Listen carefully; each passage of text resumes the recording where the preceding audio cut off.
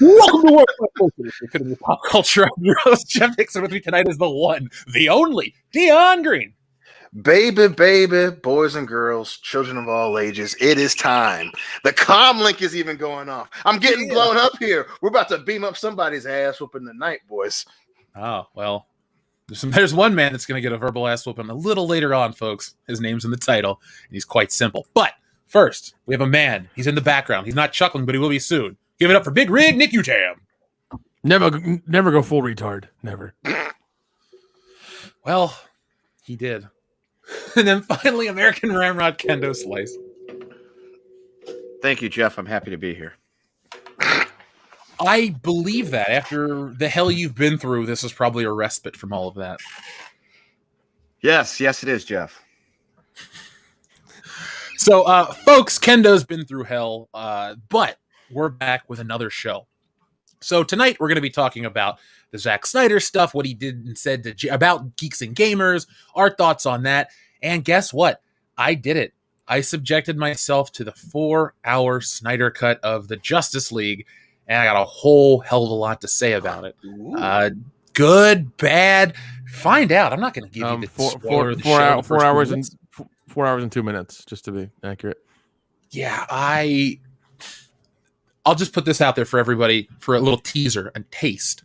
I texted the guys at the 90-minute mark, and I thought I had been watching the film for 3 hours. So we'll be covering that in just a little bit. But folks, tonight is a show, and we start our shows the same way each and every week by thanking each of our newest patrons. So first off, we have our friend Novak 2077 who joined, and we want to thank Salvador again. So, folks, Nick, you uploaded something that we're going to be putting up on Patreon over the weekend. What did you upload? Would you like to share that with the audience? Oh, you mean the thing I uploaded today? Mm-hmm. It was an interview that me and Keno did with filmmaker Brian Williams and his wife Ellie Church. We done the interview. Me and Keno did the interview at like Horror Hound, Indianapolis, a year or two ago. I want to say it's been a while. 2019, yeah. Butch Patrick fucking busted in on us. It was the one where Ken was wearing the suit the whole time. It was fun because nobody fucked with him. Nobody fucked with him the whole time. It was wonderful. Yeah, I almost had to fight Butch Patrick, but he backed down because I was in a suit and like a foot and a half taller than him. Yeah, that's true. So I miss the real world, and the other day I got an email that said Horror Hound, March 18th through the 20th, and I went, oh no, how are we going to miss it? How did I not know? I mean, I would have bought tickets. I would have braved it out there. I misread it, and it was virtual Horror Hound. So I got all amped up for nothing. I thought, I can throw this together last minute. The guys and I can get together. We can make it to Cincinnati. We can save the day. Alas, it's virtual. So folks, in September, in Cincinnati, officially they've moved it. So September 9th, 10th, and 11th, or 10th, 11th, and 12th, whatever that weekend is. We'll be together on 9/11. We'll be at Horror Hound that weekend. Oh, join us. Never forget. Horror Hound. But join us that weekend. Oh, damn it! What a way to start! Now I've broken all concentration. We had one. Today we bonded over the Dark Towers. Yeah. Oh my God! Is that Idris Elba up in here? Oh God! Matthew McConaughey, dude. If they're gonna make a talk about a fucking crash and burn. Today we cancel the apocalypse. Al. Wrong movie. That's still a great speech. Even though it's Idris Elba, it's like, God damn it! Now I want to get into a fight outside of a fucking church or something. Now, folks, what else do we have? Oh, yes. Yesterday, we had fully intended to have a St. Paddy's Day stream, but the stars just did not align, and we weren't able to get together. So tonight, we're making up for it. So we'll be drinking and having fun throughout the night. Let me crack something open right now. There we go. And you guys know the drinking game rules. Just for fun is a way to say, hey, we're not, too busy for St. Paddy's Day. We'll just celebrate it the next day. Now, let's see. What do we talk about first? Family. Oh, yeah, family. Now, Dion, one thing that you and I love to do every St. Paddy's Day is just to relive some of the fun memories because that is our holiday. Even though I was raised Catholic and St. Patrick's Day is mentioned in the church and all this fun shit, it never was once celebrated at my school because we got spring break or Easter break or whatever. So St. Paddy's Day was just kind of a thing. It was on a t-shirt. It was on a clover, all this stuff. But when I got to college, you're like, dude, we should drink on these days. We should celebrate and party. So because of you, St. Patty's Day has become my favorite excuse of a day just to do nothing. That's and right. That's right. What's one of your favorite St. Patty's Day memories back in our old days, Dion? Oh my gosh. I think, you grew up Catholic. I grew up in the very powerful religion of Negrology. And in that religion, we love the drink, the creature, the green meanie, all that shit, all the other cool names you can think of. And you see, one of my favorite memories comes from that when we invented the sweet, sweet nectar known amongst the gods, Jeff. And what was the name of that nectar, my friend? Beer, and pot of gold. Pot of gold, beer, pot of gold. A combination that has brought us many years of honor, and we will have our seat at the table in Valhalla because of beer and pot of gold and beer, my friend. And I think that is probably my favorite image when we came up with that shit. That became a staple in our drunken endeavors, not just to St. Patty's Day, but WrestleMania weekends, beating the drum, whatever the hell it was. And just that in general, that St. Patty's Day party was just fantastic in my fucking one bedroom apartment, fucking getting silly. And it was, one person licked the toilet seat. It was hilarious. And I told that story last night. Jessie had a Live It stream. She's over on that platform.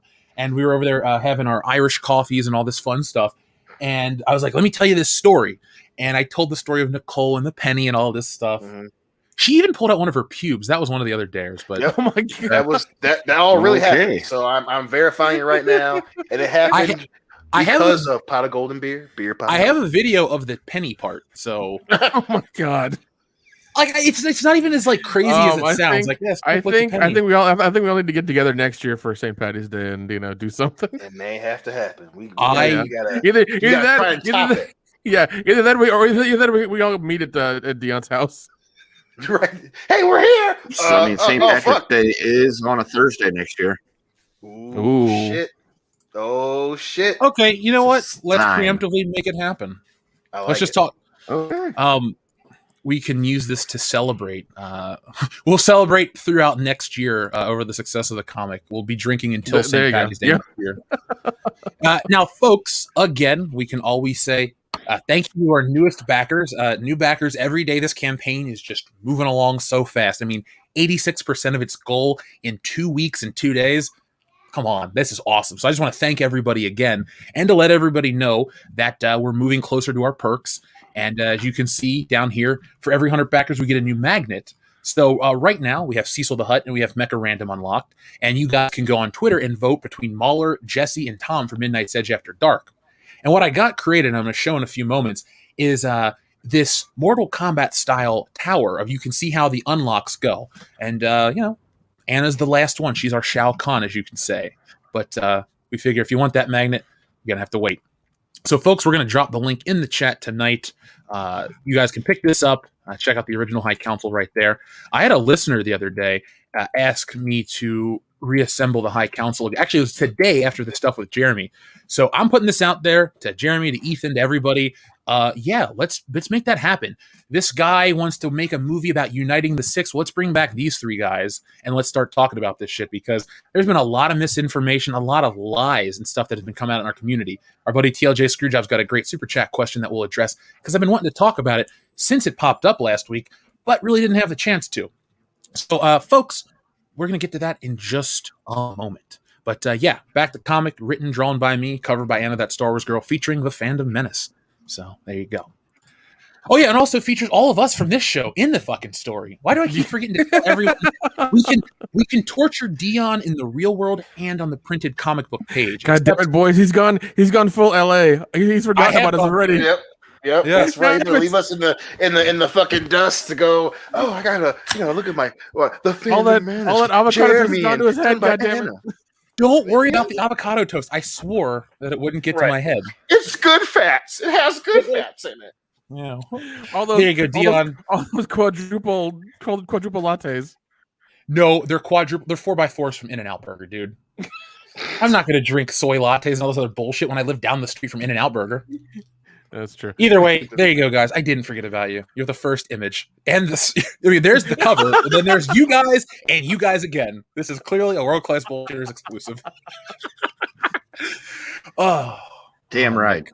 Yeah, you damn right. Kendo, I think for Horror Hound 2022, you should get cut for this, like this, and dress up as the green screen guy. Nick, you'll get Buffer. Dion will get you a flat top, and I will get a bathrobe like this. And we'll go to our conventions dressed as ourselves. I was gonna say we could just do the four guys from The Thing, and that would be fine. Oh God, wait, we need. Oh, Dion, I got a really great idea, but I don't know if you want to hang out with her all weekend. We bring Diane along and we get you guys dressed up as one character, like identical. You both play the same character. And so like you'll show up to places and in passing people like won't be able to tell because we'll only have your eyes there. And then you can pull one of those thing moments. Like remember when the dude's putting the wire into the blood and it shoots up and it freaks everybody out. We could do something like that where we're like, oh, one of us is the Thing, and people look over and there's like somebody that looks enough like you. We could freak people out like that. And it's a horror convention. Like I said, I don't think you want to spend the whole weekend hanging out with Diane and drinking and all that stuff. We're on the job when we're on convention time, bro. Absolutely, yeah. Family's gotta wait. Right. Now, let me pull up a great image to start some of our stuff for tonight. Blah, blah, blah, blah. Where are we at? Oh, yeah. So we love a good meme, and we are actually always soliciting memes. So if you guys want to send us new ones, please do. We laugh all the time, and we save the great ones because they'll pop up all the time, like one tonight.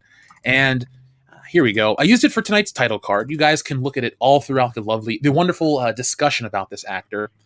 But where is it? Crap. I wanted to show up the simple Zack image. Dion, while I'm pulling this up, what do you think of Zack Snyder overall?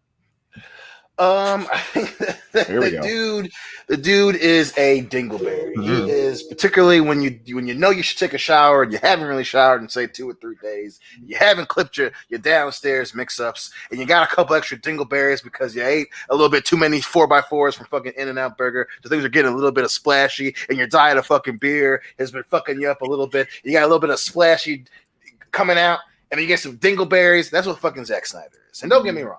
You know, whatever going on in his personal life, all that shit, that's not part of the conversation. I'm talking about the Zack Snyder that hustled millions of people. The Zack Snyder that created somehow this gigantic fever pitch of excitement for a movie that we fucking saw already 3 goddamn years ago. I'm talking about the Zack Snyder who was so hell-bent on proving that he was wronged with Justice League. And once again, rolled out a fucking cart, a wagon full of goddamn wheelbarrow of bullshit, which, hey, fucking spoiler alert, Uncle Dion fucking told you so. And don't get me wrong. I haven't watched the movie. I'm not going to pretend I watched the goddamn movie. But I haven't heard a single goddamn good thing about that piece of shit 4-hour jack-off project that was the Snyder Cut.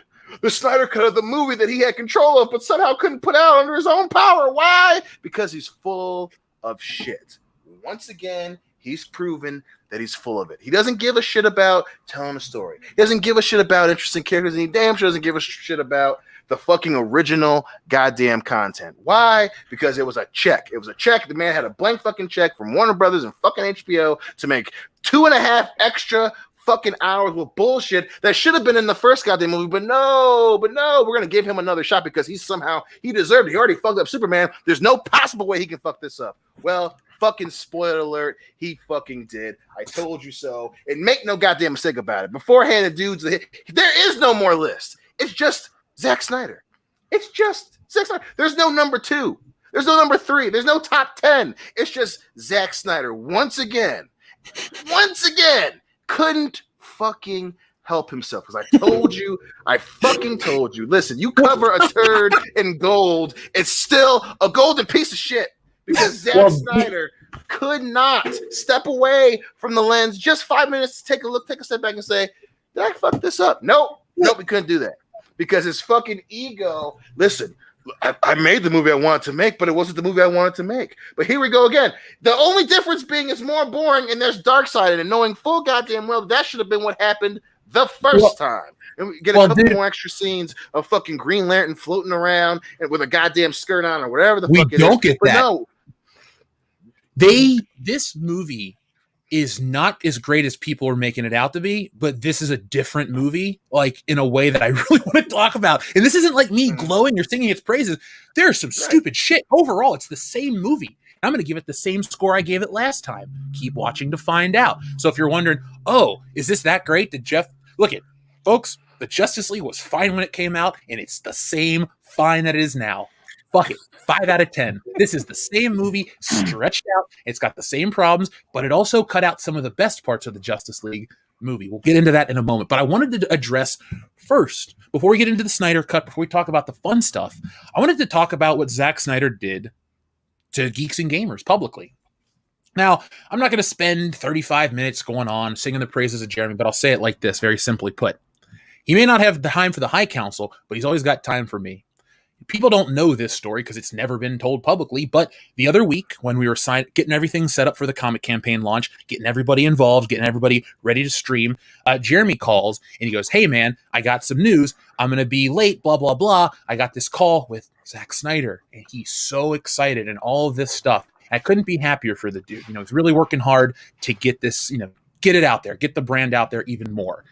And you know what though, no matter what opportunity he had with Zack Snyder, he didn't big league us. He didn't shortchange us. He was there at the beginning of the stream, stayed through the end, and has been a good guy, a good friend the whole time. So that's what I'm basing this shit on.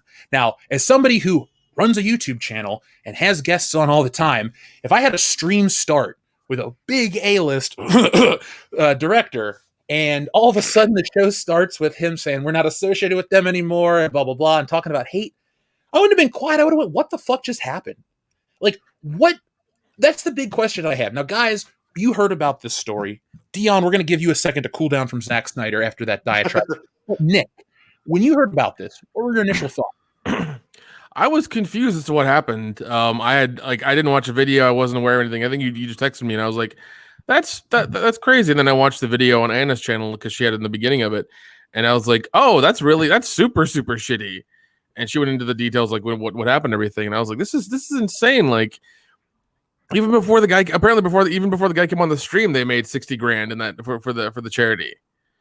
And then he was there for 20-30 minutes, and they made, you know, about $15,000 more. And I'm just like, you like this is a charity that he believes in and stuff like that, and you're immediately shitting on the guy who's giving your charity money or a charity you believe in's money. Like, I don't see how that's hate. I don't see how that's like being mean or whatever. Like, I don't see how you like take those two together. I mean, I think a PR publicist person told him to say that. That was like the first thing out of his mouth was supposed to be that. It's like, to say this so you can say face later or whatever. It's like, why? He's doing this thing. He contacted you. He's jumped through the hoops to get to you. Yeah, you said yes. You're taking, like, the money's going to this thing regardless. It's going to happen no matter what. But you're shitting on the guy because of what? Some hit piece written like a week and a half ago? Like, get fucked, man. Yeah, and we're going to be addressing the hit pieces that are coming out and all this other dumb shit. But before we jump to that, because I'm just trying to address some of the stuff in the chat, Kendo, what are your thoughts on this when you heard it? Pretty much a lot of the same that Nick's was, because I had no idea about it, because I just was not anywhere near being able to comprehend anything going on last night. And so, like, this morning I'm getting to see all this stuff, and it's just like, what the fuck just happened? And it's like, why is it that my whole thing is this? Somebody is doing something to help you out, raising money for something that you're interested in, something you're passionate about, a charity that you care about. And the first thing you do is you come out and pretty much just pecker slap them verbally. And it's like, well, that's kind of a dick move. Yeah. So, like, it'd be like if I just called you guys up one day and said, I think you guys all suck and I hate you all. Goodbye. What the fuck? That's whoa. Why? And that's kind of what my thought was. It's like, so somebody's going to bat for you and trying to help you out, and you shit on them. That's cool. That's a real nice maneuver there. Yeah. Now, Dion, removing yourself from, by the way, we have a new backer. Thank you very much. Never just back the comic. But Dion, removing yourself from the Zack Snyder hatred of everything before yesterday, just strictly on this situation that happened to Jeremy. What are your thoughts? Listen, I let me first start with being very objective here. Jeremy says a lot of fucking crazy shit. So, you know, I you know, I'd be very remiss if we didn't get that out in the open. The dude is very opinionated. He's very animated. You know, we all laugh and joke, and I am definitely an animated, passionate guy.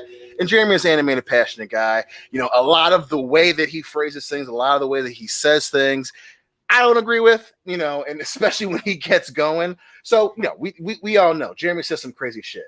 That being said, I haven't heard him or remember him saying any crazy shit about Zack Snyder, because when someone does something like this, it immediately seems like a personal move, right? And especially when, if you are so sure that this person is hateful or you know, like I said, says crazy shit, just don't go on his stream. You don't have to do, if you want to say, hey, I'm not associated with this guy because he's a hateful guy, this, that, and the other thing, you just don't go. But the fact that he showed up anyway, it lends a lot of credible action to the fact that he wanted to get on there and try and take a shot at Jeremy, take a shot at Geeks and Gamers, and obviously, you know, dig the knife in a little bit, which is a really petty fucking move. If you don't like the dude, say no. Why go through all the trouble to get money out of him and then go on a stream? But yeah, I'm not associated with hate, but yeah, thanks, and I appreciate you guys writing that check. That's just, you know, that doesn't, you sure as hell don't look like the type of dude who's above and standing with the moral high ground. You do shit like that. You could go on what's the former Jacksonville Jaguar offensive lineman Uke Numawara. He's doing a stream about the thing. You could went on that guy's stream. But you chose to go on Geeks and Gamers to drop that line to take a shot at him. You know, you didn't have to do that. So now you look like an asshole. You may think that you did the right thing, but, you know, as crazy as fucking Jeremy is, you don't look better, dude.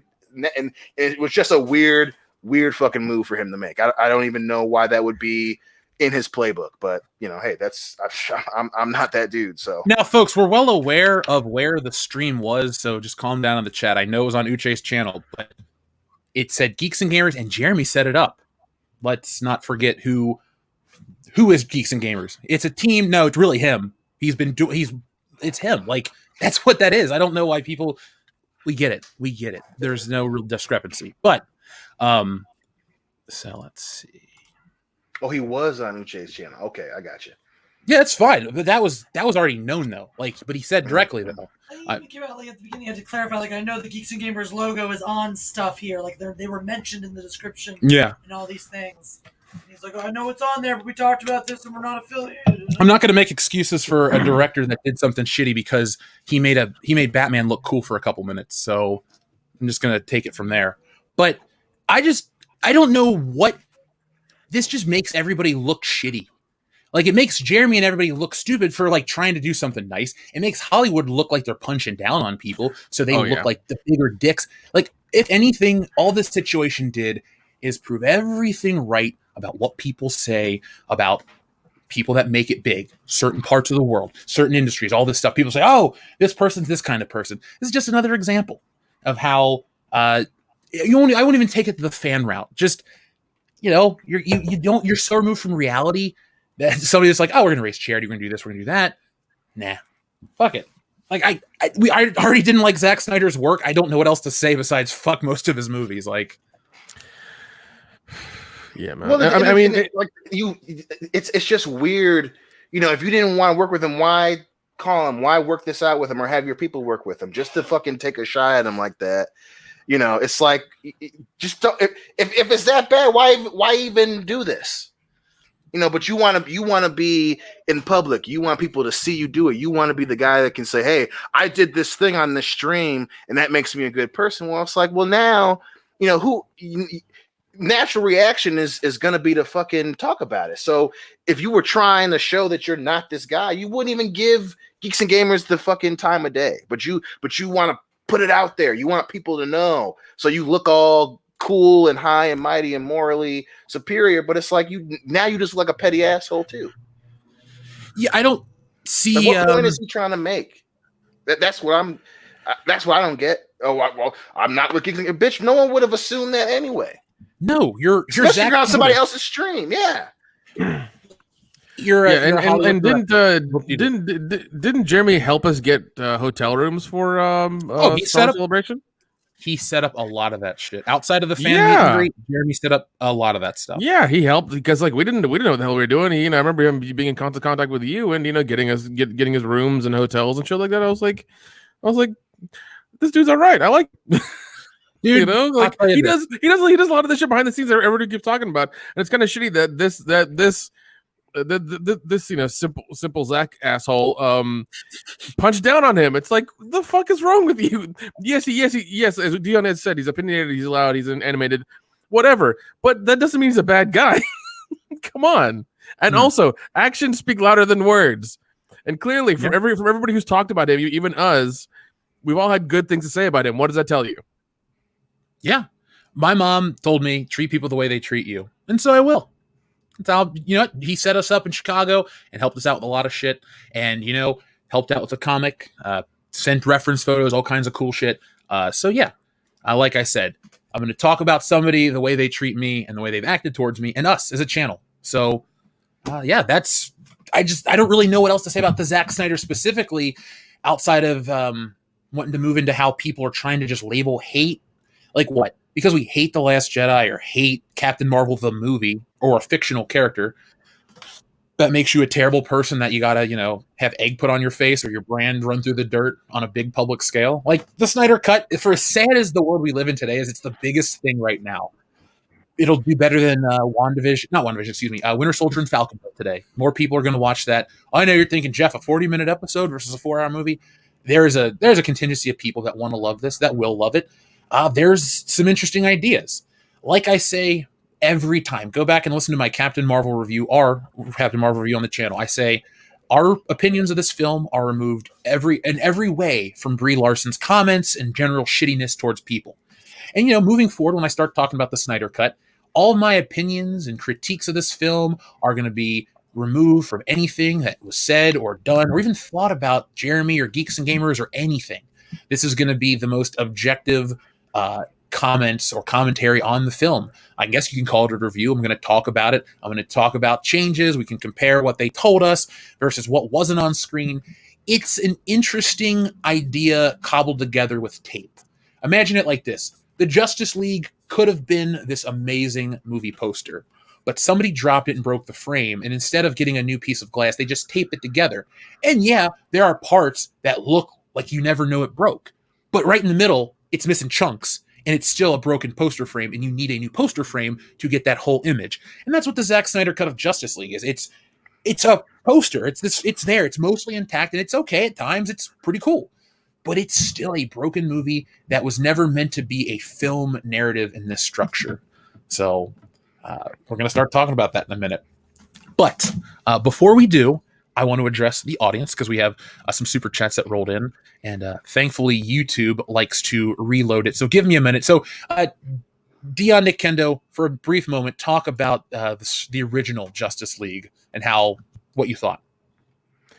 I mean, it's not a terrible movie. I mean, obviously compared to Man of Steel and Suicide Squad and and the rest of the WB DC universe, Justice League was, Jeff gave it a 5. I think I gave it like a 6.5 or whatever, 7 maybe. It wasn't a terrible movie. It just was very clearly trying to be Avengers, and they had clearly rushed the whole thing, and it was very apparent. Obviously, it's classic Zack Snyder where so many scenes look like it's in a fucking video game, but it wasn't bad. It wasn't a terrible movie. There were a lot of cool parts in it. Obviously, parts that I can't stand. Obviously it sucked that Steppenwolf looked weird, and they're going with the mother box to bring back fucking Superman and all this bullshit, and it wasted a lot of opportunity, but it wasn't terrible. I still remember that some kid with a $500 computer did better deep fakes to Superman's face than the studio could, which I thought was beyond hilarious. Right. Yeah. That was good. I just remember sitting there because you guys all got into the movie an hour before me because time zone, and just watching the movie. I'm just like, okay, this is really not that bad. When's it going to shit the bed? Nope, hasn't happened yet. Nope, hasn't happened yet. I'm okay with this. This is actually not a bad watch. When's it going to shit the bed? And it never did. And I just remember sending you guys a message saying something to the effect of, "This really isn't that bad." Yeah, I remember that. And Jeff's response was, "We'll talk about it when you get home." And I'm like, fuck, I'm going to be on Lonely Island over here, being the only one saying, "Hey, this is actually kind of fun. I kind of enjoyed this." You guys are all going to be calling me a dickhead for it, but no, we were all on the same Lonely Islands. We just didn't realize we were all on the same island together.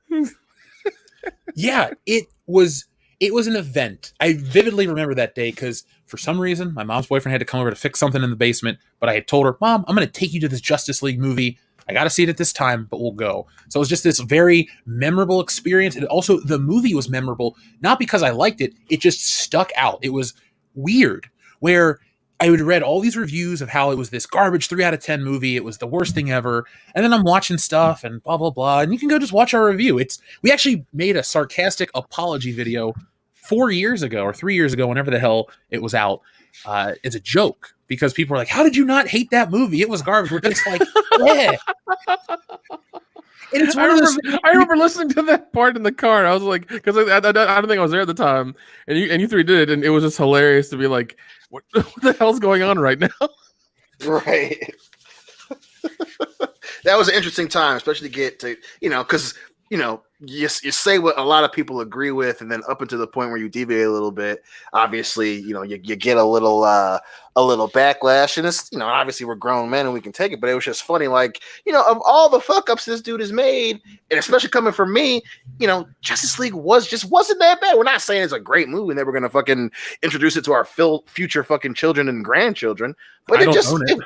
Right, I don't own it either, but it wasn't Man of Steel. Like, what do you want? It wasn't Batman versus Superman. That's for damn sure. That's the one where people go, "Oh, that's pretty good." That's the one I'll rip on. Like, people want to rip on the Justice League as being that bad. Batman versus Superman and Suicide Squad are the two worst superhero movies that I've seen DC put out in a theater in my lifetime. That's a very interesting statement because I haven't seen Jonah Hex in a theater, and I didn't see every single DC film in my life in theaters like Steel.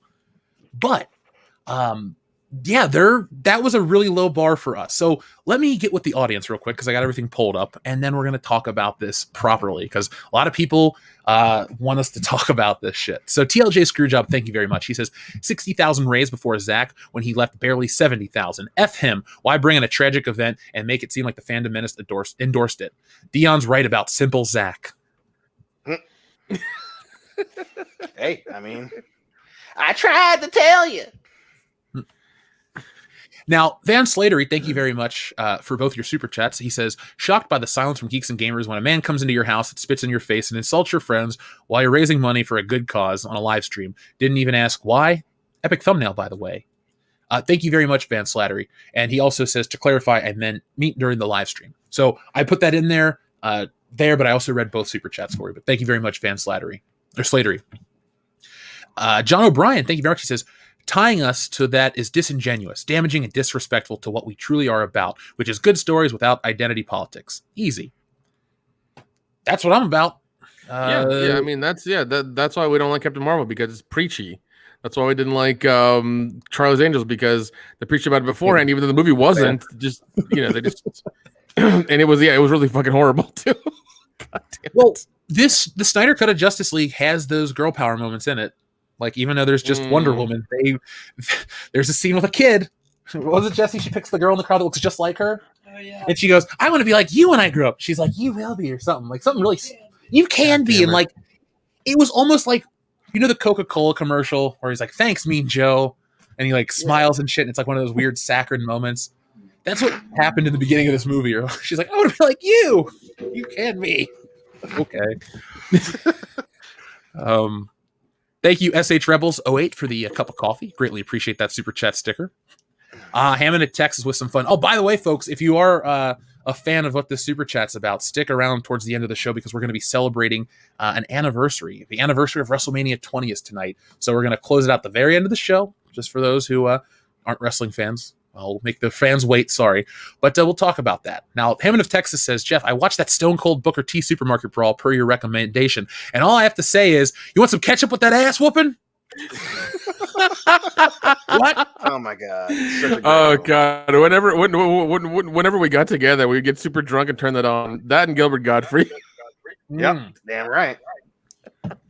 I love Gilbert Godfrey. I can't say that on air. You know Yeah, what I'm just- thinking about. What's going on? Uh-huh. Anyway, That's my wife's car.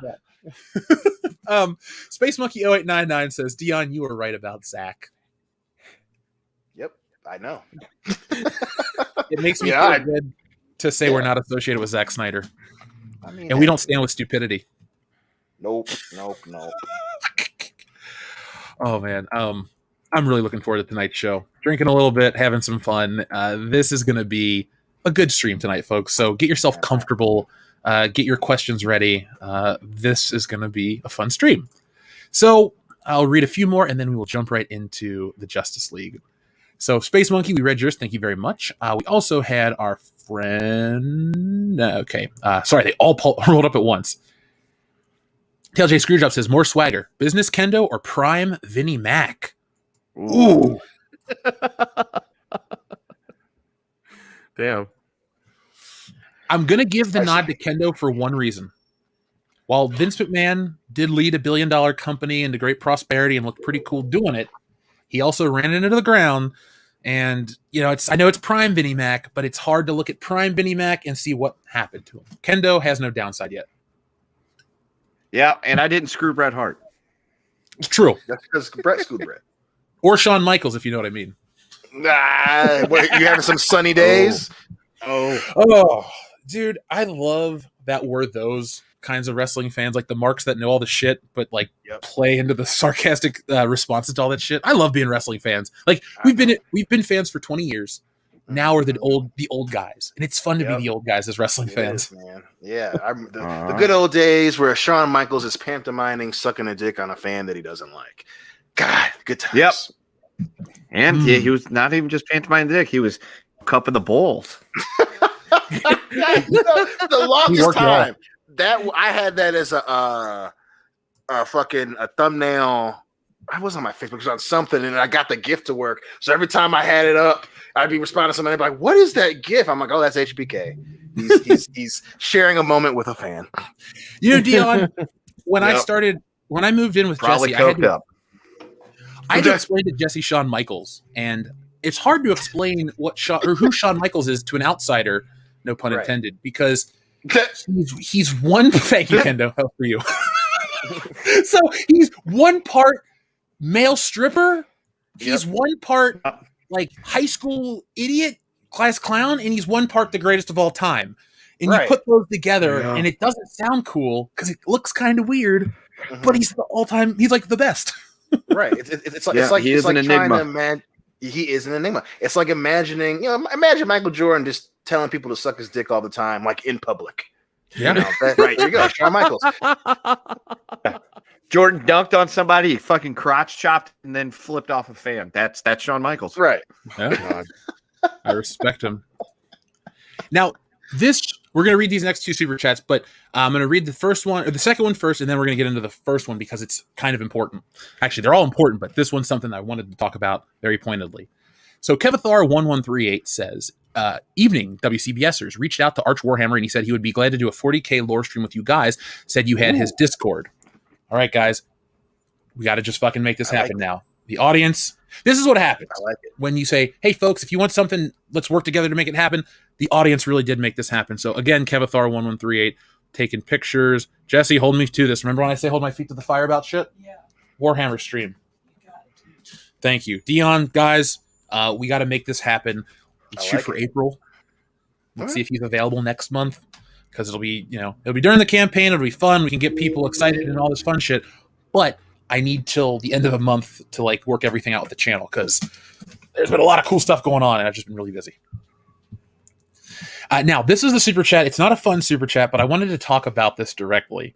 So TLJ Screwjob says, also, thoughts on being associated with Steve Bannon / alt-right in that hit piece last week. And who is Steve Bannon? I don't know. I know who Race Bannon is. Good question. I know who Steve Canyon was, but I don't know who Steve Bannon is. I find it really Bruce funny. Banner? Maybe. I think I know who they're talking about. Let me look him up real quick. Yeah. He's a right winger. I know he used to say crazy shit on like Twitter and stuff. But he wasn't like a I former. think he owns or is part of Breitbart. Yeah, let's see. He is, according to Wikipedia, he is a media executive, political strategist, and former investment banker who served as the White House's chief strategist. Yep, Okay. yep. That's what I thought he was. Yeah, I don't know him. So here we go. To the people that wrote the article about us. Oh, you guys are associated with this guy. Who is he? So we looked him up live for you guys. Who the fuck writes this stupid shit? Let me turn the camera on for just a minute. Let me stop sharing. Oh damn. Alt-right. Look at who we are. Here's my face. The other guys, there's pictures of them too. You want to associate us with all this bullshit, but you don't know who we are because we don't share the same opinions about pop culture. Sorry, but your political hostage taking or whatever you're trying to do with this and these hit pieces, it's not working. The fans aren't stupid. Our fans are smarter than your readers or anybody that's going to come up with this shit. We don't post politics. We don't go into the politics stuff. We only make fun of it when it crosses over with entertainment. So, to you, writer of the article, stop, because it just makes you look dumb. No one's mad. Like, I'm not bothered. We got brought up in that. And the only thing that I thought of was, how dumb. Like, you don't know who we are. It's like a couple years ago when Esquire wrote about me and called me all these things. Again, did I freak out? I laughed. That Matt guy, whatever his fucking name is, he's an idiot. They're all like Scott Mendelson. Misinformed, looking for the clicks, trying to go down a path that of least resistance because they look at the fandom menace, this community, and go, oh, these guys did nothing and now they have this following. We can just shit on them and get the same following because people hate them. It's not. Here's the thing. To the people that try to rip us off or the people that try to shit on us, you don't know the formula. There's only a handful of people that figured it out. Don't try to tear it down because it's not working on either side. Stop trying to put the community or whatever you want to call us anymore into this box. It doesn't fit. We don't fit. I don't fit in any of this shit. Every time they call us an anti-whatever podcast or alt-right or white, this or that, I go, look at our makeup. Our show is very, very upfront with who we are. I drew the pictures of our faces. I put us in comic books. We're out there. We are not these like hidden people behind the scenes. Oh, they're these crazy conspiracy theories, alt-right shit. No, we're not. We've never been that. Yeah, we're not all white either. I'm sorry about that part. But my point is, like, there's none of this shit that they say bothers me personally because people have to tell me about it. I don't seek it out. And secondly, it's all false. It's wrong. I can't get upset because some idiot wants to throw our name on this. But you're wrong, writer. You're so wrong that I don't even have the time to learn your name. So thank you for the free press. You know, it's nice. We had a bunch of people try to throw shade at Anna's painting with the comic book and run our mouths on Twitter. All of a sudden, I didn't know what was going on. But I noticed on Monday, I said to Jesse, hey, there's a nice spike in backers. And she tells me, oh, these people were talking shit on Twitter because Anna told us about it. So all the people do is talk shit and help us out. So thank you. Thank you. And thank you for showing your hand with how fucking dumb you guys are. You're a journalist, right? Research. We all went to college on this podcast. I'm sorry if you, writer of said article, are too fucking dumb to understand how journalism works, but there's a little part called research. Make sure that when you're going to write about something or somebody, know your subject matter. Don't just pull it out of your ass based on an opinion from some Star Wars comments. You guys got a lot of work to do. All you people do is show how the old media, the old ways, they're cutting corners. You're afraid of what's coming, the change. So you're trying to throw all this garbage our way before we can, flip the switch and get into the new way. Because the old way of trying to run people through the mud or this or that or all your politics and swirling it into the entertainment doesn't work. It's not working. It's dying. Every time you people put your fucking heart and soul into one of these bullshit properties and ruin them like a Batwoman or something like that, all you do is you tear it down. You can't let a character live and die by its own merit. You got to throw in this and that and this, and it all comes down. The way of thinking that you people prescribe to, this cult-like mentality, is not working. It doesn't work. It never will work because most people realize you're full of shit. So take your heads out of your asses, do your work, and try better next time. I'm done. Yeah, suck it. Yeah. You tits. Yeah, it was. Yeah, because I remember that happening, and like our internet, like our Twitter, like lit up. I was like, "What's going on?" And I read it, and I was like, "This is retarded." Whoever wrote this is like Dude, it's even the video they made was like half-assed. I think they used Microsoft Movie Maker to make it. It was like just cobbled together. But all I can say is that thank you for doing that, because you look like assholes and we don't. Yes, thank you for the free And clearly, publicity. yeah, and clearly we're getting to you because you know you had to make a hit piece about us. Mm-hmm. Well, let's make sure we let them know who we are. I'm going to drop this link. You know, I should find out. I should just send copies of the comic to these people. There you go. That they can find out about us. They should do it. Yeah, All right, cool. do it. I would. I should send Buffalo and Jeff after him. That's for you, Dion. All right, so folks, we are going to read. We have a bunch of super chats left. We're going to be reading those throughout the night and all the other ones. So thank you to everybody who continues to support the channel. Thank you. But it's time to talk about the Snyder Cut. To the group. Yeah. Now, I know a lot of people out there are afraid that we're going to spend 25 minutes shitting on this movie. We're going to talk about it honestly, because there's a lot of ass-kissing that's going on right now about this movie, because it represents this for the fans and this and that. No, this movie represents a child getting his way. That's what the Snyder Cut is. And it's not a bad product. I have seen worse DC films. I've seen worse films this week. We watched Meet the Blacks, or tried to watch Meet the Blacks, because we were fucked up. I'm like, let's watch this. This looks stupid. It wasn't funny or scary. It was bad. I've seen shit movies this week. So the bar's whatever. Now, Dion, when we would hear the rumors of the Snyder Cut coming out, what were some of the thoughts you had outside of saying, I don't believe it's coming? Like, when you found out it was real, excuse me, let's go back to that. When you found out the Snyder Cut was coming, what were your initial thoughts? Just for the audience that might have joined our channel recently. Well, my initial thoughts were, especially when they kept throwing out phrases like the movie that Zack Snyder wanted to make. It just made me laugh my ass off, because it's like, then what the fuck did he make originally? I mean, it's laughable. It was a very good excuse for how Justice League was received, and obviously it kicked him into pander mode, right? So, that I thought that was fucking hilarious. The movie that he wants to make, somehow that even after being given the keys to the DC kingdom, Zack Snyder was still the chosen one. He was still the outsider. He was still the fucking Red Sox. Like, no, bitch, you were the Yankees. You had the keys to the kingdom and you fucked it up. And I loved that there was this internet belief that Zack Snyder was somehow going to right the ship that was taken from him and he was wronged. Well, then everyone forgot that his name's been associated with this shit from the jump, but and then obviously with the everything that was cut out, we're adding on to deleted scenes, and we're going to actually put some deleted scenes. There's going to be more development for some of the characters in the film. And it's just like, what were we doing before, guys? We were just playing grab ass at WB. Were you guys filming a fucking porno? What were you doing the first time? And one thing I want to add to that too, when there are issues with the timetable that line up, because there's so much of like the stuff like made. You can tell what's reshot in this movie. Like remember in what is it, Fan Four Stick, when you could see Kate Mara's wig? Well, Ben Affleck. Here's how Ben Affleck looks. He lost a lot of weight between the original shooting and the reshoots, so he looks completely different. Gal Gadot looks different. Like the actors, it's not that bad, but if you look at Batman at any scene, you can tell when there's a reshoot. Oh my god!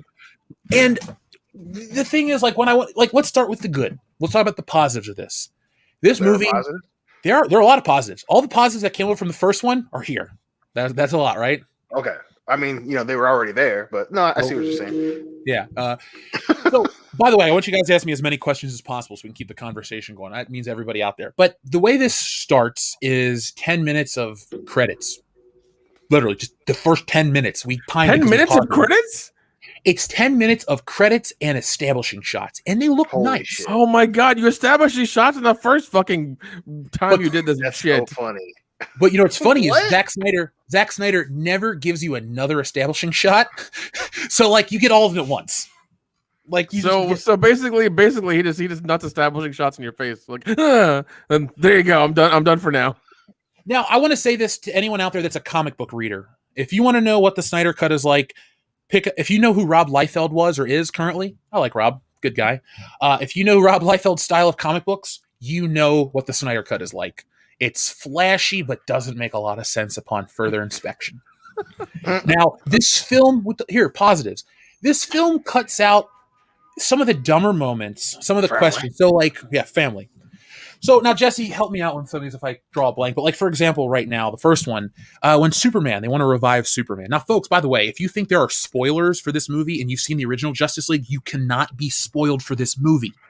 Okay? You cannot have it spoiled if you've seen the original. I understand. It's the same movie we're saying to you, everybody. Yeah, I want people to understand. I'm going to talk about differences, and I know I've watched it just a few hours ago. There are differences, but there are a lot of God bless you, sir. God bless you. I got a question. Yeah. So is my favorite part still in there where they go to revive Superman and they're staring down with him and he's holding them off and Flash thinks he's going to be cool and tries to pull the old end around just for Superman's like eye to catch him and be like, look, motherfucker, you think you're fast, but I'm better than you. And they proceed to try to whoop his ass. Oh, good. Also, I have a comment. Apparently Skittles is putting out gummy bears. I just saw an ad for that and I'm very excited. I need some. The important things we have to announce in the show. Exactly, right. Now, this movie, another thing it has too, there are scenes where I'm pretty sure Ben Affleck wasn't playing Batman. And hear me out. I'm sure that happened. There are scenes where he has a different voice. And then the next shot, he has his regular modulated voice. There are a couple shots of him from the back walking out of. Okay, we'll get to that. Sorry, I'm jumping around. So structurally, positives. Structurally, this movie works better because it lays out the context for why they're in Russia. If you're one of those people like me who could not get over the fucking, why did they go here? Why does this look ugly? Why is all this shit happening that was never explained? All that weird shit will get explained. It doesn't make it good. It just explains it. So, for example, Dion, Steppenwolf. Steppenwolf has been redesigned slightly. I saw the clips of what he looks like now, and he looks even fucking dumber, but please continue. Now, for some reason, they added an iridescent sheen to his armor, which looks fine. But he's got like a Transformers thing where every minute or every second, one of his pieces of armor is just fidgeting around. Like, that's what this movie is. It's in a microcosm. What I mean is this movie looks nice. It's got all these little bells and whistles at times, but it doesn't need to be there. Like, his suit of armor having all this superfluous bullshit is like a lot of this movie. It's there for reasons. It makes kind of sense, but it doesn't at the same time, because you can't really watch this as a film. You can't watch this as a series or a next evolution of it's weird. It shouldn't be treated as the next step for DC, but this film has reshoots and retcons to fix problems. For example, Willem Dafoe replaces Amber Heard in specific scenes. Now, at first, Jesse and I thought, was Amber Heard written out of this movie because of all the controversy and shit? No. She comes back. There's all kinds of new shit. But there's a scene where, remember when Aquaman talks to Mira right after the mother box is stolen? Yeah. Yes. Or sorry, that scene's still in there. Remember the first scene where they first meet each other, and she's like, there's this and that, and the people need you. What's the specific line she says? Your half brother. She says something about your half brother and your people. The people need you, or whatever. Yeah. Like, that scene was reshot with Willem Dafoe replacing her, but then they have to like write in. Oh, they basically fixed the problems between Aquaman and Justice League in Justice League the Snyder Cut, if that makes sense. Like all those weird discrepancies about like when he came to Earth or Man's Land and all this stuff. Like all of that is addressed. And that's fine, but it's not going anywhere because this movie ends on a cliffhanger and there's no sequel. This movie introduced. This movie talk about a 4-hour plus honey dick. Jesus. Yeah. Well, I know, and I saw it too that they changed the introductory scene where they obviously are explaining who Steppenwolf is, and it's just Darkseid now. So obviously, it's right. Isn't it? So instead of Steppenwolf whipping everybody's ass, it's just Darkseid. Well, yeah, let me explain. So what happens? This whole opening is different. Remember, Dion, how I was like, "Oh, they're going to bring back the Batman theme and the old Superman theme, and it was fun and this and that." Right. Those are gone. So anyway, the opening of the movie. Remember how it would open with Batman? Remember when Batman found the parademon on the rooftop and he pins the note to him and all that shit? Mm-hmm. Yes. That's not in the movie. That's gone. The movie starts so out. J.K. Simmons isn't. They don't have Gordon in it. Gordon's in it. Gordon has one scene. No, sorry, my 2. God. He has the original rooftop scene, and he has a scene, maybe it's in the original cut still, where he's handed a dossier with all this information, and he goes, "Oh, I could have went to dental school," and that's like it. He's in the movie for 2 minutes, has the same amount of lines, nothing crazy, nothing cooler. That's where I have issues with the movie. Is it takes, like, imagine it's a Lego set, and when you get those Lego sets, you can build it 5 different ways. This is one of those things where they restructure the film. So instead of giving you the history lesson of Steppenwolf in the beginning of the movie, this movie shows Steppenwolf come and do all this stuff and take it himself, and all these fights happen. But it shows him coming. Ugh. Yeah, I know it's a good. Oh, speaking of gratuitous shit, I have to say, Zack Snyder, when I called him a teenager earlier, he has shots of overt gore. Like there's a scene where the parademon gets stabbed through the chest, and then like it slumps over and it pauses to have blood splurted out. And that's not a problem, but it's weird because it doesn't tonally fit. They also make Cyborg say "fuck the world," and Batman drops the F-bomb too. It's a little like try-hardy at times. Because God, you don't say.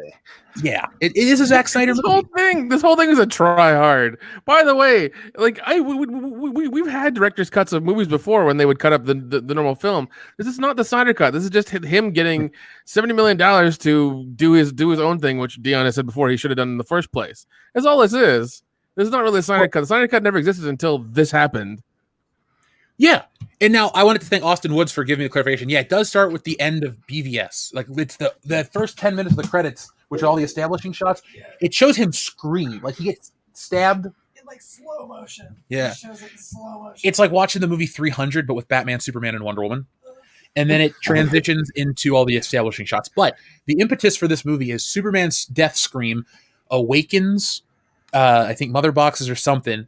And long story short, Superman's death is the reason, or Superman being on Earth is the reason why when they opened a mother box earlier, it didn't bring Darkseid, because the mother boxes were afraid of Superman. They're like these living things, and they were afraid of him.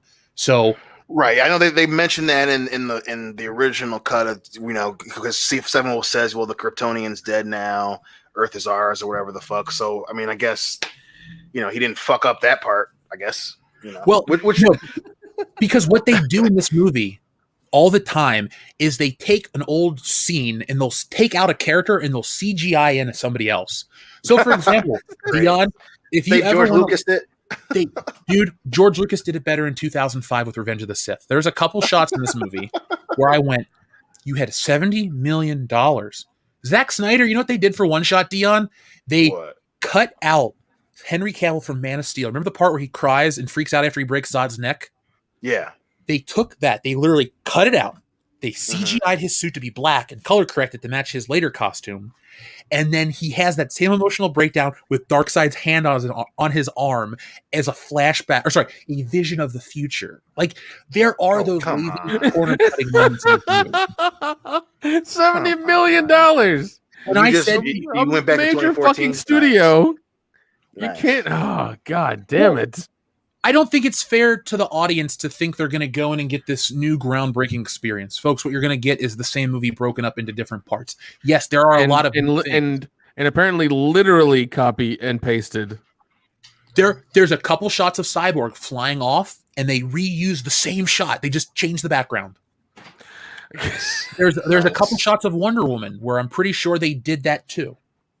Oh, the ones where they just took a bunch of her reaction shots. Oh, yeah. Green screen and just put different backgrounds. Yeah, they took the same expression shot and then would change the background. Like it comes up a couple times. Oh my God. Oh my God. This stuff is there. This sounds like some shit I would do to make a movie. At least I'd be justified because of the independent film. But God damn it, WB. Yeah, this now, one of the best positives, one of the best changes is the end of this movie. This movie actually makes sense and has a climax that's pretty good. It's not Avengers at 1 good, but it's solid. The Justice League are going to Russia. So what happens is Steppenwolf comes. Oh, I'm not there yet, though. I got to build. Shh. So the Justice League go to Russia. Oh, God. You find out that the reason Steppenwolf chose Russia, maybe this isn't the original cut, but it's not clear. They go to Chernobyl because the reactors, they need lead, they need this, they need all this shit. Basically, they suck up all the excess radiation from Chernobyl, and they live in one of those reactor things, and they're building an army and all this crap. But they explain in this scene why they're there, how they can track how the parademons can track people, why they need to do shit. Like somebody sat Zack Snyder down, or some good editor got in there and went, "We need this exposition." Easy with good editor. I feel for the editor, I really do, because like for what you said. No, there's a good editor involved for this one scene, because some person that made decent movies had to come to them and say, "You need this 3 minutes or your movie makes no sense." Because the first cut of Justice League doesn't have some of these things to make as much sense. They're like, I know they explain in certain scenes about how they can smell them, but they say it very clearly in the beginning. They do all these things to let you know this is Steppenwolf's plan. They don't make him any more intimidating. They don't make him that much more threatening, but they make him not stupid. So remember in the original cut how he wants to go back, or at the end of the movie, he runs away and he's like, "I'll be back again," and all this shit. Yeah, before the parademons kill him or whatever. Yeah. That's gone. This movie, it's not that. It's like everything happens in the same location except like 1 or 2 differences happen. So, for example, he isn't a sniveling whatever like that in the end of this one. What happens is you find out why he was exiled from Apocalypse, and he was a traitor, and he wants to get back in the good graces of Darkseid and all this other shit. It's cool. Like, that stuff is cool. If you're a Jack Kirby fan, the Fourth World stuff is very well represented on screen. You get Granny Goodness. I can't think of his Darkseid's advisor name. They say it like not Vishant or something like that. But they keep, like, all that stuff is neat. The CGI shit that they add, that kind of stuff is cool. The new world. But other than that, you're going to get, like, for example, that old history scene that you guys have remember, they just took Steppenwolf out and put Darkseid in there. So this is where the movie as a narrative dies a little bit. Because remember, I'm not even going to make that comparison. This movie starts off with the Defenders of Earth defeating Darkseid. His one defeat, his only defeat in history, he scampers off and runs away. But he needs to come back to get the anti-life equation on Earth. But he didn't know all these years that it was Earth and this and that. So the one time in history that Earth happens to be well protected, he happens to find the planet. It's very, like, come on. You couldn't, if Darkseid knew all along, he couldn't have come to Earth, I don't know, last year before this shit happened. Like, it's very convenient. I made this point to Jesse, and I don't think a lot of people are going to like this point, but the Zack Snyder Justice League feels like what an Avengers movie would have been, and almost should have been in a way. Now, hear me out. There are moments in this that boggle my mind that this is how the Justice League is treated versus how the Avengers are treated. Because the Justice League go on this clandestine mission, and they're fighting and all this stuff real low-key and secret, and the Avengers are doing it in front of a crowd. Now, historically, it's kind of flipped. They would send the Avengers into war-torn countries and dirty work and this, that, and then they would have these big epic battles that no one would see. And then this movie also ends with Batman going into Wayne Manor again, talking about setting up the table and getting, the chairs for everybody. And that just feels like Tony Stark fixing the mansion and doing this and that. Like, it was a really odd flip that it was almost like a meta thing to me, where it used to be that the Justice League of America was the premier superhero team in all of comics.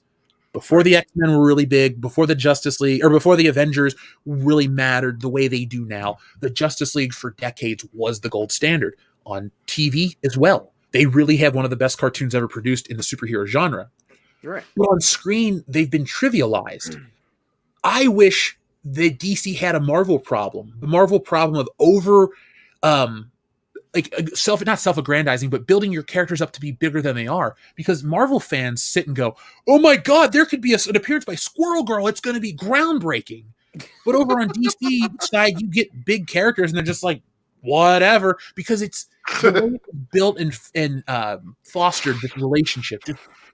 From the very beginning, DC made a mistake. And it's not the Zack Snyder mistake. It's the idea. Shit. Well, that's the bad mistake. But at the very beginning, though, they made the mistake of not having a plan. And the Zack Snyder Justice League film it's almost like an apology to time, almost. Like, this is what we should have got years ago and this and that. It's really hard to talk about. So do you guys have questions for it before I ramble on? I want to discuss differences because there's a lot. Like, the end scene, it's different colors. It's a different thing. Like Batman. Okay, so in the end of the movie, the plane lands. He leaves everybody. Then he comes back. He lands the plane again. He gets the Batmobile. He starts driving around. Whole different CGI scene. Batman gets the canopy ripped off. He's about to die. This shit happens. Like it's all weird and different. So it's like one of those. It's like the Mandela effect of movies. If you watch the Justice League and you watch this Snyder Cut, you're going to remember so much and then go, wait, huh? What? That's how you feel watching this film. Huh. Okay. I do have a question. Yes. At any point, does the band Steppenwolf actually make an appearance? Still no on that. Still no on that one. Yeah. Still. Fuck! Yeah, it's a missed opportunity.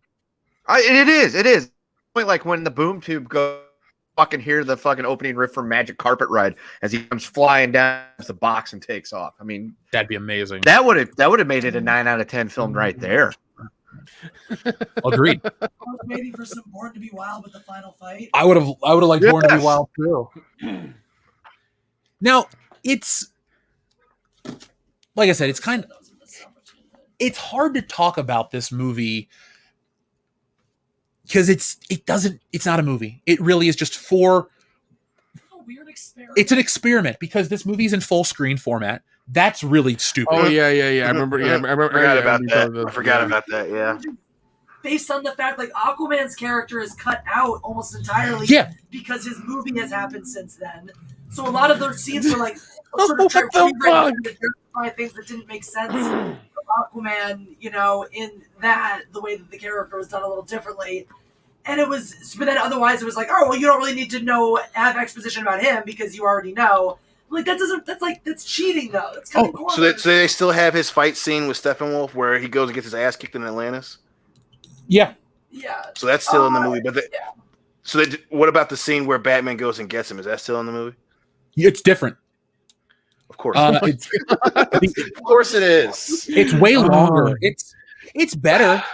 It's just longer. I need to watch these side by side because if certain lines of dialogue are in both cuts, then I got to go to the original. Oh god, I just like this is such like especially when you told me it was like in full screen. I was like, you did 4+ hours and you put it in fucking full screen, you numbnut. God damn it! I never got used to it, by the way. People want to sit. Oh yeah, no brunch jokes. Quinn Lewis. I wanted to say this. Thanks for bringing this up. I don't like Ezra Miller's Flash, but Jesse brought up a point about cutting out characters. What that means is they cut out characterization of these characters. So do you remember the whole subplot about how the Flash wants a family and he's got to eat and he just wants a group of people to go to brunch with and all that fun stuff? Right. Yeah. Not in the movie at all. Doesn't happen once. Does he slap a pregnant woman? That's a real question. Does he what? Slap a pregnant woman. He's Ezra Miller, not John Jones. Yeah. Okay. No, but he does sort of creepily hit on one while she's not able to be aware of it. Oh yeah, when he meets Iris West. So remember in the movie, God. we just kind of see him going to get a job. Or he talks to his dad how he's going to get a criminal justice degree and all this stuff. In this movie, in this cut, he goes to get a job at a pet store. And while he's in there with his application, there's a car wreck. Iris, who I don't think she's actually named, it's just supposed to be Iris West. She is driving, and this man who's eating a cheeseburger in his truck and not paying attention wrecks into a hot dog cart and then wrecks into her car. And the Flash saves her from a car wreck. And now, in theory, this is going to be a cool scene because it's copying directly from Quicksilver from the X-Men movies. And it's fine. It's got the classic song or some kind of shit that tries to sound like that. He's running, it's fine. But then in the middle of it, he grabs a hot dog and it's like right by her mouth. And he pulls it. And for a minute, you're like, is this a dick joke? Because this scene doesn't lend itself to any humor. Yeah, I know it is. But my point is, and then he puts this hot dog away. And then he creepily grabs Iris and he holds her and moves her into position and stares lovingly into her eyes and falls in love with her in this moment. And then puts her lifeless body down. And it's so uncomfortable because her expression doesn't change. So she just looks like she's been held against her own will by the Flash. It's like Wonder Woman with Steve Trevor. Whoa. The DC characters have these weird, creepy ideas about personal space, if you will. Jesus. It is cool how now I enjoyed the shoes ripping. That was pretty funny. The Flash, that wasn't funny. It was just cool. It was a cool visual. He runs so fast, he rips out of his shoes. It looked neat, like, but looking cool and neat isn't really enough for me to go, this is truly a good film with a lot of substance. Great. Okay. Clearly, the Flash needs better shoes. And they still, right? You know, maybe he should get some fucking Under Armour kicks, bro. You know, so does he? Well, Oh my god, dude, you shouldn't laugh about this because there's Under Armour product placement in this movie. I heard that. Of course there is. Is the black suit have the Under Armour symbol on the neck? No, it's Victor's jacket. But I gotta say, this movie is trying to be a cyborg film. what? This is this Cyborg's like the main character. He's the super. He still isn't because it's But he's not the main character, but he's written as the main character at times. character. Yeah, he's the most important on the team. He's the one that's built out of the mother box. He watches his father sacrifice himself. Like, the biggest complaint somebody could make about this. Miles Bennett Dyson? No. Miles Bennett Dyson, he's in this one. Joe Morton did a great job. I don't think I can hold it much longer. Oh my god. So I just reenacted Terminator 2. I hope I don't get a copyright strike. That was better than 4 hours. That was awesome. It was better. That was the bullshitter cut. So yeah. 8 out of 10. Bullshit. dude, the bullshitter cut of Justice League would say Justice League, and then the end credits would roll. That's it. Man, that banner was sweet. Did you see that part? Yeah, man. Oh, so this one other thing too. This movie shoehorns in a surprise appearance. So let me set the scene for you real quick. Oh god. Martha and Lois Lane are trying to bond over the death of Clark and how they can both get out back into the world. You know, Martha has lost her farm and she's lost in the world. Lois Lane has not been to work since Superman died. Like, they're both broken people, and they have this really nice moment. Martha goes to Lois, they talk, they hug, this and that. You're like, cool. The characters have grown. They're going to move out and they're going to move on and be better than they were. Then it's ruined after Martha grows a cape and turns into the Martian Manhunter and flies away. At the end of the fucking movie, after the credit scenes, the Martian Manhunter flies to Superman and goes, he flies to Batman and he says, you know, I realize I have a stake in this planet too, and it's time that I step up and protect it. You got a friend in me, essentially is what he says. And he flies off and Batman smiles. What the fuck? Wait, so what happened to Martha? Nothing. You don't know. Well, okay, Why do you keep saying that name? You're triggering Kendo. Stop it. What legitimately happened? Yeah, I'm thinking about when I watched BVS and was upset. Oh. Martha. Easy. So, to answer your question, Dion, Martha gets her house back just like in the original cut. Now, I don't know if they spent more time or reshot Henry Cavill, because I don't remember the scenes being different, but the mustache CGI was either perfected or just they did reshoot it, because I can't tell the difference. It's $70 million. They had to reshoot it. Yeah. By the way, I was thinking of Desaad from Darkseid's Legion. Right. Yeah. But they cut out one of my favorite scenes, which, yeah, I'm not going to bitch about it that long, but the lasso of truth scene with Aquaman. Aquaman, yeah. Yeah. Gone. Well, Really? that was the best part. They cut out the Batman part. They cut out the part where after Batman got punched, he's like, oh, I think it's broken or whatever. I'm That's bleeding gone. somewhere. Yeah. There's this weird subplot that they wrote in, but it's okay. It's not okay. They write a subplot into the Snyder Cut where Alfred builds gauntlets for Batman that can deflect a Kryptonian blast. And it's cool because then there's a scene when they go into the water basin under the river where he deflects a blast and it makes sense. I really like that. But then later you find out that whole scene is just so he can deflect one shot from Superman.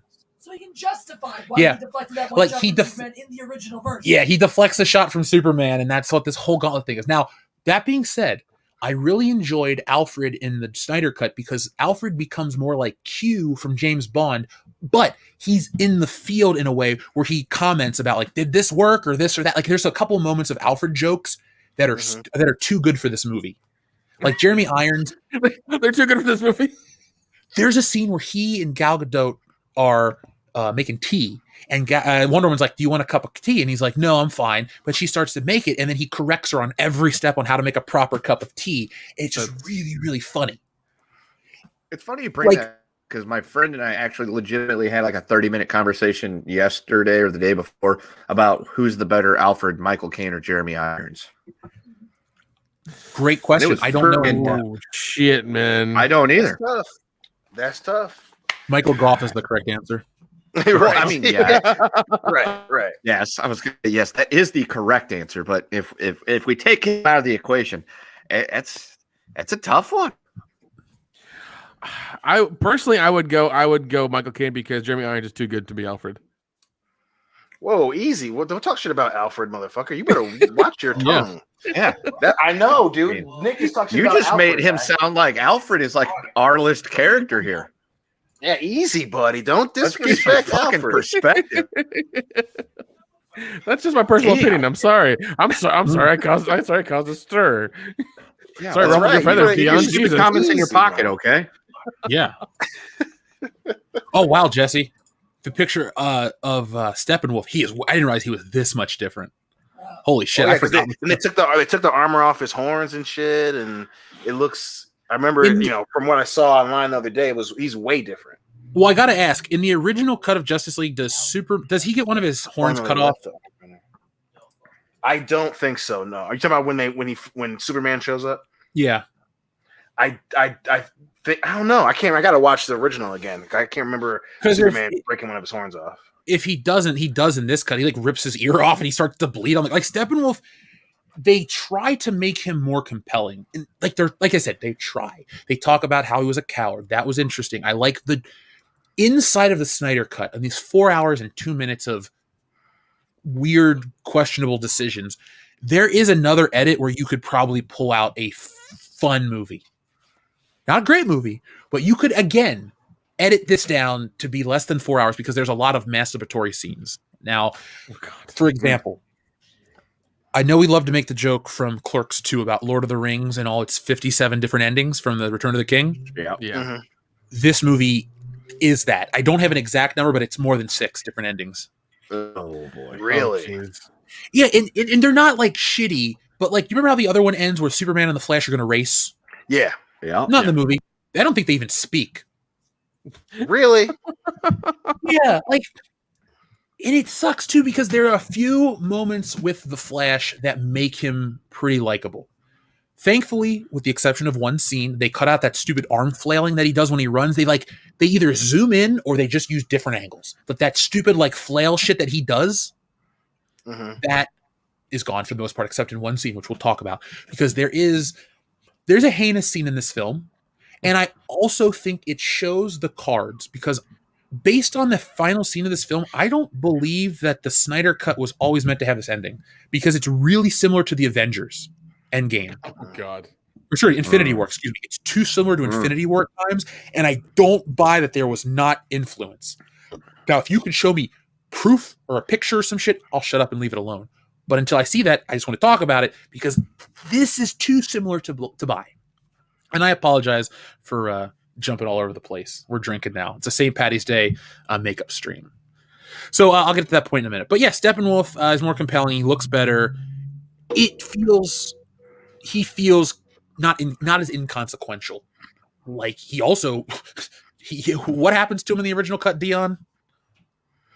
Oh, the parademons smell his fear or whatever, and they're like, yeah, they're smelling fear, and then they all attack him and fucking start ripping him apart. Wonder Woman cuts his head off in this cut. That's better. Of course. Here's something I want to give praise for this movie. Zack Snyder handles Wonder Woman better than Patty Jenkins in Wonder Woman 1984. Wonder Woman is cool in the Snyder Cut all the time. They keep her theme song. They ramp up that guitar, that fight scene in the tunnel. They keep it playing for her. They do shit for her throughout the movie. I can't believe that Wonder Woman 84 was what it was because it's almost an embarrassment what Diana became what she became. Because this movie sits and talks about, oh, I once loved somebody and this and that, and they completely gloss over the fact that she made that guy look like Steve Trevor and assaulted him and all that stuff. Like they just, because of what they have done with the characters after, this movie feels kind of wrong. It's trying to fix things, but it's also broken things in the process from its release to this version. And DC is not the same film production company or whatever you want to call it. DC doesn't make those same films. Warner Brothers has changed. Snyder's changed, and them going back and trying to change things or make things the way they used to be feel a little off. And now the biggest complaint / I guess it's a cool thing too, is like the dark side stuff is amazing, but the ending of this movie, the climax, if you will, because it's not the ending, the climax of this film is very interesting, shall we say, because the whole point is to get the 3 mother boxes to break them, or get the mother boxes, break them apart, blah blah blah. Right. It's the point to get them together by the bad guys to bring Darkseid, but the heroes have to break it apart. In this version of the film, spoiler, literally the only difference from anything, they open the portal and everybody dies. Like, Superman dies, the world gets wiped away from existence, everyone dies. We see Superman turn to fucking mush. But there's one line of dialogue in the middle of the movie that explains that the Flash can time travel. Oh, of course there is. Of course.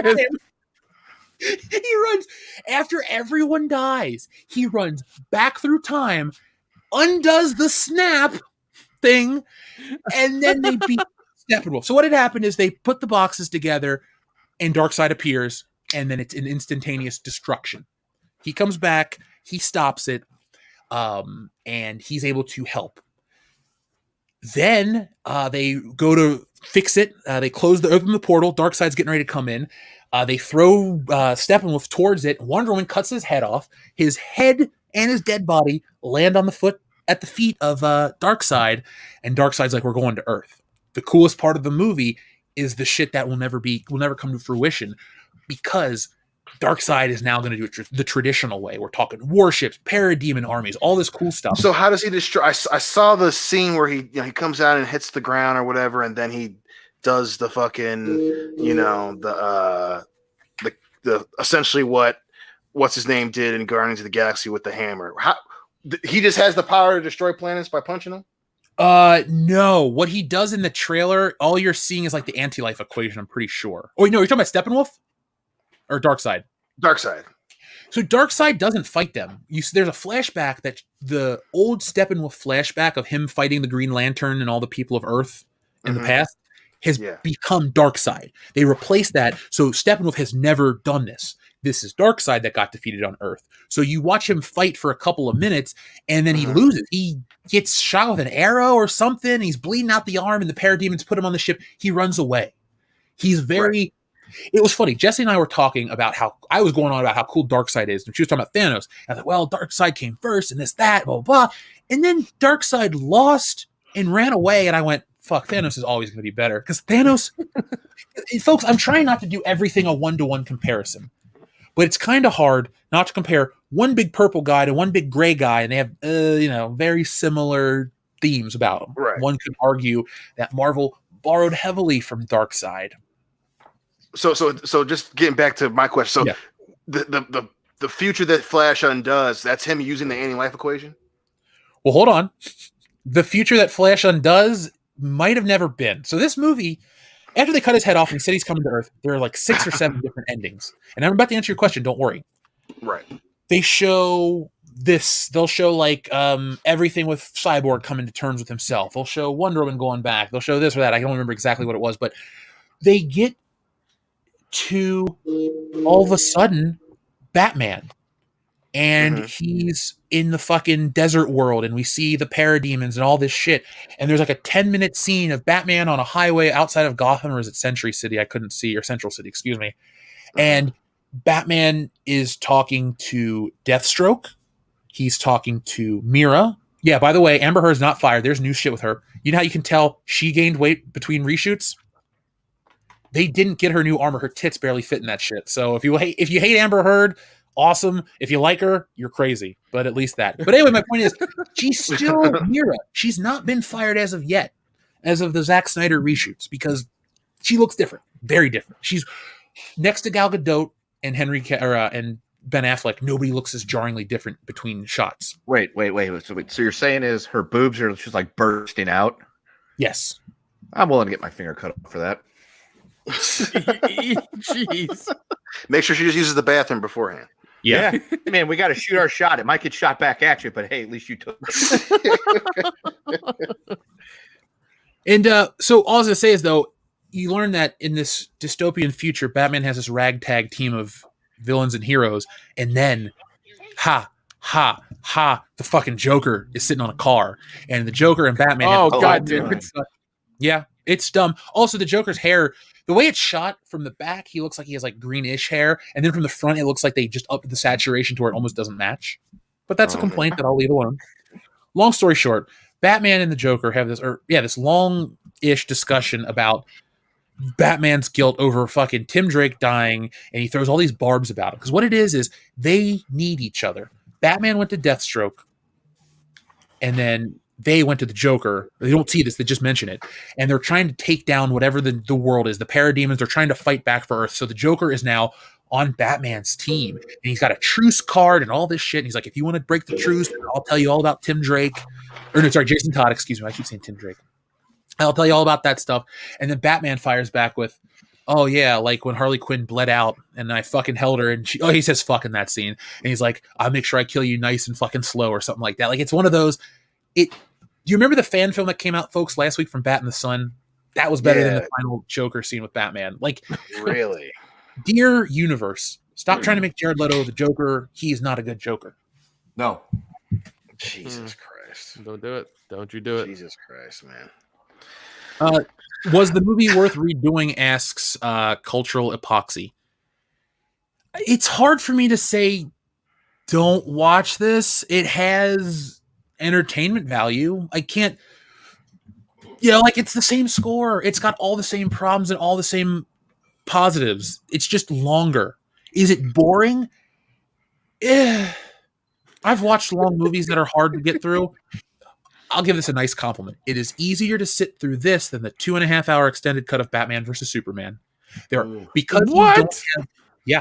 I will say that for me. I would rather watch this again over BVS, the director's cut, because you do not.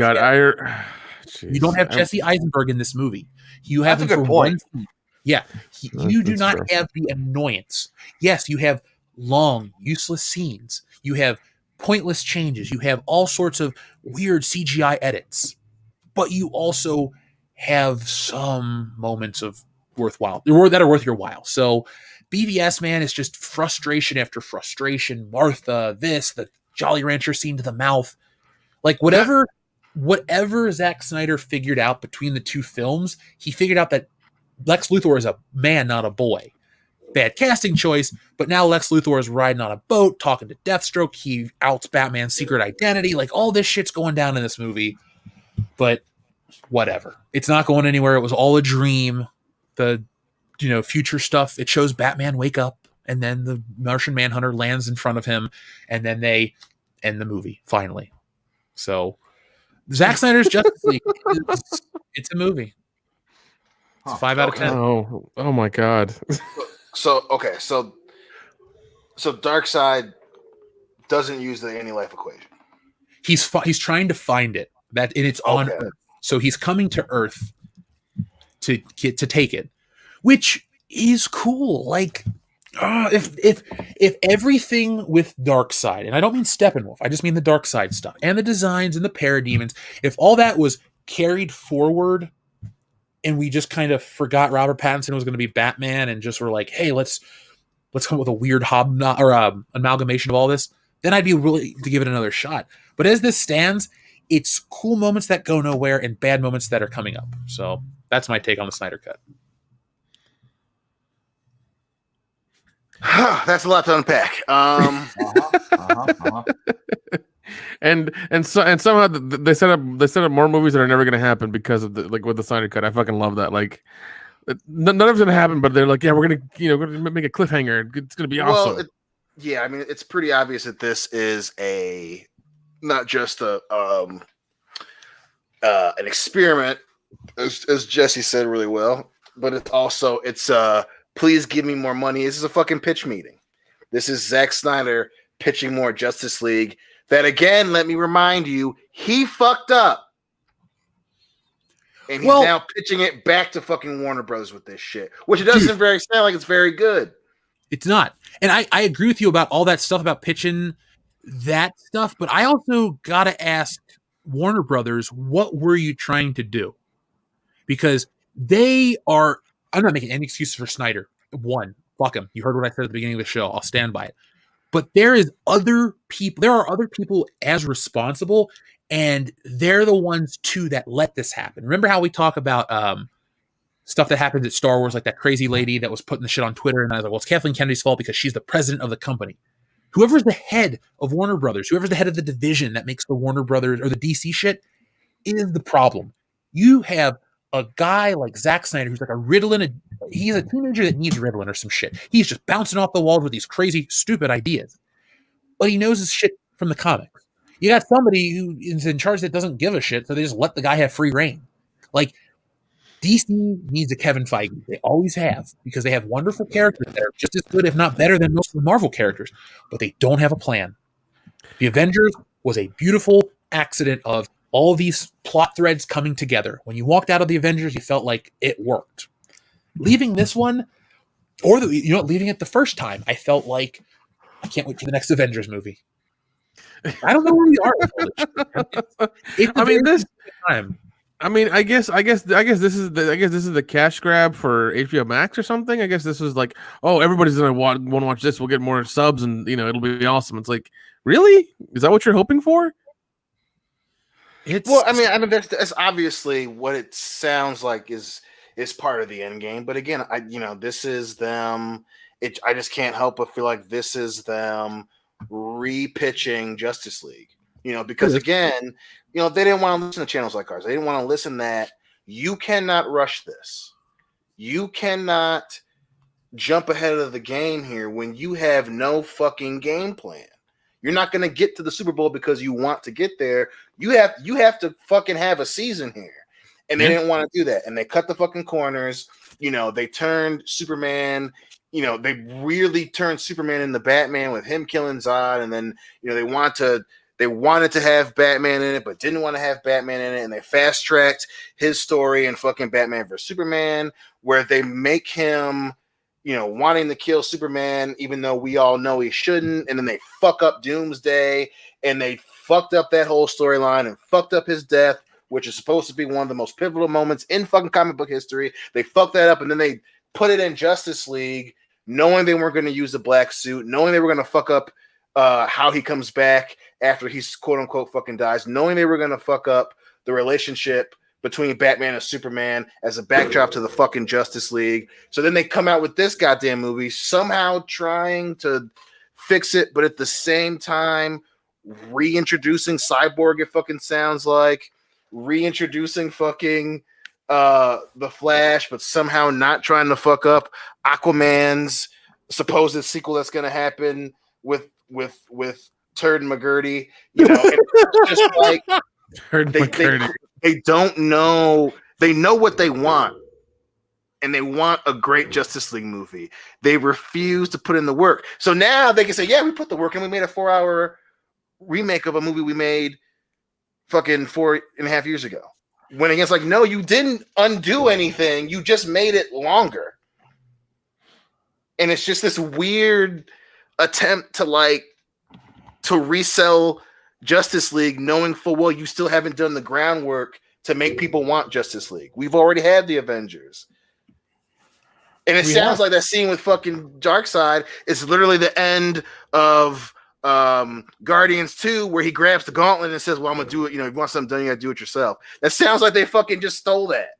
Yeah, they did. And it's just this weird thing. Like, I obviously don't make movies for a fucking living. Okay, but at least I know you can't convince me that I want something when, one, you already gave me a shitty version of it, and two, went back to the dude who fucked it up and gonna expect me to forget that that's the dude that fucked it up.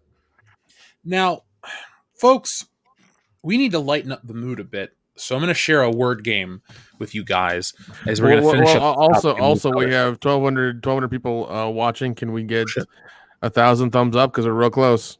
We're real close.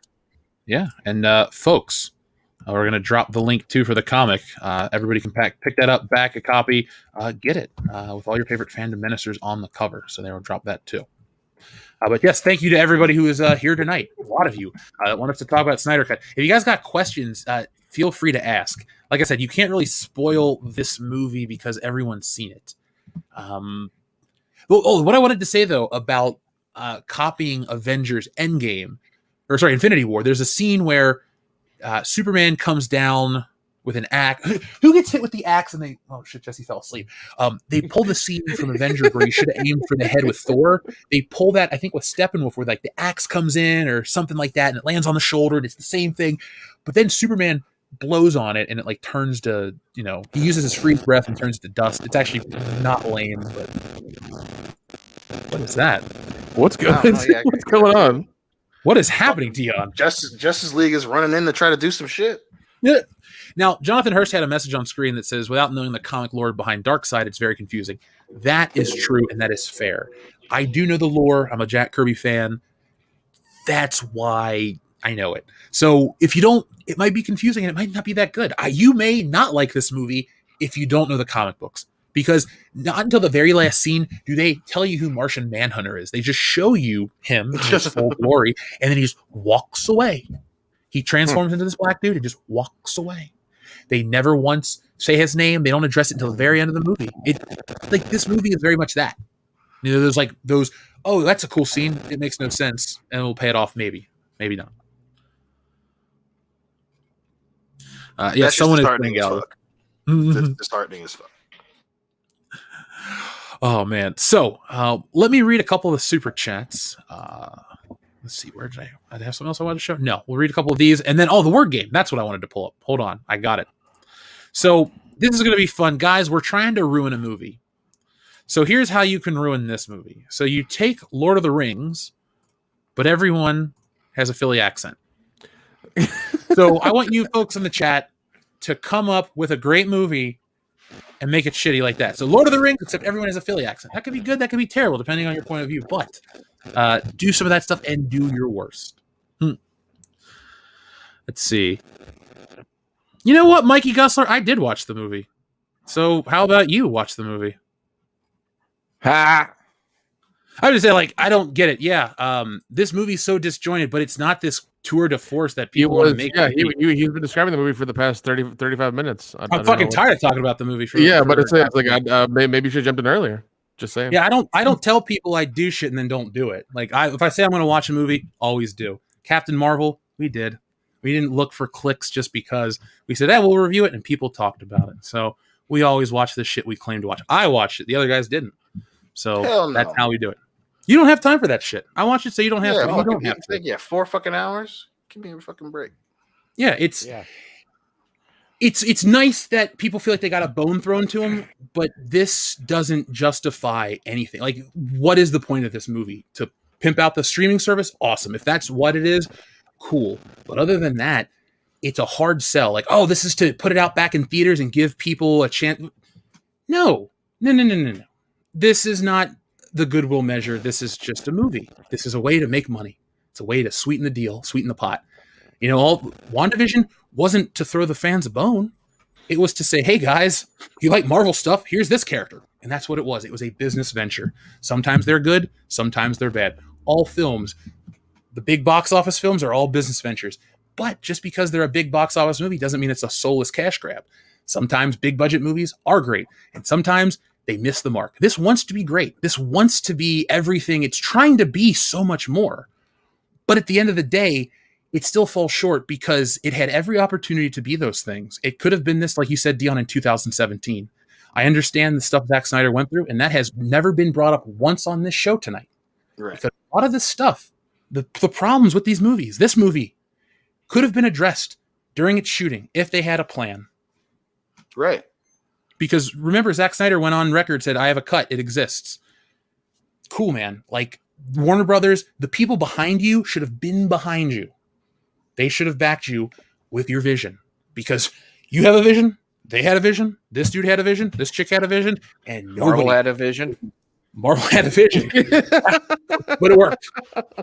Well, again, you can't, and this is the thing that, what's his name is you forgot a lot of parts, and I did watch it, and people that, like I said before, this weird belief that he was wrong. You can't have it both ways. So they gave him everything and then took it all away for Justice League.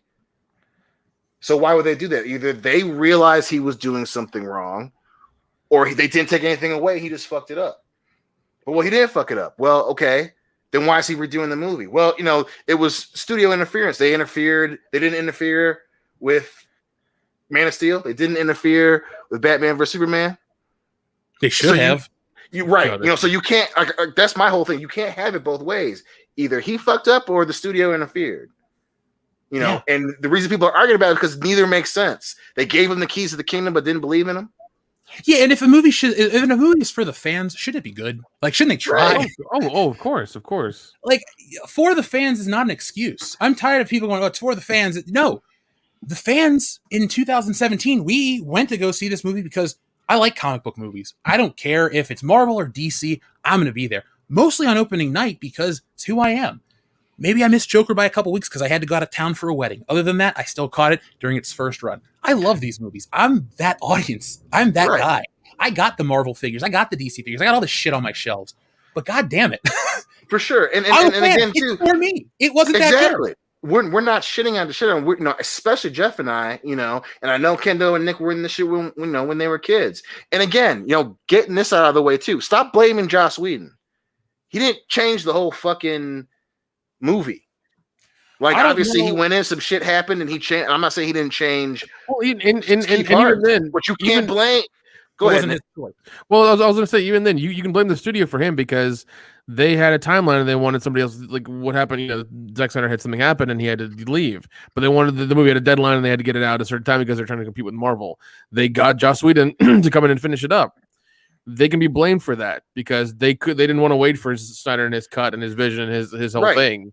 He finished the movie. He didn't restart it. So a lot of shit that's in there is Zack Snyder. That's my whole point. The shit that's still, some of the shit that doesn't work is Zack Snyder. You blame Joss Whedon for being Joss Whedon 100%. But he's not the victim here. What do you mean? It's not all about this before. Oh my God, we say this shit all the time. Yeah, listen to the show. If you don't listen to the show, don't ask stupid fucking questions. My whole gimmick is not like Zack Snyder. So don't tell me that I didn't say this shit before. Plus again, it's a podcast, bitch. We talk about stuff. But again, what I've always said from the beginning, they want to play both sides of the fucking court with this. Zack Snyder has a cut. He didn't get a chance to show his movie when they fucking put his name on everything leading up to this fucking point. So which is it? Was he wronged and now he's cobbled another movie together, or did he just fuck up and he just cobbled a movie together? That's what I'm saying. Well, and this, I mean, like, once again, this is all evidence of, like, he didn't really have a Snyder cut. He had parts of a movie put together because he needed another $70 million in 6 months to shoot the rest of the shit. So he didn't really have a cut put together. He had parts put together. He had some things put together. But then he had to convince the studio to give him $70 million, and the actors come back, and he made a 4-hour and 2-minute thing. Like, what studio allows you to make a movie that's 4 hours long? 240. Like, they get pissed off when you start getting it 2.5 hours. Like, well, that's right. He didn't run out the fucking door. He didn't steal the rights from Justice League from WB somehow, and he's doing this altruistic hero bullshit with HBO. Like, they have to okay this shit. So it's not like they fucked it up and he was sitting there like, I tried to fucking tell you guys, and you're like, Zach, you were right. Let's redo the fucking movie. Like, he's not Robin Hood. Stop trying to make Zack Snyder out to be Robin Hood. This motherfucker is the same snake oil salesman he was when he was given the reins to this fucking franchise. Dude, when you talk about Robin Hood, this is another reason that pissed me off. Cyborg. They show how Cyborg's powers work. They look cool. Visually, it's nice. But there's this scene where Cyborg, they try to explain how he can tap into every camera on Earth instantly and know everything about everybody. It's a cool scene. But then they have this moment where they show him steal money from somewhere and put it in this lady's account. She randomly won $100,000. Like, he watches and he hears about how great he is, and they're trying to build him up as he's going to save this poor woman. But like, they show digital money appear. Is that like the message they're trying to send with this character too? Like, there's so many different things they're trying to do with him, and it doesn't work. It's like they want to make him an allegory for this. They want him to represent this for this part of the community. They want him to be that. They want to have how you work through issues with your father on this scale and all. Like they wanted Cyborg to be a billion and one things, and what he turned out to be was the focal point, but not interesting. You know, you need him for this, you need him for that. It works out cool that he has his moment where his suit freaks out. He's got to shoot at Superman and all that stuff. I get it. He's got those moments that are cool, but like. I don't remember if this is in the original cut. There's a point where he tries to hide, or he goes to hide his mother box by burying it in his old grave. And Jesse and I laugh because the parademons, they were able to go to the bottom of Atlantis and find it. They went to Themyscira and beat the shit out of the Amazons and found it. And Cyborg buries it in a gravestone or a gravesite in an unprotected graveyard, just open. And like they can smell it. They can smell the security guard that was by it. But like they can't figure out when he just leaves it unattended in a graveyard. Like there are these dumb moments that just keep popping up, and that's where the score comes from at the end of the day. They don't do anything weird with the graveyard, right? Like it's not going to be somehow a way to bring back Jason Todd. No, the Jason Todd stuff. Oh, the only reason they're in the graveyard is because Cyborg goes to visit his like. He could be interesting if he had his own movie or they had planned to do more with him. Because what happens is they give you the flashback, great, just like in the comic, all this stuff, he's playing football, fun, and they show how he loses his humanity. And that stuff works, but it's like, put it like this, Dion, I am more emotionally connected to RoboCop thinking about his family. Remember the flashbacks? He's learning about what it means to be human and all that. That is more of an emotional moment than any of the Cyborg stuff because it's the same premise: a machine and a man. Where does consciousness begin? Where do you end? All this stuff. Where does the machine begin? Where does the man end? A cool trope. But RoboCop, which is a tongue-in-cheek satire at times, really does tackle that question much better. What I think it is filmmakers today don't have the life experience that other filmmakers would in the past. They don't understand. Humans don't live as rich of lives as they used to. Thanks to technology, we have everything at our fingertips. You want to experience it, you just watch a video. Oh, I didn't go to Woodstock, but I saw the documentary. That's not the same fucking thing. So what it is you get these people that are trying to write something deeper for it, and it just doesn't come off as deep. It comes off as kind of like a cheap replication. It just doesn't feel as right. And it's just like, why put that much? Like, it's, and again, I keep going back to this again. Hey, they're in this bed because this is what they made, right? So they're shoving Cyborg into this more so than what they did in the original cut when they didn't want to make him a movie. Like let's make sure that that's out in the open. Cyborg is more so in this movie now because they didn't want to make him a movie. Mm-hmm. So if Zack Snyder is somehow trying to be the hero here, he would have fucking went back and made a Cyborg movie. But again, it's Zack Snyder. He's taking a shortcut and using Justice League, the Snyder Cut, the Robin Hood extravaganza, the People's movie, because he's too fucking lazy to make a Cyborg movie.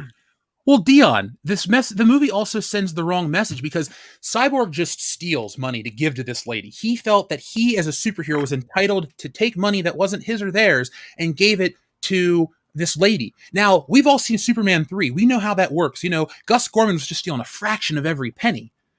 But that's somebody else's shit. Like, what, as a superhero, and they don't even, like, think about this.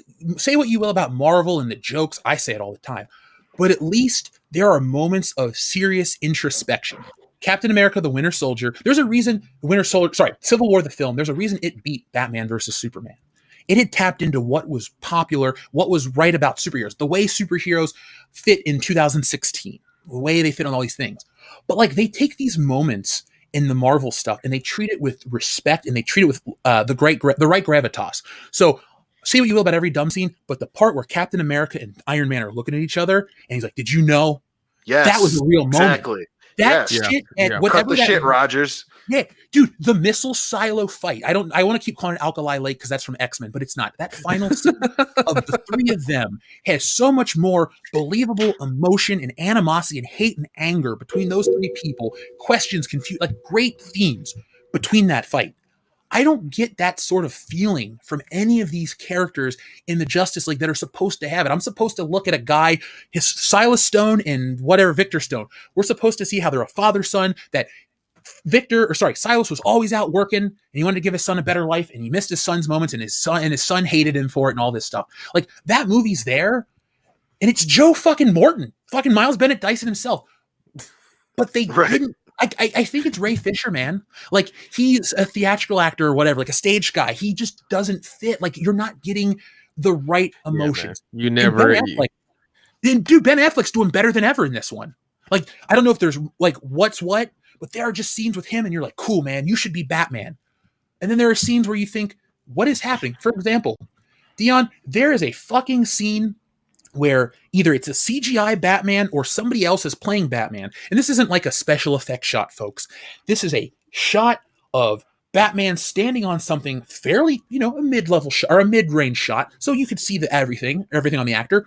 But it looks like a CGI puppet, and then it like turns around and it's really skinny, and I don't know if it's a guy or what, but like there are those moments again in this movie.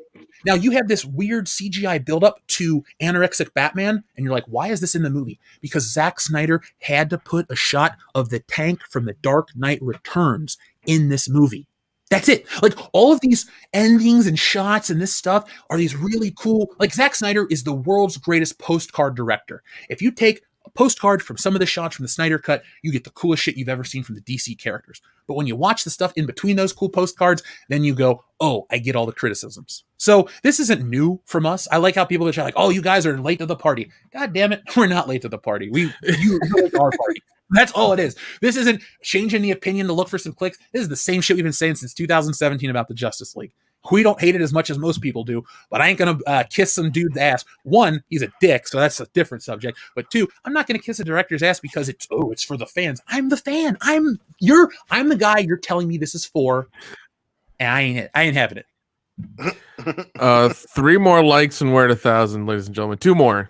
Yeah, Sorry. shit. 2 more. It's going faster on your end than we have over 1,200 watching. So, folks, hit that thumbs up button and make sure you guys subscribe to everything. Thank you for joining us tonight. This has been a hot show. We're only 2 hours in, and it feels. There we go. There we go. Oh shit, that was a big jump. All right, so tomorrow was going to be a Good Morning Pop Culture because we had to push one back, and then you guys are going to get another one. So there's 4, including tomorrow's, left. And all you guys got to do each and every week is hit a thumbs up on our live stream. That's a dirty joke aimed at Jeff and I, you crazy son of a bitch. What? God damn it. No, I saw that. That's a dirty joke, you son of a bitch. I saw that. That's mean. So mean-spirited. From Doug Keller? Yeah. Oh. God damn it, Doug. That hurts, Doug. Yeah, I read your stuff about... Oh, what?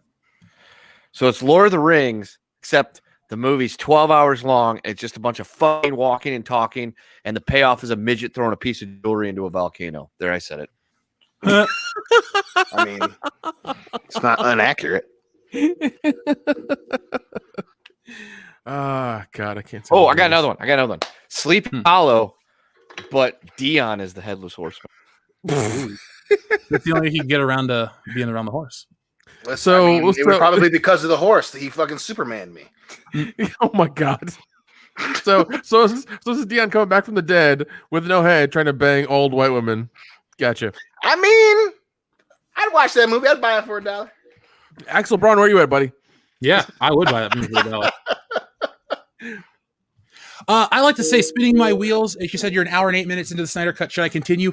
Of course you should continue. You've already made the financial commitment to acquire this film. If you choose to watch the film moving forward, that is your own power. I don't call for boycott. Watch what you want to watch. I watched it. Suffer too. You know, like I mean, it's the way the Snyder Cut isn't extra or anything. Is it on HBO Max? Like you just get it. It's just there, right? Yes. Okay, good, because I was worried they were pulling a fucking Disney. So let's see what the audience is saying right now. So Kevin Thar 1138, we did read yours. So Doug Keller says, I bought the James Bond Blu-ray collection. Good choice. Excellent choice, Doug. I got the 50th anniversary back in 2012. So once they do the whole set in 4K, I think that's when I'm going to finally jump up and get a new James Bond set. If they ever release this last one. Oh, well, they'll eventually push it back so far that we'll forget about it, and then it'll be like a welcome surprise. I got an idea. They should pull a Spaceballs. Oh my God. They should make James Bond 26 and never talk about James Bond 25. Ooh. Or that would this be would hilarious. probably really hurt MGM, so you couldn't financially do it. But it'd be funny if they're like, look, this one, all the shit with Corona, we're just going to throw this one out on home video and streaming, and then the next Bond movie will be the big theatrical return, and we're going to have a new James Bond actor and all this stuff. And I guess from the business standpoint, it would make more sense to have Daniel Craig go out on the big screen. So maybe that's what this movie is about. Like, that's why they keep waiting, because if they're going to kill off James Bond, they go, this is the end of the franchise anyway, so why not go out with a bang? I wouldn't mind. Actually, I wouldn't mind. No matter what I say about Bond and Daniel Craig, I still would be as bummed out watching Bond die as I was when I thought Batman was going to die back in 2012, Dion. Yes, I was just about to say. I remember that too. We were just like, I don't know if we can do this, Doug. We definitely need Bond to return to the Cold War era or something like that, because this modern shit ain't cutting it. Now, Cesaria Japan, thank you very much. He says, so the $1 million tier is a boudoir photo shoot of Jeff in the bathrobe and Blaster and nothing else?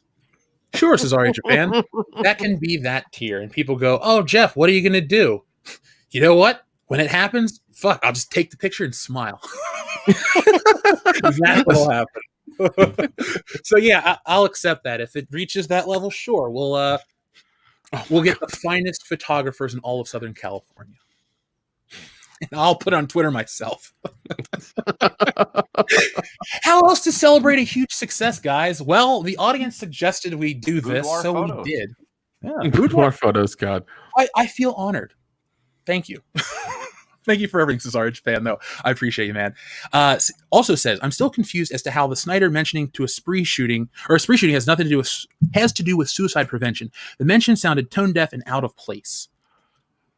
When I had heard, so Cesario Japan, when I heard exactly what happened with Jeremy, it was when Anna and Jesse were on the matriarchy. So if you want to hear my initial response, like, you could watch me on camera, because Anna says it, and I go, what? And I pull out my headphone, and then we start watching clips and stuff, and it happens.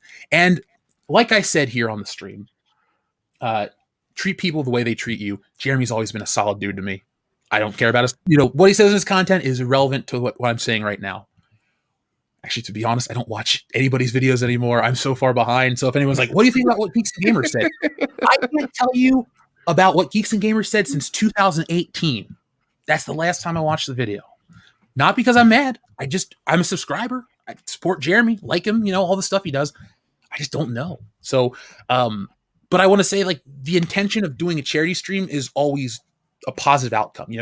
What negative comes from, I'd like to raise money to help with something bad. I had a family member that suffered from that stuff. We don't even know exactly how stuff went down at the end. But you know what? Shit like this can help people avoid those problems. So I respect what they were doing. And I don't see the correlation either. TLJ Screwjob, thank you very much. He says, not watching the new Mortal Kombat movie since they cut Johnny, since it has an Asian feel to it, plus felt uncomfortable having a white man lead charge from Screen Rant. What? Okay, well, there's a lot to unpack there. Let me go back. TLJ Screwjob, first off, he says he's not watching Mortal Kombat because they cut out Johnny Cage. That's a valid complaint. That might be my favorite cinematic Mortal Kombat character.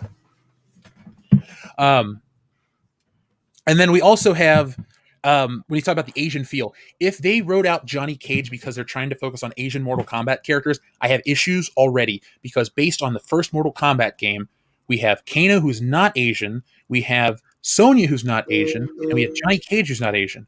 But we only have a few other characters in the game completely. So if this whole representation, they're trying to make Mortal Kombat whatever, it's created by Ed Boon and John Tobias. I'm pretty sure they're white guys like, what Asian feel? It's meant to be, dude, Enter the Dragon. And was it right? Was it not Jim Kelly? He was in that one. Jim Brown? Shit. Wait, what? Not Jim Brown. Jim Brown. That'd be an interesting ass movie if Jim Brown Yeah. is a black dude in Game of Death. It was Jim Kelly. Jim Kelly. Yeah. So, I mean, like I said, it's. I'm waiting for the movie to come out. Obviously, Kano's still a white dude, but like you can tell that's kind of what they're going for. You know what I'm saying? So I understand your concern about Mortal Kombat falling into a lot of identity shit getting shoved into it. I understand that for sure. I'll say that. I definitely understand, because there's, especially with this new character that, the rumors are supposed to be Bihan's younger brother, the new Sub-Zero, but obviously we'll see more. Like I said a couple weeks ago, it's either gonna be good or it's gonna be fucking terrible. So, and that may be a reason. So we gonna find out together. Now, folks, remember, we're still going to do our Drunk Mortal Kombat stream to kick off our drunk commentaries this year. So we will keep watching. We will give you guys a concrete date, and we would love to probably get through both of them. It'll be interesting if we can. Also, the second one tends to make you want to drink. It makes me want to fall asleep and not take a long nap for that. Too bad you will sleep. Yeah, actually, thank God I'll sleep.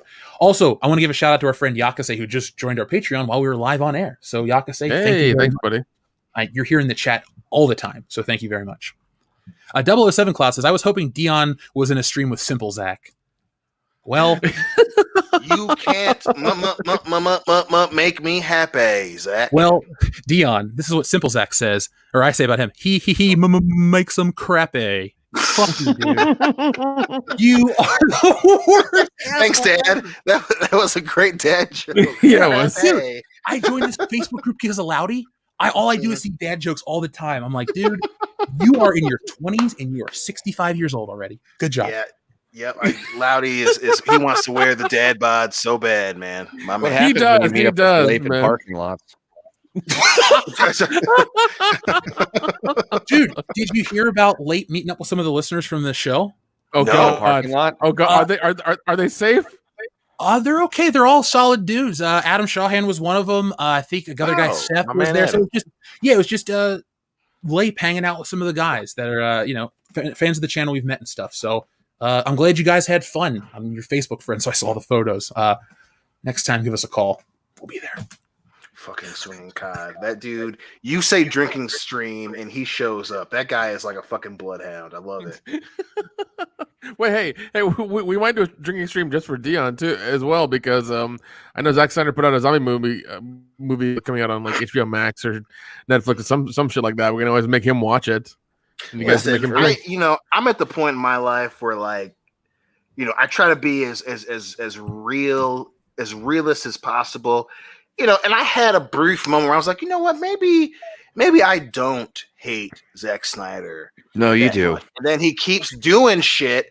So I would gladly get drunk watching a new movie of his just to shit on it, because especially now, his ego is through the roof. And I just keep thinking about the clip that someone posted of him at a comedy club and the dude's talking about directors and Zack Snyder's there.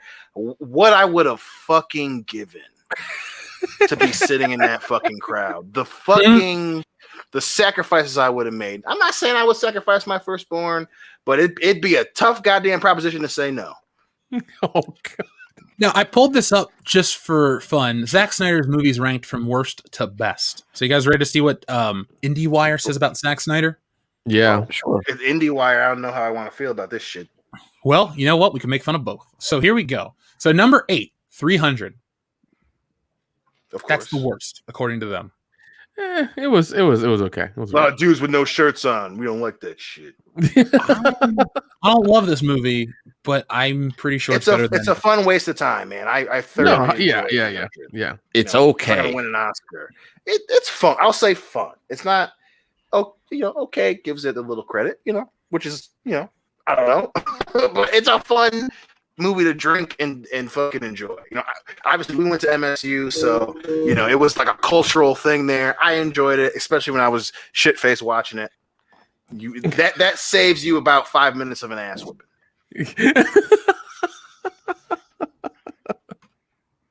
Oh man! All right, so what's number 7? Oh, sorry. I saw Swinging Cod said this is a drinking stream starting now, so I went and got a beer. So here's my Guinness from yesterday, Swinging Cod. Oh my Telling god. you, the dude here's drinking stream, and that motherfucker, he's like Batman, fucking world's greatest drinking detective. Either he's our biggest fan or he hates us to the point where he'll pay to kill us. So I think it's either love way, hate. I think it's love hate. Yeah. It's a little bit of column A, a He's little like, bit of column A. I'm gonna make your ass puke, and then, which I get. It's a I'm going to say it's that a to you when I see bromance. person, Dion. So number 7 was the Legends of the Guardians, the Owls of Ga'Hoole. They said that's better than 300. Are you damn? I forgot he did the Legends of Guardians movie. Man, that movie sucks. Dude, the only thing I could say about this film, because I've never seen it, is the trailer had that stupid song, The Queens and Kings of Promise. And I saw that trailer 100 times. So fuck that song because of Toph, and fuck that trailer because of Toph. Mm-hmm. I'm an owl and I'm wearing a helmet, but somehow the rest of this shit ain't gonna kill me. So we got Man of Steel at number 6. Oh, bullshit. Yeah. That should be number 8. Well, okay, hold on. We have page 1 of 3. So there we go. Let's continue this shit. Oh god. Great IndieWire. I get those to click on more articles. videos. Yep. Yeah, Well, they need those clicks, man. They need those clicks. Mm-hmm. Oh, this is weird that they put Justice League as number 5 on his list of films, because isn't Justice League still credited to Joss Whedon as the director, or no? Is Justice League 1 still credited to Zack Snyder? I forgot. Let me look that up. I think it's still credited to Zack Snyder. I know that they said that Joss did a significant amount of the movie, but it's not. I don't think it's not enough for him to get the overall director's credit. That's okay. That's what it was. I knew it was something about that, but there we go. So Zack Snyder, both. So let's finish up this list real quick. So we also have Batman versus Superman. I disagree. I think BVS should be 8. That's crazy. Yeah. That's 7 or That 8 should be at the easily. That's bottom. fucking insane. That is at number 4. Dion, that's crazy. The best Batman Superman story ever told on the small screen or big screen at this point now was Superman, the animated series, World's Finest, episodes 1, 2, and 3. That my man. See, this is why I personally get so mad about DC film properties, because call me spoiled, but I've been conditioned to expect a little more from DC when almost every one of their cartoon properties has been better than the shit I've gotten on screen over the last couple years. And the only reason I said almost is I've never seen the Zeta Project. I don't know what that one's about, but I know it's and again, related. Just fucking copy the scene from the show where they're in the dining hall. Like, you want to have Superman and Batman meet for the first time? People out there in the future, just don't copy it word for word, but where he confronts him and he has the kryptonite in his belt, and he makes the point that he can kick his ass, and he throws it in the glass of champagne so he can leave. Like, something in that same vein where you make them cool. Well, holy shit. It's not that hard. Why the fuck do I care if I almost said Luke Skywalker. Why the fuck do I care? I know I fucked up. Easy, forgive me. Why the fuck would I care that Lex Luthor knows who fucking Clark Kent is? Yeah. Why is that a scene in here? Why the fuck would he know who Clark Kent is? Goddamn, that pisses me off still to this day. As Deontay Wilder would say, to this day. And the stuff that pisses me off is that the general consensus is that BVS is better than Justice League. God damn it. Oh my God. Get the fuck out of here. I will not make excuses for Zack Snyder's films, but damn it, that's not fair. Nope. Sucker Punch is number 3. I'm kind of not surprised. Jeez, man. There are people who think okay. that's a good movie. All right. The guy at the beginning of the article, you see his little picture. He's a very lonely dude. Very lonely dude. Of course, Sucker Punch is number 3. Of course. Maybe he's thirsty. Should we offer him a beer? We know why. Yeah. He might need something else. But no, I mean, like, okay, like this is a good like put on the background kind of movie and just like do housework, because like the music's pretty good. There's really cool action scenes that don't make any fucking sense. But other than that, it's just empty. It's a really empty movie. You know what? And that's a perfect example of what happened with goddamn Justice League. He's obsessed, especially after Watchmen, with scenes that happened but didn't happen. You've got the fucking Flashpoint portion of Batman vs Superman. Now you got the entirety of fucking Sucker Punch. Now we have, Darkseid destroying the Earth but not destroying the Earth. It's just this shit that, just make a scene, dude. Stop doing scenes that, hey, the shit happened, but it didn't fucking happen. Well, It's the one thing God about damn. the one thing I give Zack Snyder is like when he doesn't touch superheroes and he sticks with horror, I think Zack Snyder is okay. Like if he made if Okay, all right. movie Well, was what Dawn of the Dead was in terms of just like that. well, like, I would- okay. Well, also understand that Dawn of the Dead was copied from the '70s version, and even the Fast Zombies were copied from 28 Days Later, which came out 6 months earlier. I agree. So Right, not agree. I know that. Yeah. It's a weird. Here's the thing, though, dude. As a movie, I find it hard to complain about its structure. I like the acting. I think it's funny. I really can't shit on that one at all. I love the original movie. I mean, yeah, I'll give you that. I mean, it is a horror remake, which I'm fucking highly against, but I understand where you're coming from. It just starts with like the dude getting fucking eaten, and then he turns, and the woman has to drive off, and like it's a whole like it like literally just starts, and like they do the whole fill in the blank stuff, like as she's driving on with to Johnny Cash or something. It is cool. Yeah, I mean, the mall scene is amped up quite a bit. The zombies are amped up quite a bit. But I mean, in the end, you're just remaking your George A. Romero movie from the 70s, which is a lot better. Yeah. What's interesting though about it is how they're able to take the characters and not try to redo the original ones, like Flyboy and Ken Forte's character and the other white guy. Those characters are awesome. Yeah, Flyboy's kind of a pussy. I take that one back. They're cool. They're badass. I wouldn't say pussy. He's just trying to survive. Dude, he's a pussy. All right, Ken Forte. Listen, you can't say you listen. If a random white girl was like being weird, you see opportunity to snag her and get out of there. I'm all about it. Like, listen, this fucking. You see all these fucking zombies? Let's get you and me. This is a goddamn. He has that whole bit about let's go make some babies and forget. I'm like, yo, I'm on board with that shit. Yeah. See, Dion gets it. You know what I'm talking about.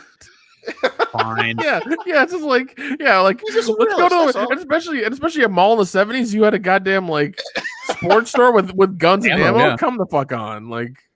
Now I gotta say, the only thing I take away from the original Dawn of the Dead is the blue hue that is used on the zombie's skin. Yeah. I know it. The blood is overly saturated and looks very giallo style and all that stuff. And I'm pretty sure there's some. When you get to isn't the European edit of the film, isn't it scored differently by Goblin, and didn't Dario Argento help with rewrites or some shit or re-edit it? Yeah. He helped re-edit it and stuff like that. Yeah, it's like a very international movie, and I like it for that. But that colors, their colors a little like when you watch it upscaled, because I've seen it in 4K, or at least what YouTube called it. It looks cool. It's a very good looking movie still, and I always want to give George Romero the nod because he's one of those filmmakers that was ahead of his time. He never really got, and people say, well, he was a big hit. How did he not get the respect he deserved? Look, Night of the Living Dead was a copyright-free movie. He got screwed on that. Yeah, he did. He hasn't had as many like A-list hits as you think, but he should because all of his movies were smart and all of his movies had a lot to say. If I remember before he died, like, people would ask him about, like, oh, why did you do only one studio movie? Why did you do like Land of the Dead? And then you did your own stuff. He's like, because he hated dealing with the studio because there was all these stipulations. You had to meet certain deadlines. You had to do things their way. If you could film stuff, but it wouldn't show up. It would show up on the DVD later as an unrated cut. Like he didn't like any of that. He wanted to make his movie his way and release it the way he wanted to. And that's why he never went back and did like Land of the Dead 2 or did another studio movie after that. He just kept doing his own stuff. He did like Island of the Dead or like, Diary of the Dead and shit like that because he was trying to just make his own stuff and make it fun. Now, I got a question for you guys since this is the next movie on his list. Cultural Epoxy said he got Watchmen right, ... What do you guys? What are your take on Watchmen? Dion, I'm going to go to you last since you and I have had a lot of conversations about this, but Kendo. Sure. Yeah. What do you think of the Watchmen film? You like it? It's okay. I mean, I've had to force myself to sit down and watch it because I've tried to watch it a few times after it came out. I couldn't really get into it. I forced myself through it one day. Was like, all right, this is okay. I just wasn't really into it, but I was never really into The Watchmen. That's fair. I picked up the book before the movie came out, but I don't have the same emotional attachment that some people might. Nick, what are your thoughts on it? I liked it. I thought it was interesting. I picked up the book after I watched it, and I really like the book more than I do the movie. But I mean, it was a good. He did good with it, but once again, he likes instruction manuals for his movies. Hence, 300, Watchmen, Dawn of the Dead, all that shit. He likes instruction manuals. It's the only way he can make anything. That's how he is. But yeah. But I mean, I liked it. I thought it was pretty good. It's fun. Dion. Yes. I actually love Watchmen. And this is where I got bamboozled before I saw the light of of what this motherfucker really is, Zack Snyder, that motherfucker being Zack Snyder. But I actually love it. I really, really like it. Obviously, I do like the book better. But I love the characters in it. As far as changing the ending, this is one of the few instances where I understand why they changed the ending. Yeah. I like the ending in the book more, but you do the ending in the book and it's a way longer fucking movie than it already is. But I really love Watchmen. I love the comedian. I love Rorschach. I love, Dr. Manhattan and that whole thing. So I'm surprised that it's 2 and not number 1. I'm happy that it's 2, not number 1, because I do like Watchmen. And somebody in the chat said it's a hard book to adapt. They did a good job. I'll give it that. I saw it opening night. 3/6/9 was the release date. I'll never forget that fucking trailer earlier where you had the Smashing Pumpkins song. It was a cool movie, and everyone was getting ready for that. And we saw it. Dion wasn't there. This was when Dustin and I were hanging out still. But Dion and I would see it many, many times afterwards, folks. Don't worry. But I saw that movie. It was a game changer for me at the time, and I really liked it. I can't go on record and say I enjoy it more than the book, because the book's a different beast, man. The book has so much appendice reading and bonus stuff, and how do you put that on screen? Any director is going to have trouble with it, even if it's simple Zack himself. That movie is good. I don't love it like a lot of people, but I don't dislike it. I own it on Blu-ray. I could watch it every couple years. My big complaint is and this is a Zack Snyder-ism, the amped up gore in Watchmen is a little much for me. And it's not that I'm opposed to violence and gore in films. I actually enjoy it when it's engaging, like in Midsummer. Fuck that movie. Nick, have you seen it? Right? No, I haven't. I know what. This weekend I'm watching a lot of shit I need to watch, like the Snyder Cut. You should watch Midsummer and fucking whatever else I've missed as well. Well, the reason I bring it up though is that has some moments of gore that they look, holy shit, I didn't see that coming, and it's really good.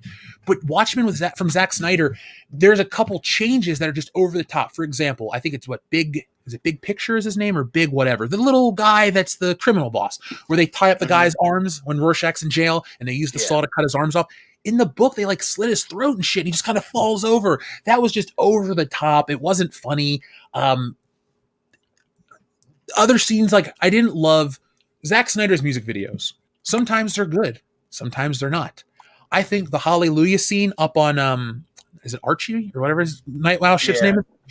I find that laughable. It's supposed to be this moment of a man who is flaccid without his super suit, reconnecting with this woman, this, that, and the other. He's got his masculinity back. It's meant to be this big blow off after, holy shit, we just saved a bunch of people, and now my dick's finally out. That's what that scene is meant to be for Dan Dreiberg.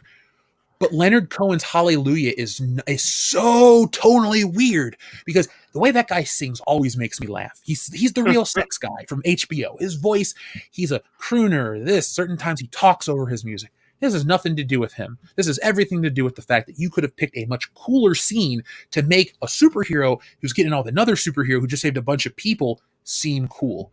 Moments like that take me out of Zack Snyder movies. And Watchmen is one of the ones I'll be the nicest about, next to the number 1 movie on this list. And outside of that, those criticisms. Oh, here's something, Dion, I don't think I've ever told you. Watchmen is the reason Everybody Wants to Rule the World is my favorite song. Really? True story. I'm sitting there, I'm watching that movie in theaters, and Ozymandias' elevator music is Everybody Wants to Rule the World. And that is one of the coolest things ever. And I'm sitting there going, yeah, that song, I always liked that song. And I'm watching that scene, and I'm really into it because I really like Adrian Veidt. And then Spring Break was the very next day, and it came on the iPod. I'm like, iPod, cool, Spring Break, Everybody Wants to Rule the World. And we were drunk listening to that song. I thought of Watchmen. It just was a good feeling. I didn't know that, man. That's awesome. That's fucking awesome. Now, this is an interesting point from Tana Donna, who says, people who worship Snyder's Watchmen need to read the comic. It's Alan Moore and Dave Gibbons' craftsmanship that made the movie easy to be made. Anyone in Hollywood could have made that movie good. Now, see, Tana Donna, I disagree because they attempted to make Watchmen films very early. We're talking late 80s, I believe. Was it 1989? There's a draft attached to a fairly reputable filmmaker. And it ended with the Watchmen, I think, were fighting in the Statue of Liberty or some kind of bullshit. So they were trying to make a Watchmen film for a long time. And I won't agree with that one because it's like the Spider-Man movie. Spider-Man in 2002, you can say anything you want about it, but it couldn't have been made too much earlier than that because we weren't there with the technology. You couldn't make a Spider-Man movie until around late 99, early 2000s and whatever. Same thing with Watchmen, though. You really couldn't make that movie until enough time had passed and enough of the superhero language on cinema had been written, because there's a lot of things that we overlook as an audience member. I actually wanted to bring this up earlier. We have now reached critical mass with superhero origin stories. Hollywood, any superhero movie you make that is a notable superhero, you do not have the latitude to do origin stories anymore. Everyone, including my grandma when she was still alive, knew Batman and Superman's origin. Agreed. We learned all these things. We have all this flash exposition in the Snyder Cut, but we don't see his origin, which is fine. But like everyone else's is, like, what are they trying to do with it? Is what I'm trying to say. Like, it doesn't even keep that kind of stuff lined up. But long story short, you needed 2009 to make Watchmen. You could have made it later, but I don't think you could have done it too much earlier, because if we were looking in a pre-MCU world, which is not as scary and ugly as people like to make it out to be, there were some great superhero movies. Say what you want about Dark Knight, but that was out before. I'll take it back. That was the first post MCU big DC flick. But before that, you had Begins, you had the Spider-Man films. Those were all big hits. Yes, even Spider-Man 3 was a huge financial success. But yeah, I mean, you had Punisher, you had Blade, you had all kinds of stuff like that. Yeah, and all those movies built to Watchmen being accepted, because all those ideas and tropes that are strong in Watchmen are very strong in the books, and I think people need to be more acclimated to the books for Watchmen to make sense. So no, I don't think anyone could have made that movie, and I don't think that movie could have been made before the right time. If that makes sense. Let's see. Charlie Spur says, Jeff, did you die off screen last night? LOL. Maybe I did, and I'm back from the grave. It feels good. Oh, sorry. We had one more on this list. We knew what it was, though. Yeah. Dawn of the Dead. It was kind of a given. I will go on record. This is my favorite Zack Snyder movie. I bought it on DVD. I like it. I don't have anything to say. Don't get me wrong. I love it. I prefer I like the original more, but yeah, I like this one a lot. Ving Rhames is fantastic in it. You got, what's his name? The dad from Peak Ving Rhames in this. Yes, peak Ving Rhames. Like before he started getting old, Ving Rhames. I mean, yeah. Can you really criticize him though? I mean, he's Mr. Arby's.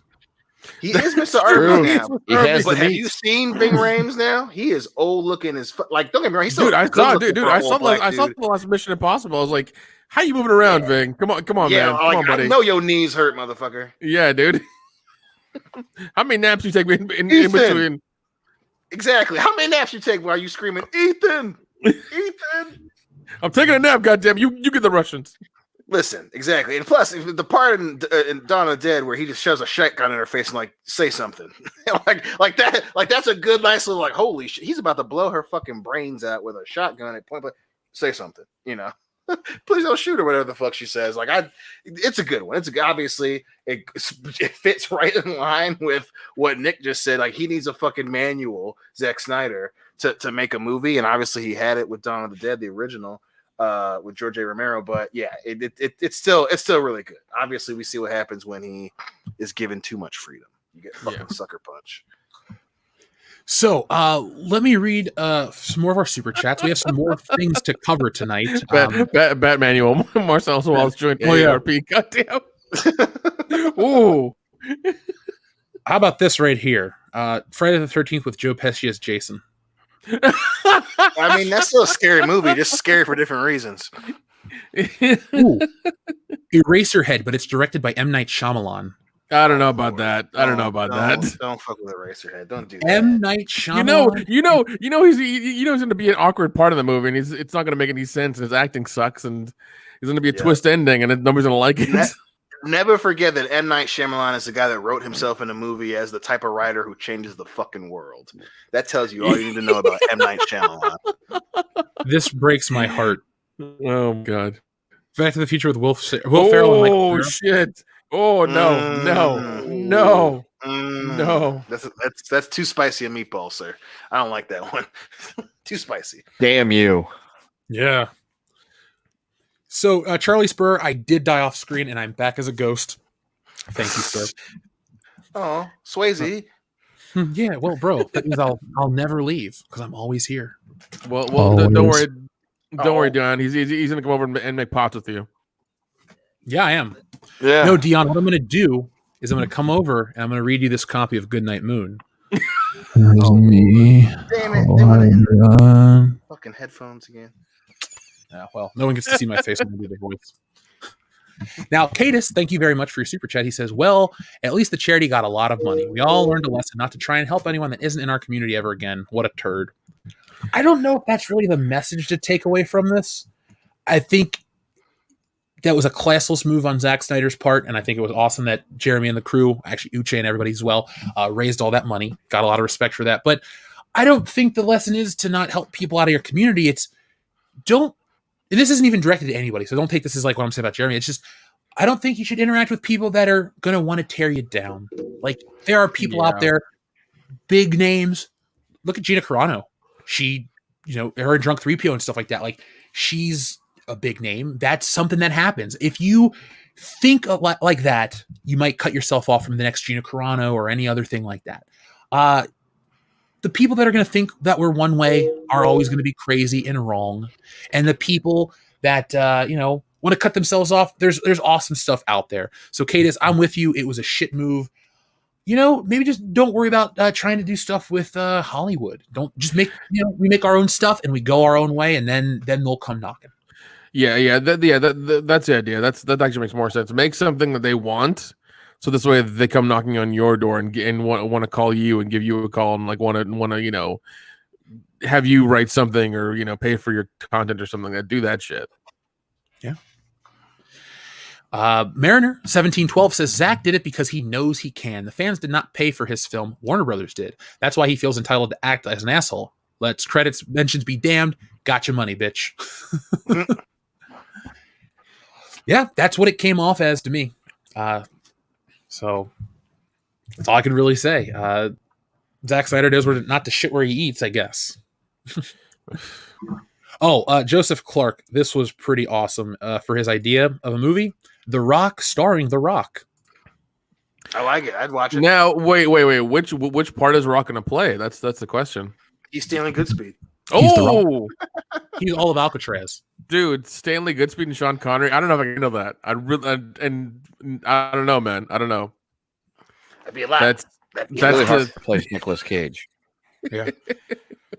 He's the best. You know what? Why I don't agree with trying to reach out to people outside our community? I want to hang out with Nicolas Cage. I want us to produce content with him. Yeah. If it's one line of content, we will produce it with Nicolas Cage. Amen. I dig it. By the way, to our friend Hillis Mallory, who asked, is there more screen time for the Green Lanterns? No. The same Green Lantern shot is shown.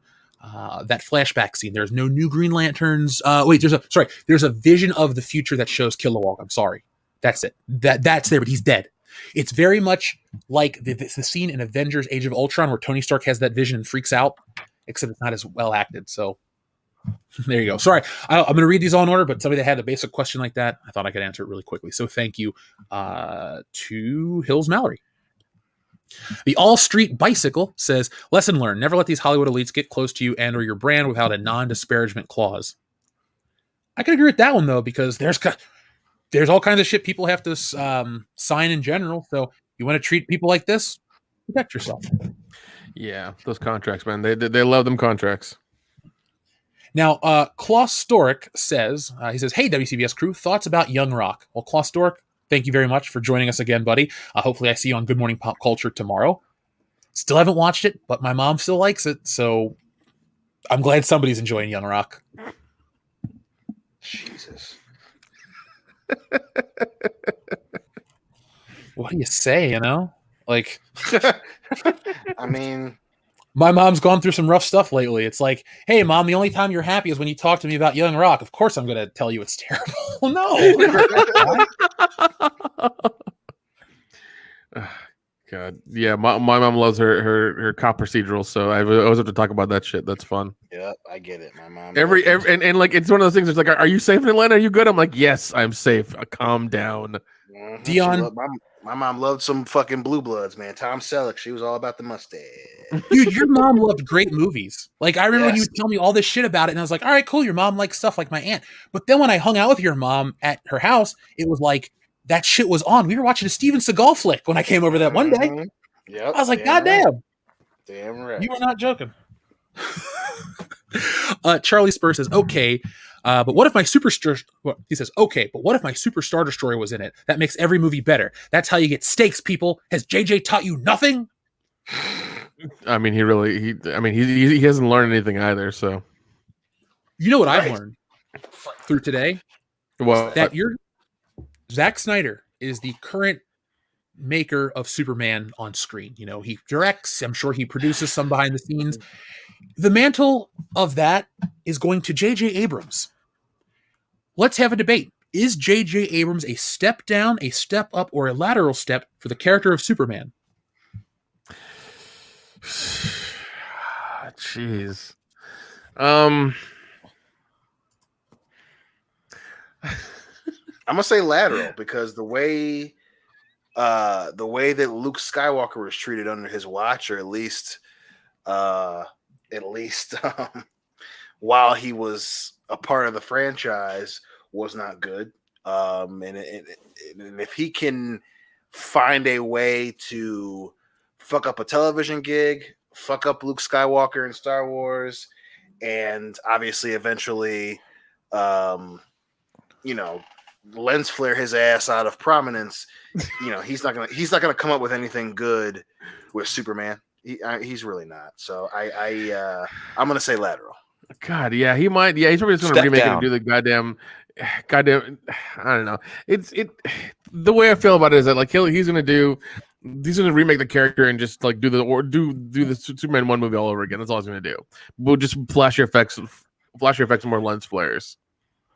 Like that's. I think he that's does all. a Superman Returns movie. It's gonna be boring, and he might have some cool visuals, but he's not gonna, he's gonna somehow fuck up, Superman again.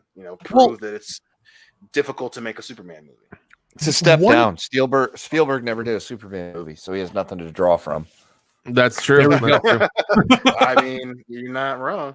No. Unless he wants to make E.T., Superman and copy that movie or whatever.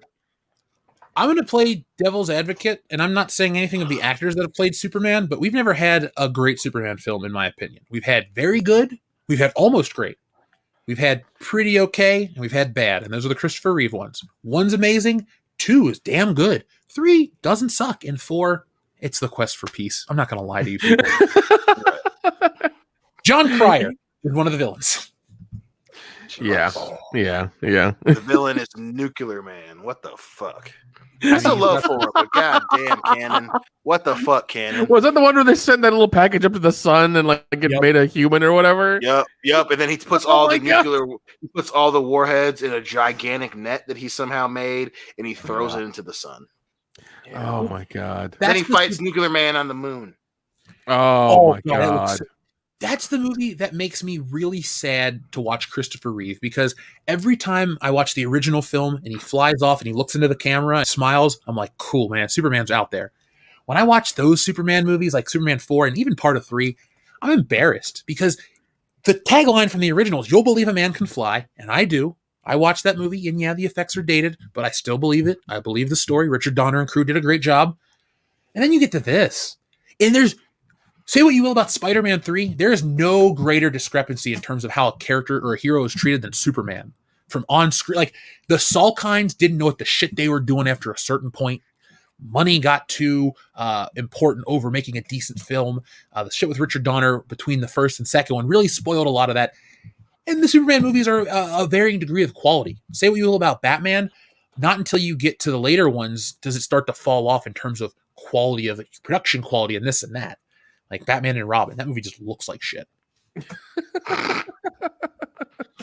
So Jury Nitpicker says, I was so lost when Zack said all that. I was like, what the fuck is he talking about? No hate. And Asian kids, etc.? It just seemed left field, especially with multiracial hosts. I'm surprised no one said anything. Well, Jury Nitpicker, what do you do when an A-list celebrity comes on a stream and starts talking shit and people are gobsmacked, you know? I don't think that has anything to say about anybody on the stream. I think it has to say with the situation just left everyone with their mouth agape. You don't expect that. That's why people are talking about it. That's all I really can say. Is there anything else you guys want to say? No, I mean, No. Now, Primer is going to be our perfect transition super chat to talk about our next segment because it's something fun. So Primer says, "Hail WCBS, let's play a game. You can only keep one. Pizza Hut, Domino's, Little Caesars, Papa John's. Which do you choose?" Pizza Hut for sure, easily. Really? God. Well, they have gotten better lately. Personally, I'm gonna say Domino's. Yeah, Domino's? Domino's. Yeah, I'm gonna go Domino's. Talk about getting better. Domino's is the one that used to get. They used to be shit back in the day. Domino's. Dion, I got good news for you. What's that? We're gonna even it out. 2 Pizza Hut, 2 Domino's. I love Pizza Hut. We're not Mexican stand-up, boys. It's good. It's so good. Best stuff. I will give you Pizza Hut are the ones who invented the stuffed crust. 100%. They invented it. Not gonna knock that. It's so good. It's good, man. I love it. It's delicioso, son. When we're very drunk and one of those just appears at our hotel room, we're always very happy. Yeah. Mm-hmm. I remember that giant pizza in Chicago. Illuminati's was so good. That thing was fucking huge. Yeah, man. Them Chicago pizzas, they don't fuck around. No, man. Now, guys, since we've been spending the entire evening discussing some superhero properties and stuff like that, there's one more that's dropping tonight, and not many people are talking about it. Now, maybe it's in our sphere. This is the one I'm more interested in. More than WandaVision, more than Snyder Cut. It's The Falcon and Winter Soldier. I like Bucky. I like Sam. I like how they have been portrayed on screen by the actors. That dynamic has been great since Civil War. I'll say that. Yes, because from the moment his arm is tied up in that fucking vice thing and they kind of break through to him and they talk and they're in Germany in the Beetle and he's like, can you move your seat up? No, I hate you, this, that, and the other. Like, they have a really good chemistry. And Dion, you can verify this because it's on the show. Since that movie dropped, I have been so interested to see where these two characters go as a team who want to really, they both are guys taking up a mantle of a man who's no longer there. In different ways, they both represent what Steve does. Right. And they also have big differences from what Steve is. So they're interesting in that dynamic. And I've dug what I've seen so far. Now, are you guys interested in this one, or is this one that you're just not going to give a shit about? I'm very interested in this one. Like I said, mainly because of their back and forth, and especially in Civil War. I'm and obviously, being introduced to that in Winter Soldier. I'm 100% excited for Winter Soldier and the Falcon. What about you guys? I didn't really care for WandaVision. I don't really. I'm as I said before, I'm done with Marvel. I really am. Like, this stuff's fine, but I'm not really gonna give this any attention or anything. Like, if I might watch a couple episodes here and there, but other than that, I'm not going to make it a priority on my my list of things to do. Like, I just don't care anymore. Yeah, I get around to watching it. Now, if it turns out to be something amazing, then I'll make time for it. But take it or leave it at this point. I will be watching this one because we don't pay for Disney Plus, so that's that. I am going to watch it and I'll report back in the morning. That'll be what Good Morning Pop Culture is partially about. I'm interested to see where they go.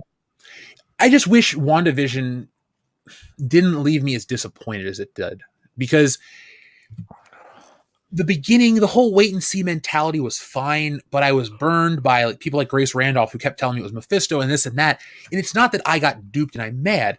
It's that every piece of information or the conversation was really about that narrative that Mephisto was coming, this, that, and the other, and he didn't show up. And what's happening is people are getting more and more disenfranchised with these shows, But the people that are making them responsible for the people that make the fans disappointed aren't necessarily the shows, because there's a lot of people that just put this shit out there. Like the Mephisto thing, go back and read about him. Avengers, was it West Coast Avengers 51 is when they have the whole thing about the spirit of Mephisto and the kids, and Wanda figures it out. Like all that stuff is there, but people kind of put it in this weird package and resold it to us as this is what WandaVision the show's going to be. And so many people got into it that they started making fake pictures and fake box art and all this other crap, and it got out of hand. I hope this show does not suffer from that. I hope the rumors and the speculation cut down massively, because this show is probably going to be way more cut and dry. And I hope that because this show is more cut and dry, it does not suffer because critics want that WandaVision bullshit. Fans, the difference isn't even that big of a difference in terms of percentages, but it was enough for them to start blaming us. So I hope this show isn't a victim of that. Yeah, absolutely, man. And it didn't help that what's her name, the show didn't know anything about Grace before she started filming. And which she stupidly admitted. And it's like, yo, what the fuck? Like, and that's the other thing too, is people are going to continue getting disenfranchised when you keep hiring people that don't know anything about the fucking characters. And I'm not saying you have to get hardcore comic nerds to make the film, but at least get someone that gives a shit about the source material. There's a lot more evidence of that shit going wrong than it going right, and you keep getting people that either haven't read it or didn't even look at it as a reference. What's her name from Wonder Woman did the same thing. Admitted that she didn't read Wonder Woman until right before the movie. So it's like what it's very hard for any other occupation to hire someone that doesn't know what they're doing specifically with that project. And like I said, there's a lot more instances of people who don't know the source material fucking up the movie than there is people pulling it off. Just reading the chat right now. Sorry about that. Yes, 187. I'm going to stay away from breakdown videos as well. I don't know why a show shouldn't have a breakdown video. If the show can't convey what it was to you, then the show is broken. That's exactly. another thing. Stop doing this bullshit where, you got to look at No, it's their job to tell the fucking story. If I don't know the story, that's not my fault. I blame The Walking Dead. Honestly, no, hear me out for a second. They introduced the Talking Dead. Yep. The show, this weird meta narrative where fans talk about the show, but it's an officially produced show, really set up this weird world where creators now feel okay to leave gaps and holes in their products or their shows, and then they'll use these shows to fill in the gaps. So if people don't watch The Talking Dead or they don't watch the ancillary material and they say this show is lacking this, this, and that, and they go, all you got to do is watch The Talking Dead, like, that's bullshit. Your show doesn't, like with the Star Wars movies, the new ones. Oh, Jeff, if you listen to the Last Jedi book, it explains why Rose Tico and her sister are much better. Somebody sent me that book, and I listened, and I didn't give a shit. Like, at the end of the day, but and again too, just to kind of to give a really fucking simplified response to that, that's not how fucking movies work. We literally just had a conversation about the Snyder Cut, where it's very plausible, to Jeff's point, that someone came and said you have to have this in here or your movie doesn't make sense. Especially you go back to the golden age of fucking film, they don't make movies so that someone can write a book to fill in the fucking holes. You have to make a complete fucking movie. Yeah. Old timey directors would say that ad nauseum. If you don't have certain parts that make your movie make sense, their fans are wasting their fucking time. And this idea, particularly with fucking Star Wars apologists, especially these days, well, you got to read the book. I don't have to do shit. If I'm paying money to watch a movie, I want to watch the fucking movie, the finished fucking version. Mm-hmm. It's not my job to fill in the holes that you left on purpose. It is your job. Someone gave you money to make a film with a beginning, a middle, and an end. If you're specifically leaving out parts so I can buy a book, you're hustling me. You're honey dicking me. That's not making a movie. That's you doing a con. That's two different fucking things. So if I gotta read a fucking book to know about Rose Tico, I gotta read a fucking book to understand, some bullshit in a project that people want to push some fucking bullshit narrative. You fucked up. That's not my job. That's not my fault. That's yours. That's the directors and the dummies who gave a movie money to do that shit. Plain and simple. Yeah, and I mean that just shows you like Disney themselves are just trying to make they don't care about the movie, they don't care about the property. they're trying to turn a dollar. Like they don't give a shit. And the fact that like they fixed it in the book. You should read the book. It's like no. Well, once again, like what Dion said, I shouldn't have to do shit. Like if it was on in the movie and you fucked up the movie, then why am I having to reread? I guess a dramatization of it, a novelization of the movie. Like it doesn't make sense to do that. Like because they could fix a few lines in the book, it's going to fix the movie. No, it's not. It's not at all. The movie's still shit. Right. This is my favorite comment of the night so far. They want you to do what they didn't. Read the book. Exactly. That's a fucking crazy mindset to be in. Well, you got to read the Last Jedi novel to get what? Yeah. So they made the movie before writing the book, and they didn't know the fucking end of the story. That says more about them than it does about me. I didn't fucking make the movie. I'm paying money to see the fucking movie. Finish the movie. Again, and it comes right back to fucking Zack Snyder and the thing. You were making the movie. I understand studio involvement and all that shit, but I shouldn't have to do more work. Why I have to come back and watch a 4-hour long movie to get the version that you had but didn't make when you had control, but now you do have it and you have control, so now it's 4 hours long. Stop fucking conning me and stop conning Warner Brothers, bitch. You messed up. Yeah.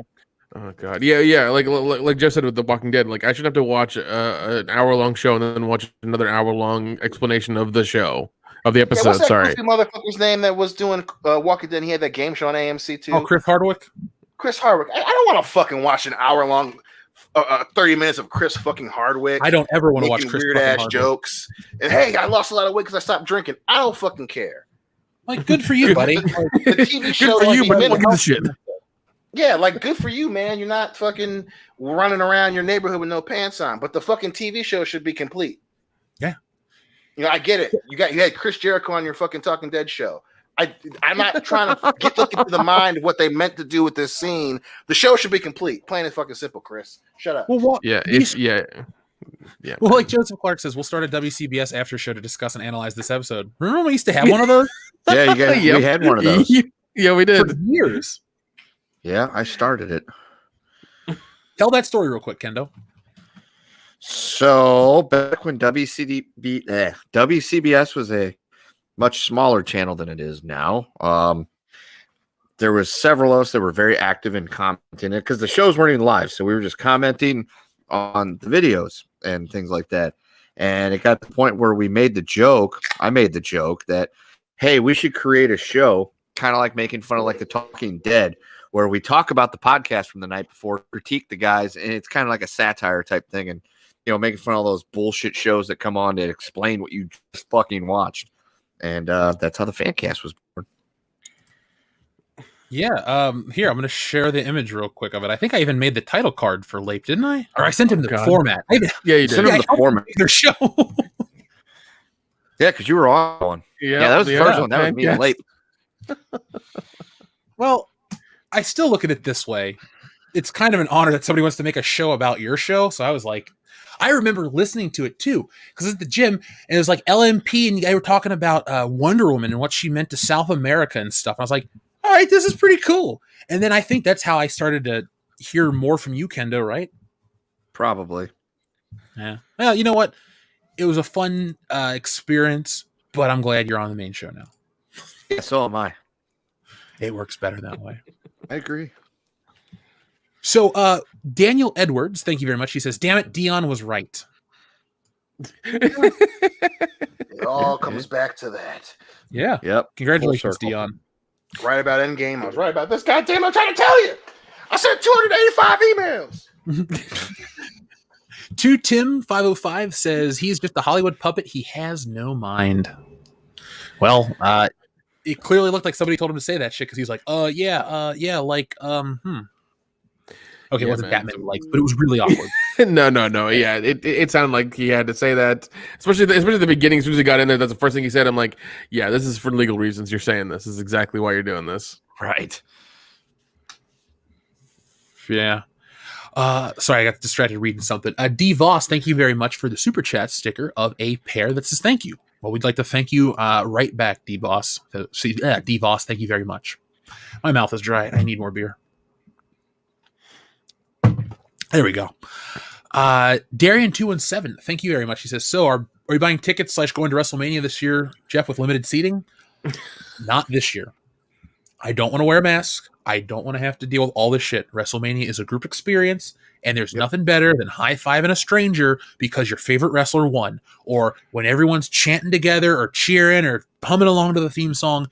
You can dump on pro wrestling all you want. You're missing out on the fun. And if you're not there in the crowd the way it's always been, it's not going to be fun. This whole, I want to embrace the new world. No, fuck that shit. When it comes to wrestling, the only new world I want is the new world order.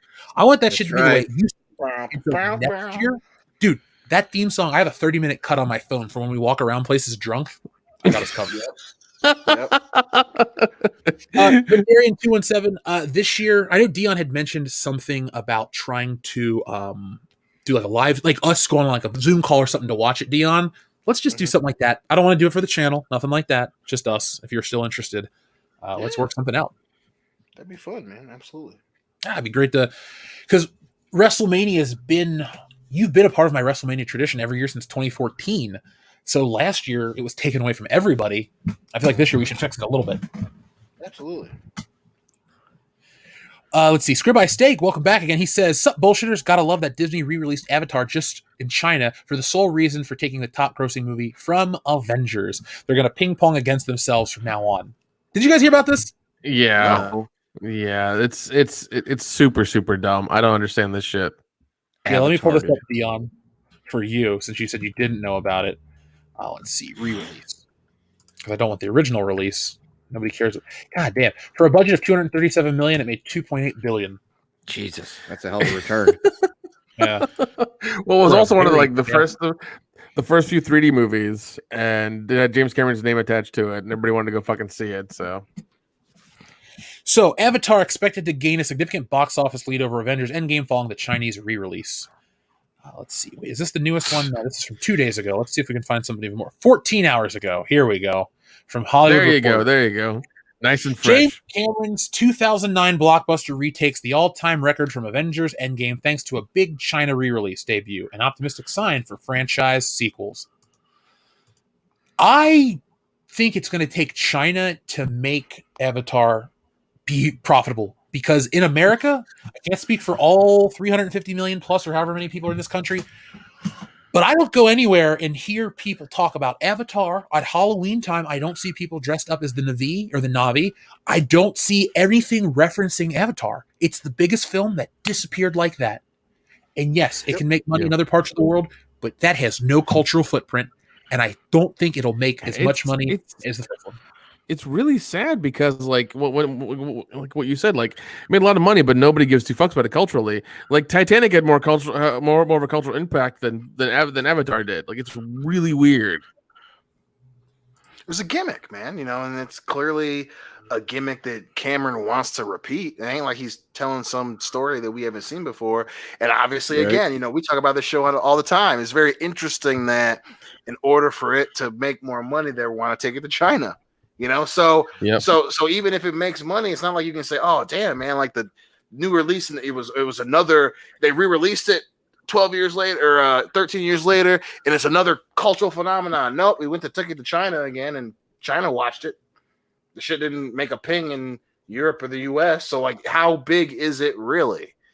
So that's going to be a very interesting conversation. That's even if it's a hit with its re-release. So who knows, man? That's fucking hilarious. I just love how James Cameron is trying to play the visionary and the fucking hustler at the same time. Like the dude wants to be fucking Jacques Cousteau and Paul Newman and the Sting at the same time. It's hilarious.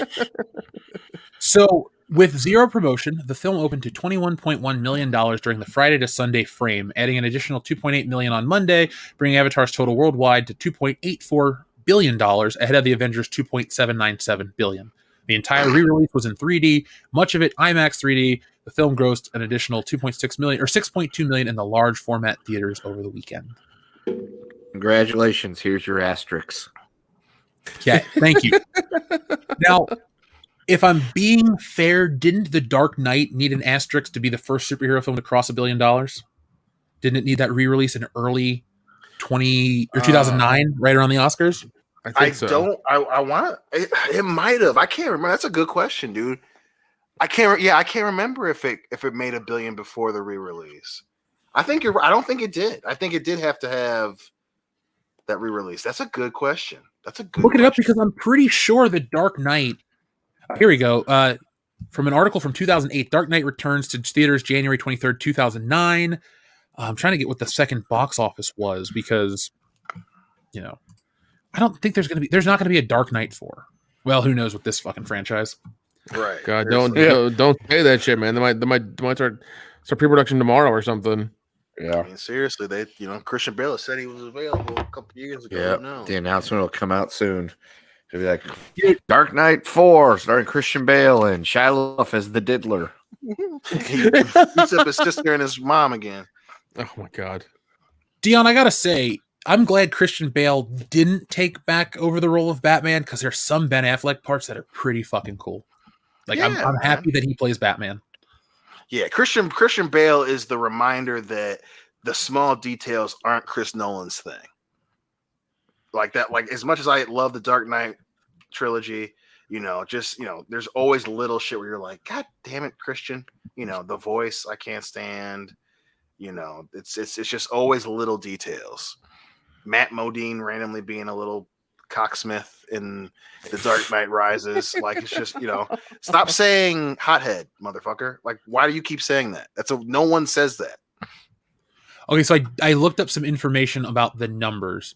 So, okay, here we go. 2008, it grossed by Christmas of 2008. It was at 530 million.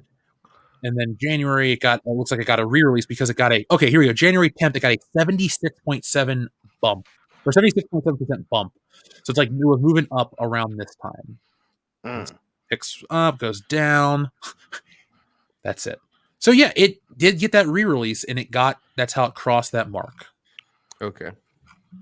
So I thought that's what the case was, but it's great for what it is. Like it says, release date July 18th, 2008, March 5th, 2009. So there we go. But that's it. Avatar. It's going to come back to try to take that, or it's taken that spot. And I'll just say this: whoop-de-doo. Here's your award. I'm never going to watch it again. So let's see. Dion, do you think Avatar 2 is still coming out? Fuck no. Dude, you're gonna lose that money. It's made. Listen, is it? Yeah. Is it? The only pictures I keep seeing are like of these guys in like a water tank all the time, and James Cameron's like, yeah, look, it's made. These are the behind the scenes, right? Pictures from it. It's like that doesn't mean shit, dude. You just had some friends over at the pool. Then now they said he can it was made, advertise it as the sequel to the largest grossing movie of all time as well. Oh, God. Oh Lord. He's got advertisement fodder. It's made, but also shooting is stopped because of COVID. But no, it's finished. But we had to finish some scenes up in a post-COVID world. It's like, okay, maybe it's he's just doing he's pulling a Zack Snyder and he's going to release Avatar the Cameron cut, and he's just filming a bunch of extra shit to go back and add the original Avatar. Like, listen, God damn it, really? This is the movie I wanted to make the whole time. Right. I only lost because my ex-wife made Hurt Locker. God damn it, it wasn't my fault. So what you're saying is we're gonna get like a 4 hour plus long Avatar movie? Shit. Fuck that. Yeah. Listen, the original's 3? The new one's gonna be 7 hours. Oh my and it's Michelle Rodriguez playing poker and taking showers. I forgot she did that. Yep. Listen, if it goes straight to VOD, she might be fully naked. Who knows? That's a selling point. I mean, you gotta be able to use Michelle Rodriguez when you can, when she's not busy getting in fights with her, whoever she's dating at the time. Oh, God, that's true. Our friend Angry Trollbot, thank you very much, says fans brought Zack Snyder back from the abyss, and he immediately starts kissing up to the corporate machine that ran him out of town. Sell out. Yeah. Yep. But he's Robin Hood, and he's remaking the movie that he couldn't make before, and he's giving the people what they want. The Snyder Cut, bitch, please. Our friend Destroyer Dawson says, "Wah! These purple hair humies is soft." I agree. They are. Yeah, you're not wrong, man. Doug Keller says, "Handsome Jeff." Thank you very much, Doug Keller.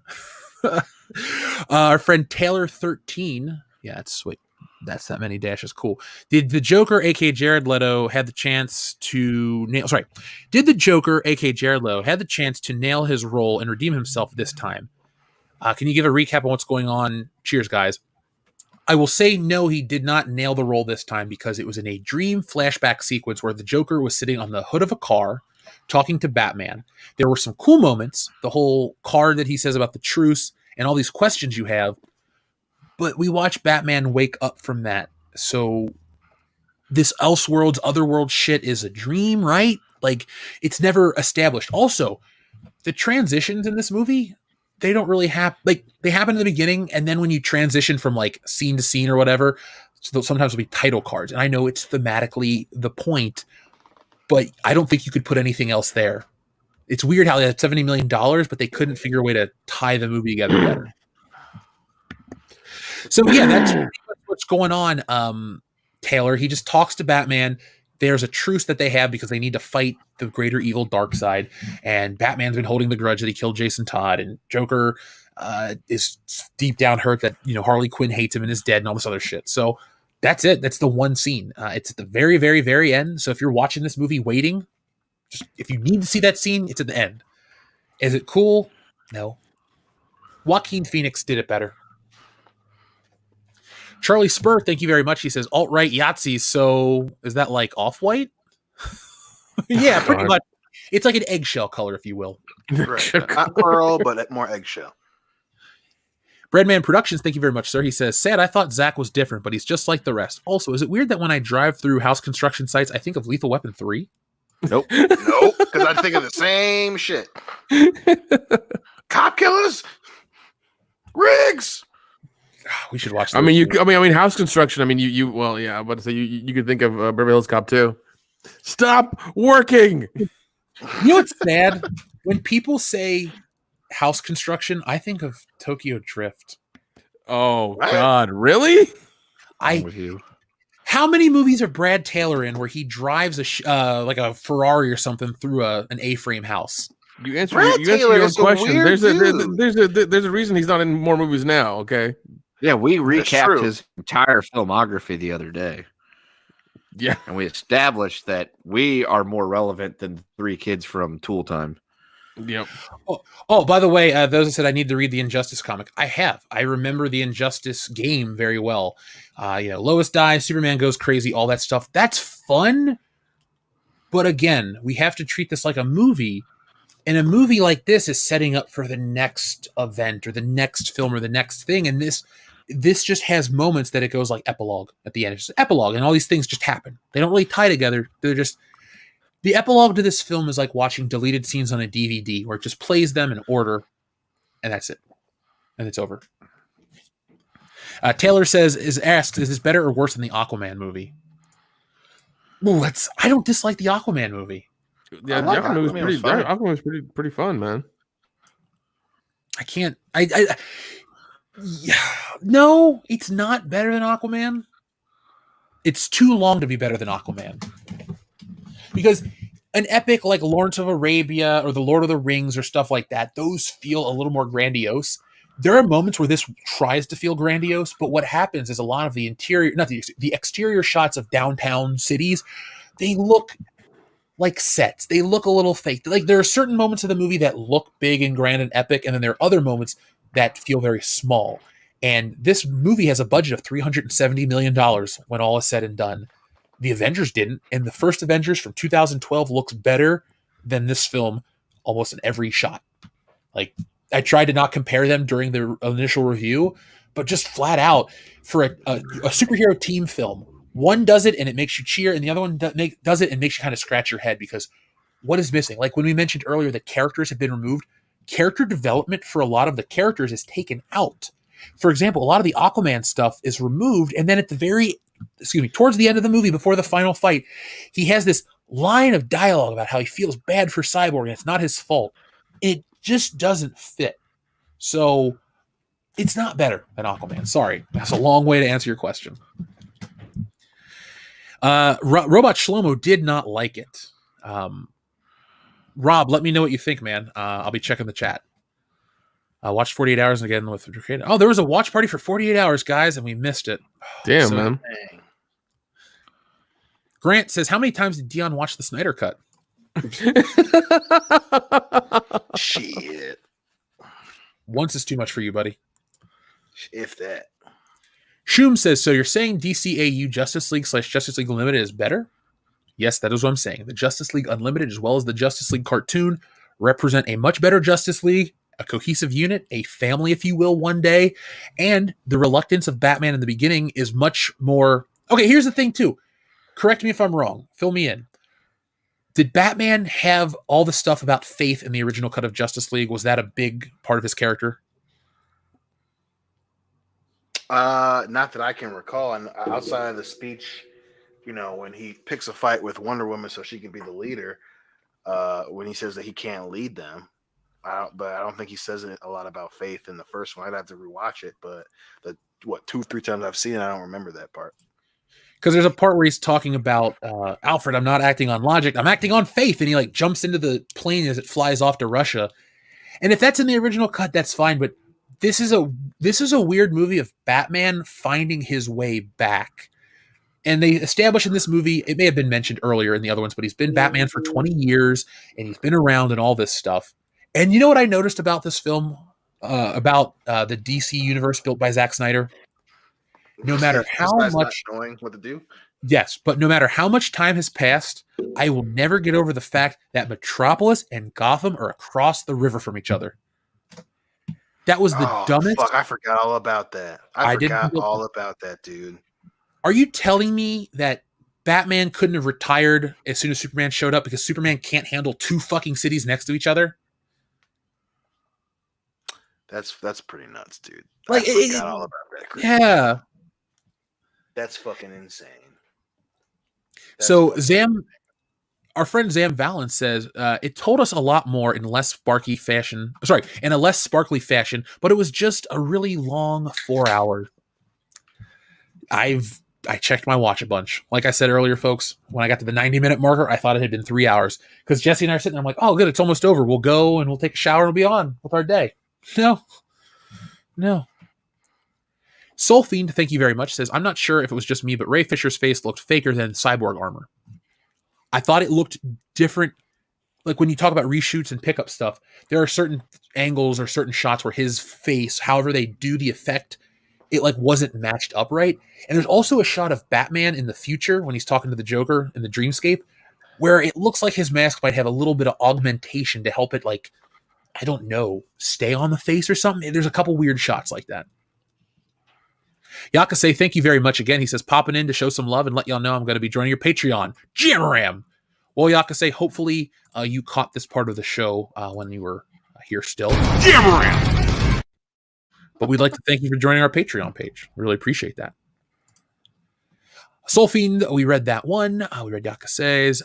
Mikey Gusler says, we still win. We will hashtag restore the Snyderverse. I would like them to restore the Snyderverse based on what we've received afterwards. Like Birds of Prey and Wonder Woman. But if Joker can't exist with the Snyderverse, I feel like Joker is too much of an achievement to not go explore what you can do with those types of DC films.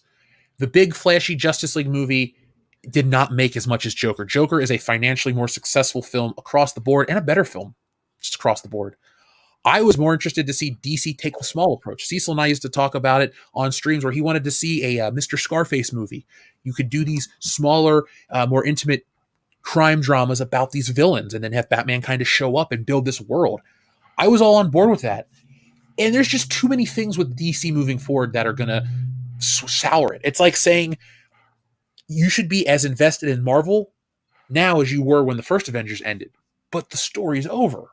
So again, I can't get as invested because this story's done.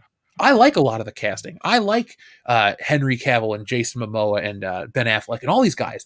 And yeah, 2 of them are still around, but I don't think we win because next year in cinemas, we go sit down and watch Robert Pattinson play Batman. If the fans really won, and we got to wait and see. No, we don't have to wait and see. Every wait and see is give them your money, and then you can't bitch because you gave them your money. It's this weird paradox. But you can critique it You can talk about not, liking Robert Pattinson compared to Ben Affleck. I think that's a fair criticism. One presents themselves in a very similar way across the board, and the other one, you don't know what you're going to get with Robert Pattinson. Is he going to be serious? Is he going to be funny? Is he going to be this? Is he going to be that? At the end of the day, I don't know if he's going to be Batman, because I think Batman should be a man, not a boy. Batman should look older than me. So, J. Pat says, I can't wait to watch EFAP shred this movie. There's going to be a lot.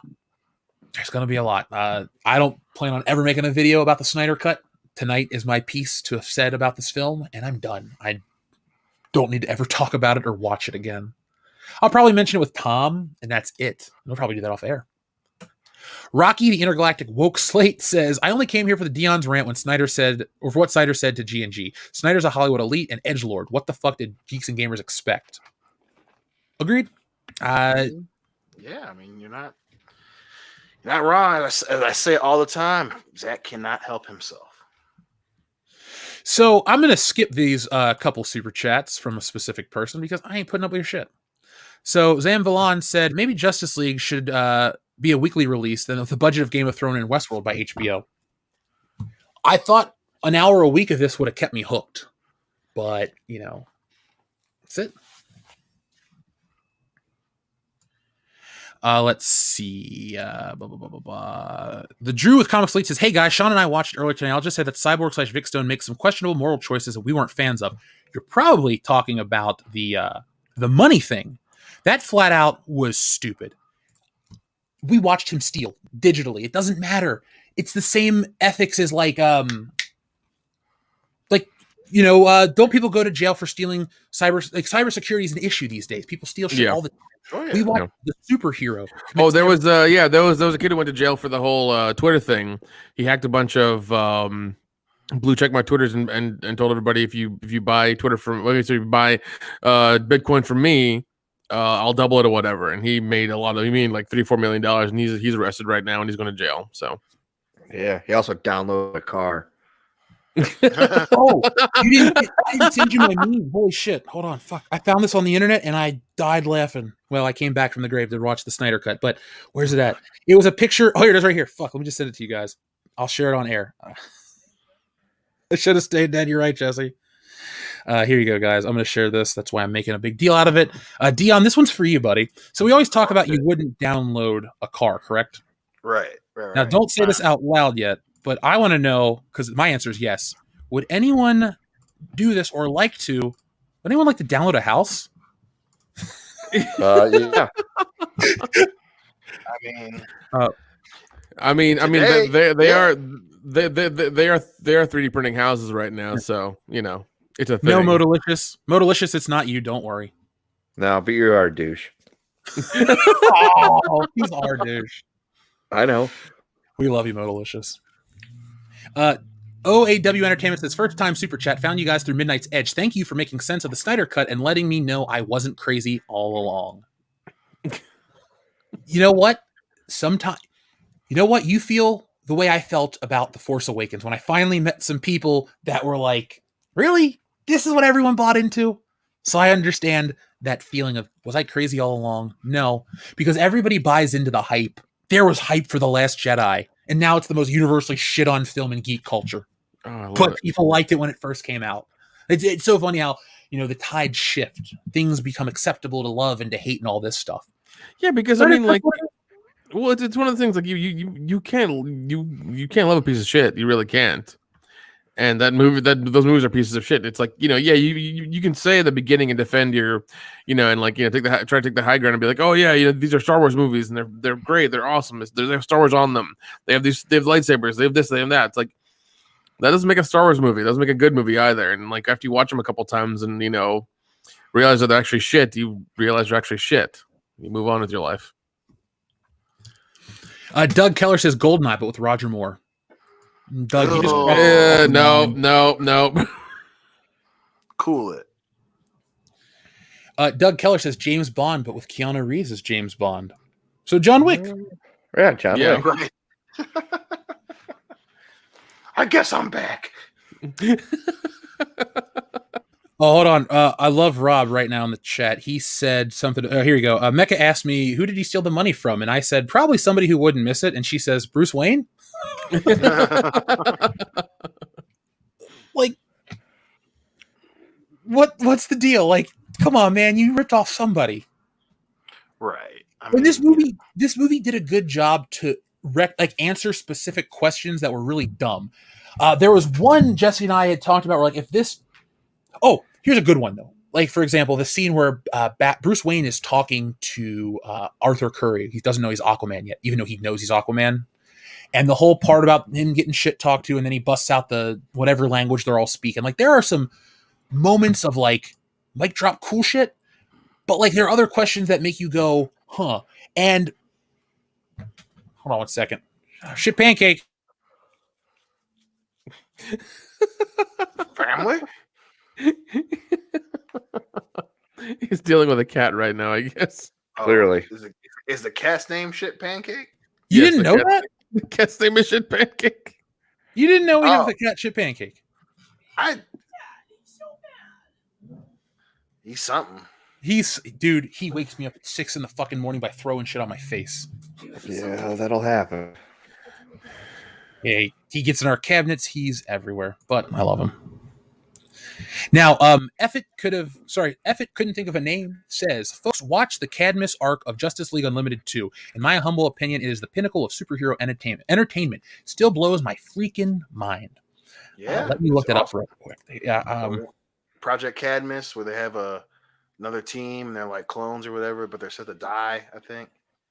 Oh, dude, yeah, that's the end of it. Holy shit! And Batman has to talk to that girl as she's gonna die. Right. See, folks, when people go and rip on the Snyderverse, this is why. Because you have a fucking cartoon for children that has more depth and humanity than a set $370 million picture. These cartoons are for the fans, That's right? 4 hours long. Yeah. 4 hours of Justice League Unlimited or 4 hours of any DCAU cartoon is going to be better. Like, give me 4 hours of Batman the Animated Series, and I'm going to ask for 4 more hours. Same with Justice League, Superman, all those wonderful shows. I just don't get it, man. Whoever's in charge behind the scenes is making bad calls left and right.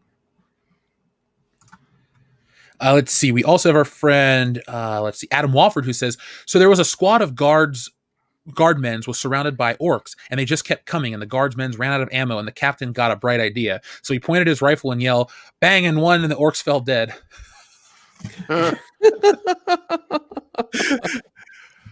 Orcs are that dumb that they'll believe you scream bang. So, Adam, what you're telling me is an orc could not have been on the set of the original Star Wars, because when they shot the scene with Princess Leia looking at her home planet of Alderaan being destroyed, you hear a man off screen going, bang! So he probably would have thought his shit got blown up and died right there. I love the orcs, and I hardly know them.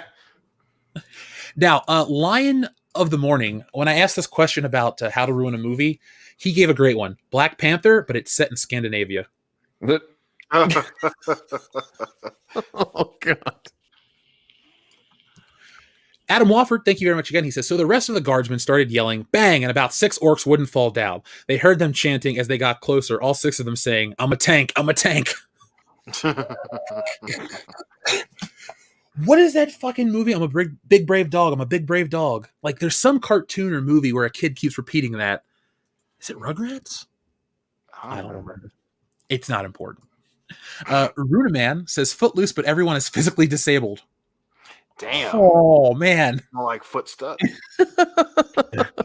I think, Jeff, I think that comes from Rugrats. Oh, okay. Footloose, but it's on a leper colony. So it's literally a loose foot? Yeah. Oh, God. That's fucked up. Oh, my God. I love our audience. Folks, always do your worst. We love them. Grimjoy says Labyrinth, but with Michael Jackson instead of David Bowie. Oh, you did too bad here. Yeah, magic jump. Kamikaze, thank you very much, says there was too much filler, like that scene with Iris that was completely useless. It's just things that they might use in another way. Sorry, it's just things they might use in another movie, but it's here. That's really it. Jesse made that point very early on. It feels like a lot of deleted scenes were added too. Like, that's what these are. It's like if you have a scene that's 10 minutes, but in the theatrical cut, it's 6. And then so you add on those additional minutes on each side to fill it out. And that's what a lot of the Snyder Cut is. And again, like I said, it's not an actual film. It's an experience, an experiment, if you will. Doug Keller, thank you very much. He says, Beverly Hills Cop, but directed by Rusty Cundiff. Oh, Yeah. No. Hey, Negative. Doug, do you want to stop trying to break our hearts on air? Yeah. We love please. you, man, but I can't handle this or the next one. He says RoboCop, but directed and starring Jordan Peele. Oh, that's Easy. not cool either. Easy. Doug, thank you for playing, but you're breaking my heart, bro. Yeah. Fuck off, Really Doug. breaking my fucking heart. So TLJ Screwjob says, okay, so Biff paid Jason to kill George McFly, but how do you guys think he did it? Oh my god. I mean, Biff Well, had to a lot of phrase money. Kendo from last week, 2 McFlys with the same machete. Oh god. Oh yeah, that's right. You and Tom had that whole talk on the High Council about like a time traveling Jason or whatever, killing historical figures when they're teenagers. Like, why didn't you just time hop through each 80s movie and kill those people? I'd love Like it. Gremlins or like, fucking Breakfast Club, any of that shit. That'd be funny. I agree. One of our super chats had asked for a special song lyric to be said, and I'm trying to find it up because it wanted me to sing the song Daisy, but I got a song called Daisy by Ash Nico, and it says, fuck a princess, I'm a king, bow down and kiss on my ring. Like, that's not what I think the person wanted me to look up. There we go. God, that's kind of sad that you gotta... All right, now we know the full song. There we go. Sorry, Dion, just be prepared. Oh, God. So I'm going to say TLJ Screwjob to answer your question. Jason killed George McFly with a copy of his illustrated science fiction magazine. He shoved it down his throat while he was watching Mystery Science Theater or Masterpiece Theater, whatever the fuck he watched. I can't think of the exact name. He watched a science theater show on Saturday nights. That show, he was dead in front of the TV. He didn't. This is the alternate reality. George does not listen to Marty. He does not go to the Enchantment Under the Sea dance.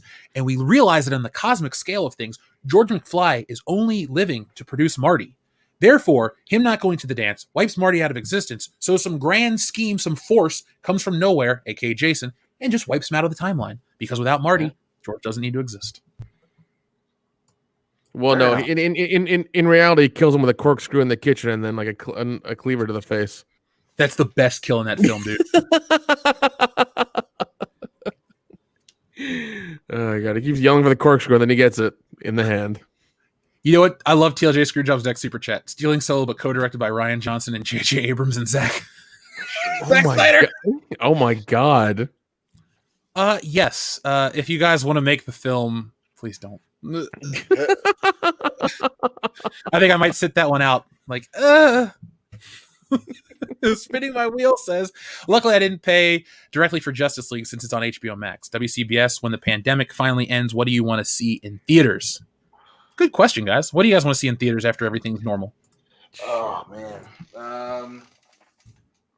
I mean, probably Black Widow. I mean, I was mainly because I was excited to see it. You know, keep my tradition of springtime Marvel movies up. But yeah, I'm cool with that. Is there anything Rest good you got? coming out? Like, My Well, I'm theaters are looking- open. What are you So- going to go see? I want to go see King Kong Godzilla. Yep. That's 31st. probably the next one I'm going to go see. That's the next one I would go see if things were normal here. I'm going to watch all the HBO Max ones on HBO Max. Family. You know what we should do, guys? What's that? If we can hold out a couple days, and this is mainly you, Kendo, if you can hold out a couple days to see Top Gun, we should all go see that together over Loudy's wedding. Like, take a day to do that. Just like something together. I mean, that's a big ask, Jeff. So Yeah, maybe we should go see Shang-Chi instead. I mean, I can wait for Top Gun.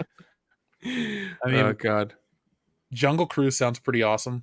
I don't Or know I can about just- that. You're pushing your luck. Now. Yeah, Or I that's can, a just rough go one. see Top Gun and just not tell you guys I saw Top Gun. That's true too. I did that to Joel with Thor. Um, Okay. Free Guy, the one with Ryan Reynolds, looks hilarious. Also Nobody from the producers of John Wick, that looks really good too. So both those. I want to see Mortal Kombat 2021. That sounds like it's gonna be great. If that was not coming out to HBO Max, I would risk it. It's Mortal Kombat. I'm that kid. Right. I don't know, man. Everything they're saying so far about it just seems very and I don't know. Well, look, Mortal Kombat might be it could be but Dion, I have great news, and Nick and Kendo are going to be very happy for you. What's that? You ready? I think so. Paw Patrol the movie is an upcoming American-Canadian computer animated children's film starring directed by Carl Bunker based on the children's television property Paw Patrol. Are you excited for the Paw Patrol movie, Pops? Oh my god. Oh, That is going to be my kid might shit fantastic. himself in his bed. Hears it in the ether, shits himself. Does he still like that show? No. He's all about Sonic and Mario now. Well, he's the fastest thing alive. That's true. It would be awesome to be able to go to Nintendo World in Japan right now, take a bunch of people. Seriously. Trip. Seriously. I think Universal's getting a Nintendo section of their park, right? In Florida, I think. And out Or here, Mario. I've seen them build the one in California. Yeah. They're doing it. It's happening. Next year for WrestleMania, well, actually, it's 2 years for WrestleMania, but WrestleMania in LA, we should go out to Universal and all that fun shit too. 100. Make a week out of it. Oh, definitely. Grimjoy, thank you very much. He says Spaceballs, written and directed by Ryan Johnson and Kathleen Kennedy. Oh, The Last Jedi. Oh god. Yeah, Right. Yeah, that's the Last Jedi. Nelson the Gentleman says, I'll be on your stream, but I'm going to open with saying I have no affiliation with Geeks and Gamers who put it together and insinuate they're a hate group. Zack Snyder. Yeah. It just felt really shitty. That's all I can say, man. Well, and I mean, he did it on live video, so it not gonna be made into a GIF, a video, a short, whatever, and just be kept in on the internet forever. So,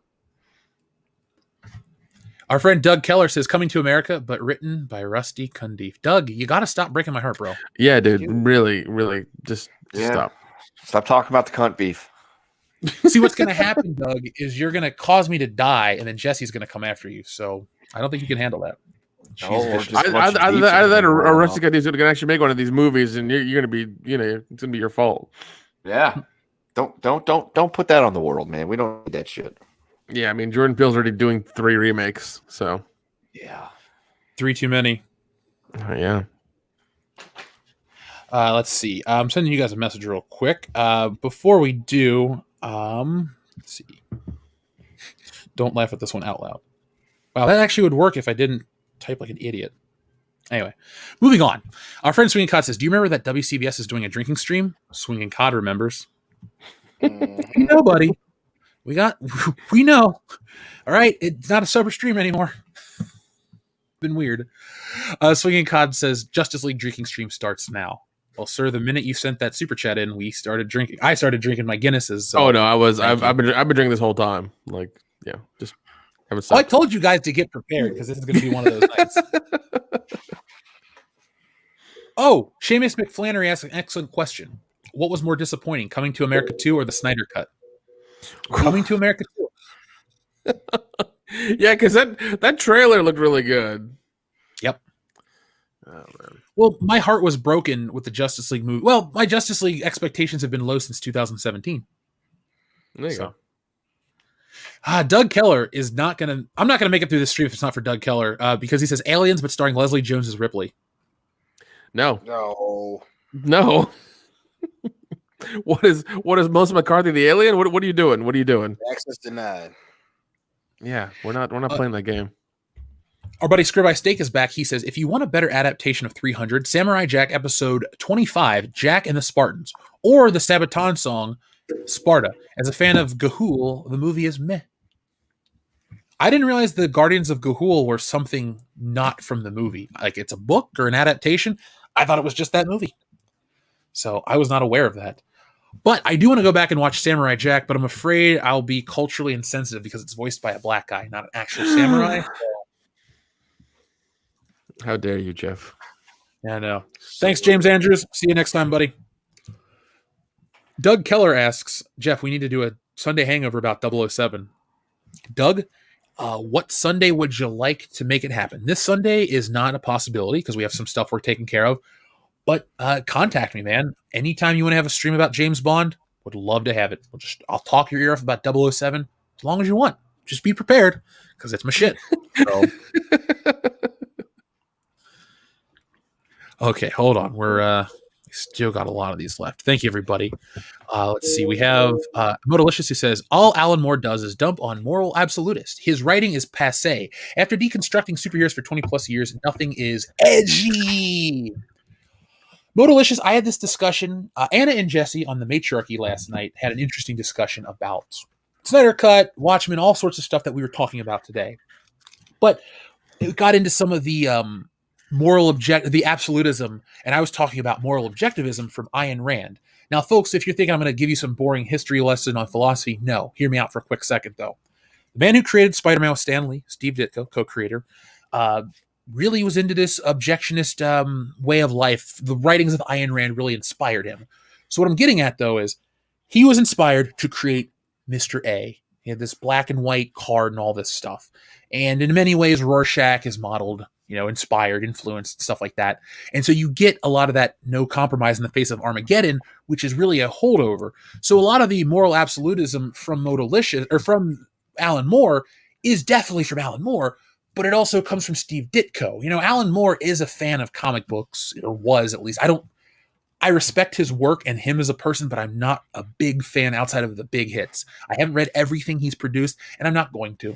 I don't need to read the one about there was like a fairy tale one or something that's kind of weird and questionable. I don't want to read all that shit. I like what he's done, and I will continue to read his work that I like. Watchmen is an every 5-year read for me, maybe. But the edginess of superheroes, I feel, have died out. The edgy superhero trend died in 2012. Avengers killed it. You always follow the highest grossing thing, and sadly, Marvel has been the highest grossing thing. That is why we've had an influx of comedy, an influx of just, nothing jokes here and there. Thankfully, the Snyder Cut does not do that. The jokes that are in the Snyder Cut work for the most part. There are some really good ones. There are some really bad ones. But it's refreshing that I'm not hearing a line of dialogue, joke. Line of dialogue, exposition, joke. It balances it a little better. Max15 says, we want the finest wines available to humanity. Goddamn right we do. Hills Mallory, we did read yours about the Green Lanterns. Thank you very much. SH Rebels had a request. God damn it. Are you really worried? Are really worried? I can't speak. Are you worried? You ready, Dion? Are you ready? Daisy, give me your answers, do. I'm half crazy and all for the love of you. I won't be stylish. I can't afford a carriage, but you'll look sweet upon the seat or my meat of a bicycle made for two. There you go. Thank you, Ed Gein. Mm-hmm. I'm not a serial killer. I just play one on TV. I was getting those vibes when you started talking about like a bicycle made for two, and I was like, oh, I remember the shit he did. It was fucking horrible. Modalicious, thank you very much. He says Star Wars, but Rian Johnson direct. Oh, right. Now, Thunder Robots. I got to be honest and read this one and say you're right. You could be right. Thunder Robot says JJ can be good for Superman because he did write a script that was very good for Superman during the development years. What was it? Superman Flyby, correct? That's the name of the movie. How much is going to come? It's not about J.J. Abrams that I'm worried about. The more I think about it, it's Ta-Nehisi Coates who's writing the film. Now, in the world we live in, are they going to be able to tell the Ta-Nehisi Coates, well, your perspective on Superman is wrong? No, you can't say that kind of stuff. Folks, if you want to know what the new Superman film is going to be like, go read the Ta-Nehisi Coates Captain America run. It's currently available. Captain America, Superman symbolize a lot of the same values. If you like how he handles them, expect them to be amplified on the big screen. TLJ Screwjob says, also Screen Rant Mortal Kombat arc was quoting the producer interview, not just Screen Rant bullshit. why can't there be it must be a Warner Brothers problem, because it's like every time you get excited for something, it's like, let's do something stupid to piss you off right before. Now, I'm not pissed off over the Mortal Kombat thing, but Johnny Cage is an integral part. He's in almost every game. He's in the first, how many in a row? Shit, Sonya and Kano don't even make it into the second game. They're chained up next to Shao Kahn on the final level. Hey, is Dion in the green room? He's coming back. Every room is the green room for Dion. I see your back, Dion. Oh, fuck you. God damn. Chrome fucks me just to come back to that. Oh. It's not Chrome you have to worry about fucking you, Dion. Oh, damn. Oh. I want to go home. Oh, we're almost there, boys. This is the final stretch. You're already home, by the way. You might be in bed. Who knows?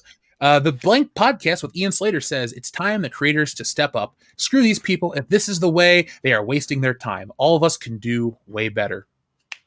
I agree. We can make our own content. I make my own stuff. Ethan makes his own stuff.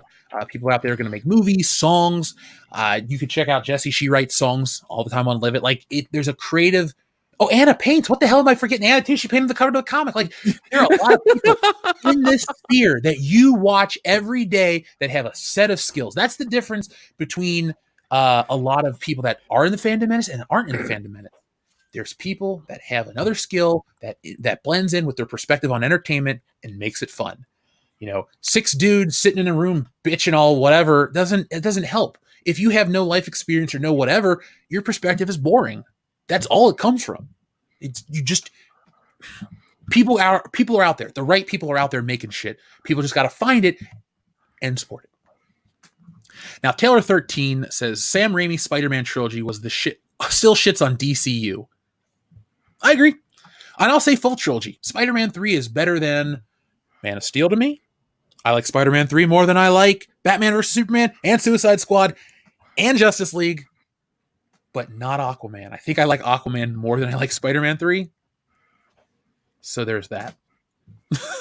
I know, tangent, sorry. By the way, folks, we have over 1,300 likes. Holy shit, you guys liked this show. So please, before we go, keep hitting the like button. It helps us and it helps let YouTube know what you guys want. And the more likes we see on a video, the more times we'll talk about that topic. So you guys can dictate a lot of stuff. Just let us know what you're interested in. Now, JSP says, a friend and I are looking to do a stop motion wrestling show with comic figures. If it happens, interested? Ooh, I would watch it on YouTube for sure. That reminds me of what is it? Celebrity wrestling? Celebrity Deathmatch. Celebrity Deathmatch. Thank you. Yeah, this reminds me of. Oh, that is on whatchamacallit, Paramount Plus, but it's like 3 episodes. Oh man, yeah, you had me, then you lost me. Yeah, and they're like later episodes too. Oh, boo. But JSP, I love stop motion and I love anything wrestling related. So don't worry, I will. All you have to do is send me a link and I'll check it out. Solfiend says Avatar, when the one bad guy is the one I wanted to win. Stephen Lang was the best bit in that movie. He's cool. I like him as an actor. I just don't remember. Hey, Nick, what was the horror movie he was in where he was blind? Don't Scream or something? Yeah, Don't Scream or Quiet. Hold on, let me look it up. Because that's the last thing I saw him in. Mm-hmm. But remember, he was such a hit from Avatar. I gave him that random TV show where they go back to start humanity when they're dinosaurs and shit. What was that show called?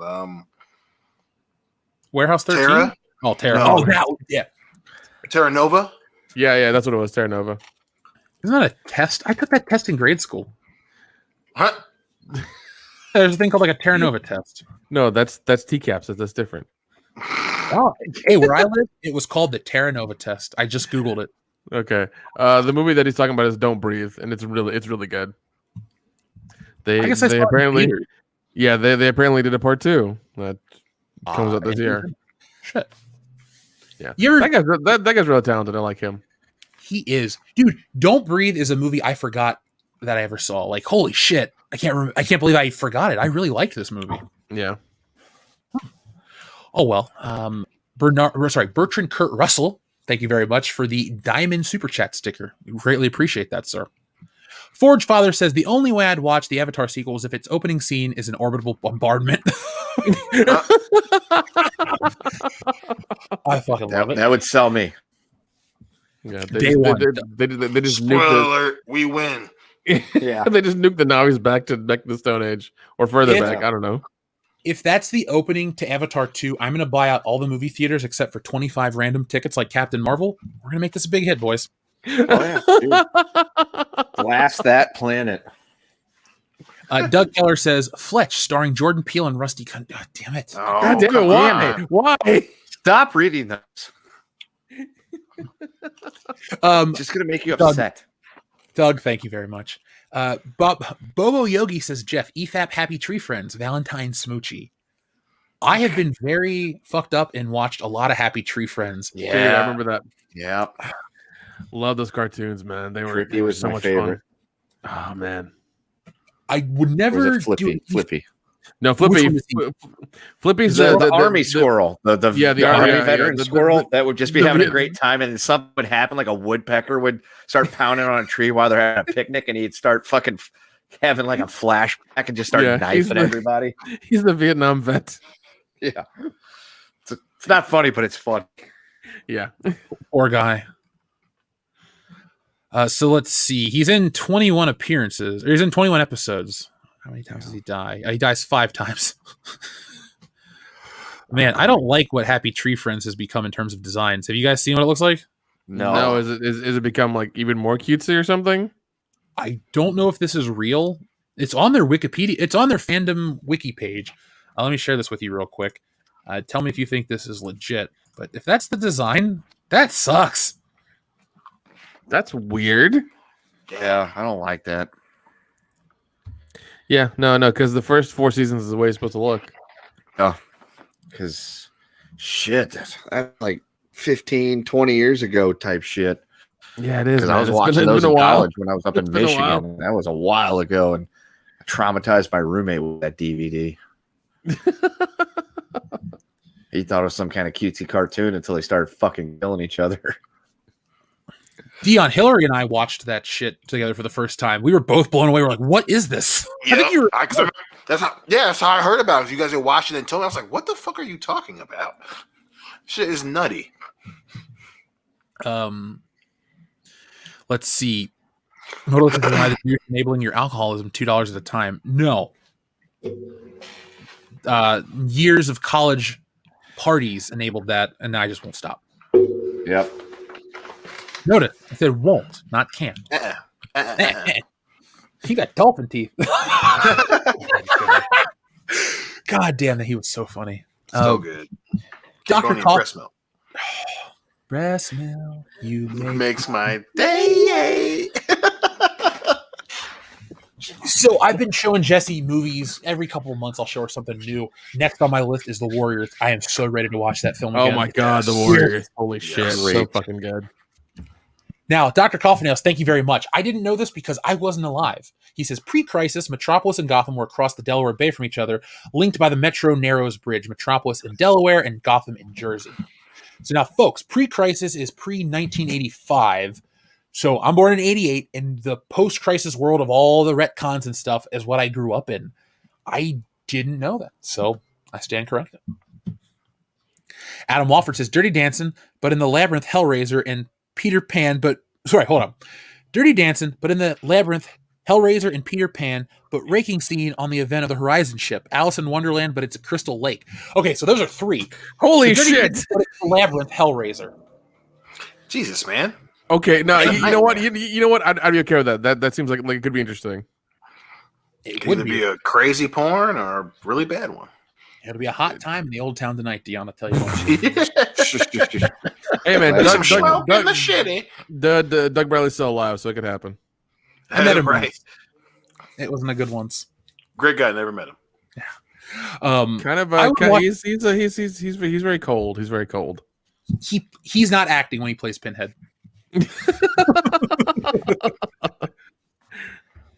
Rocky, the Intergalactic Woke Slate, thank you very much for your recommendation. He says, I highly recommend looking up Gotham 1919 through 1939 by Giant Panda King. It's a mock-up of history of Gotham City if it existed in the United States. I'm going to look this up after the show. I'm going to put this up right now to make sure I can watch this. It's a book. Okay, cool. It looks neat. Let me just show this for people. If it was real. And I think people might want to check this book out. I think I want to check this book out now. It's out of print, but it looks neat. So see, we have the Joker, we have Robin, we have all these other iterations. That's what Batman would look like. Oh, let's look at that. So we have a few more of these. We have our friend Headcase Laboratory that says, I finally hit over 100 subscribers. Woo, woo, woo! Congratulations, man. Dude, you made your first step into a larger world. Now you're on to 1,000. So congratulations. You deserve it. Thank you for being here all the time with us. And folks, check out Headcase Laboratory. Big fan, big supporter. Check out his work. Steve 3 asks, have you ever walked out of a movie? Fuck yes. Have you guys ever walked out of a movie? No, I don't think I have. No. Yeah. Wanted to. I walked out of Solaris with George Clooney. I am going to pull up an image of the film I walked out of because I thought this movie was going to be incredible. I was like, oh my God, this has got two great actors, Tom Hardy and Gary Oldman, all-time greats against each other. Oh shit, this is just like Batman again. I'm ready. I'm pumped. Child 44 is the biggest piece of shit movie I've ever seen in my entire life. Damn. In theaters. Oh my God. If I would have seen It's Pat in a theater, I'd have cried and begged to leave because I hate that fucking movie. I would have been 4 years old when it came out, so it doesn't matter. But my point is, my cousin Jason and I went to go see this movie. We had been out Hofbrauhaus. We didn't have much to do. We're like, let's go catch a movie. We'll have a couple more drinks and we'll go home. We went and saw this movie. I couldn't tolerate it. And the best part was, it was my cousin and myself and no one else in the theater. So we got so bored, we just talked loudly over the movie. We would yell at each other over the movie. And then at the midway point, when no one still hadn't come in, we just left. Like, no one came in to see this fucking thing. It was garbage. Child 44, only movie I've ever walked out of in a theater. Hopefully the only one I ever will walk out of the theater. So Steve 3, we read yours. Thank you very much. Yakase says, with all the Mortal Kombat talk, we need a Mortal Kombat. Yakase, since you just joined our Patreon page, this is a special for you and everyone. You get a...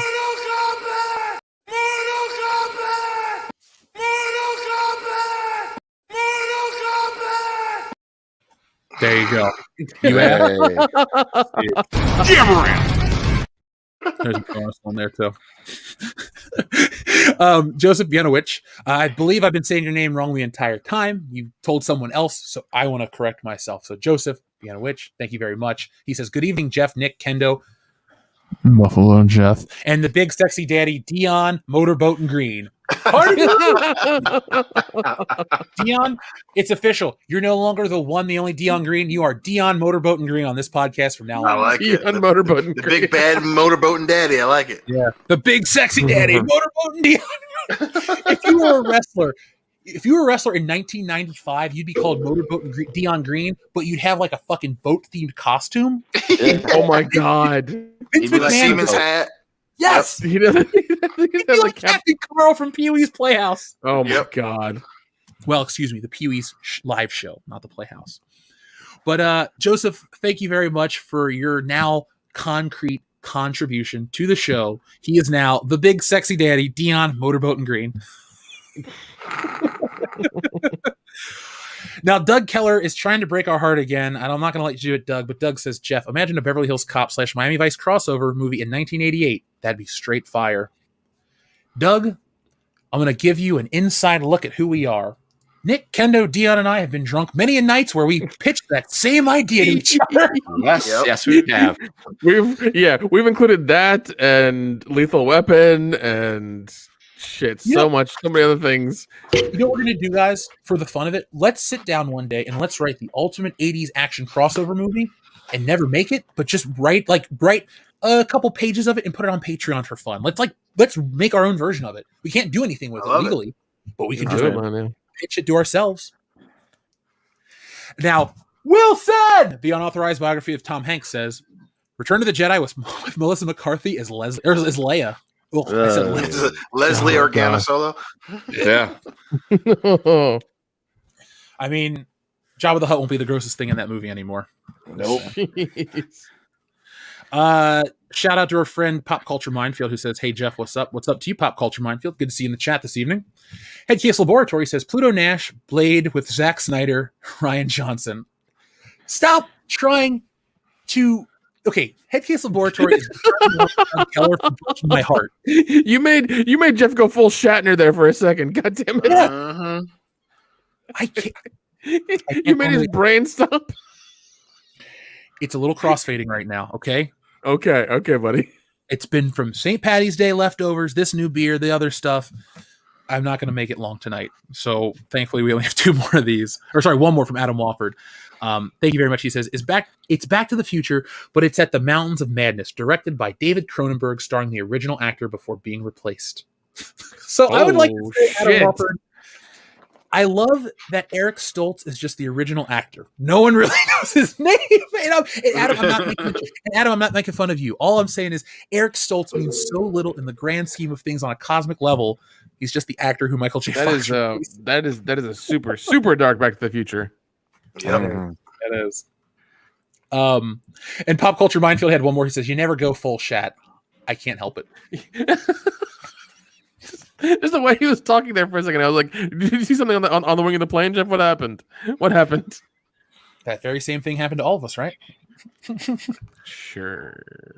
What was a joke from Third Rock from the Sun? Anyway, let's go. We have had a really awesome long show. This show blew the High Council out of the fucking water. This was a fun show. And the High Council's a fun show too. But holy shit, boys! Thursday night, the WCBS podcast. This is the place to be each and every week. We'd like to thank 1,340 of you for giving us a thumbs up. We had, thousands of people watching at some point. So tonight was an awesome stream. And hold on. There we go. Joseph Bianowicz says, "Jeff, yes, Jeff, please make that a t-shirt. Big Sexy Daddy, Dion Motorboat and Green. I'll buy it. And thank you for Jeff." Thank you, Jeff. That is Dr. Detroit. Oh, my God. Well, folks, we will have a t-shirt store this year. Figured out how to run the shit, so that's awesome. But Dion, you are going to be a slogan machine. There will be a Honey Dicks t-shirt, and now Big Sexy Daddy, Motorboat and Dion Motorboat and Green. That's it. I think. Listen, that's if that's my contribution to pop culture, then goddamn it, I will gladly take that mantle. Dude, I will never honey dick my fans. Damn it, never. We have 15 movies we have to write about you about being my black ass. So I mean, that's gonna happen. I got a franchise with people I trust to make it. I'm feeling pretty good. Yeah, man. Now, Dion. I mean, like when the sixth or the 11th one comes out, we're gonna have to shoot you into space, but we'll figure it out. Listen, we'll call Musk. We'll call Musk. It's okay. Right. He ain't doing much else this year. Seriously. Now, we had one more final super chat from our friend Headcase Laboratory. He says, "The Last Jedi and Brokeback Mountain." Damn. I mean, well, another one popped up, but I would rather watch Brokeback Mountain over The Last Jedi. And yeah, 100%. Yeah. And I ain't got to quit you. Nope. I got to quit Star Wars, though. That's something I got to fucking stop.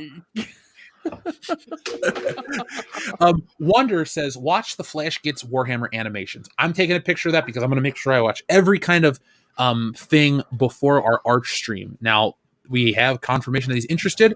We're going to reach out over Discord, and we're going to shoot for something in April, folks. So I want to thank everyone. Yeah, I guess we're all going to have to study up on Warhammer a little bit to kind of get prepared for it. You know what? It could be worse. We could have to read up on shit we hate. I already watched the Snyder Cut, so you don't have to. So, yes, folks, I'm going to drop a link again. Go pick up a copy of the comic. Support us, support the Phantom Menace, support Anna, that Star Wars girl. She gets a cut of this campaign. So when you guys back every comic, helps Anna too. So also when we get higher up, let me rephrase that because I'm kind of drunk now. Once the numbers go up, every 100 backers, you get a new magnet. We're almost to that next tier. And as we go on and on, it's going to get better and better. And at the very end, Anna, and there's even more. If we pass that goal, which we will because we did the first time, there'll be a Cecil enamel pin. I will make a Cecil pin based off the High Council artwork of my cover, my day one exclusive cover. So once we cross that many copies, then that'll be included. And all these things are included for everybody. So even if you back at the most basic tier, there are perks that are going to be thrown in for everyone. So check that out. Grab a copy of the trading card. Actually, grab a set of the trading cards of a nice holofoil paper that they come in. It's a nice package. So before we go, boys, is there anything else that you would like to say before we put this baby to bed? Watch Resident Alien because it's a wonderful fucking show, and buy Dogecoin. Yes. I want to watch Resident Alien very badly. Dion, is there anything you'd like to say before we put this very long episode to bed? Zack Snyder, you know how I feel about you. You and me ain't never been friends. All my homies hate Zack Snyder. Zack Snyder, we coming for you, and I'm done. Taylor 13 with our final super chat of the evening says, Samuel L. Jackson is Indiana Jones or Darth Vader. Well, I actually motherfucker, watched that. Yeah, I'd watch that. I'd watch that. That'd be entertaining. All right, so folks, I'm gonna go. There'll be a Good Morning Pop Culture tomorrow. I'm gonna go try to watch Winter Soldier and Falcon and get caught up on a couple things before then. So be on the lookout. New video will be dropping on Saturday, and then we'll be back in the regular rotation, the regular cycle. It's just been a couple of rough days trying to get the stuff for the holiday and stuff for the campaign rolling, but dropped a video today. It's doing fine. Check that out. It's about WandaVision and why I think the fans aren't to blame for any disappointment, because we didn't really come up with some of this shit. And other than that, folks, I'm going to go. So thank you for watching. Thank you to everybody who joined us tonight. Be smart, be safe, be cool. Be cautious if you watch the Snyder Cut. Make sure you have bathroom breaks planned out and all those sorts of things. It's an event. It's an event. You know what? It's something. An event. A funeral is also an event. Not necessarily a good time. So, folks, I'm going to go. Thank you for watching, and always be excellent to each other. .com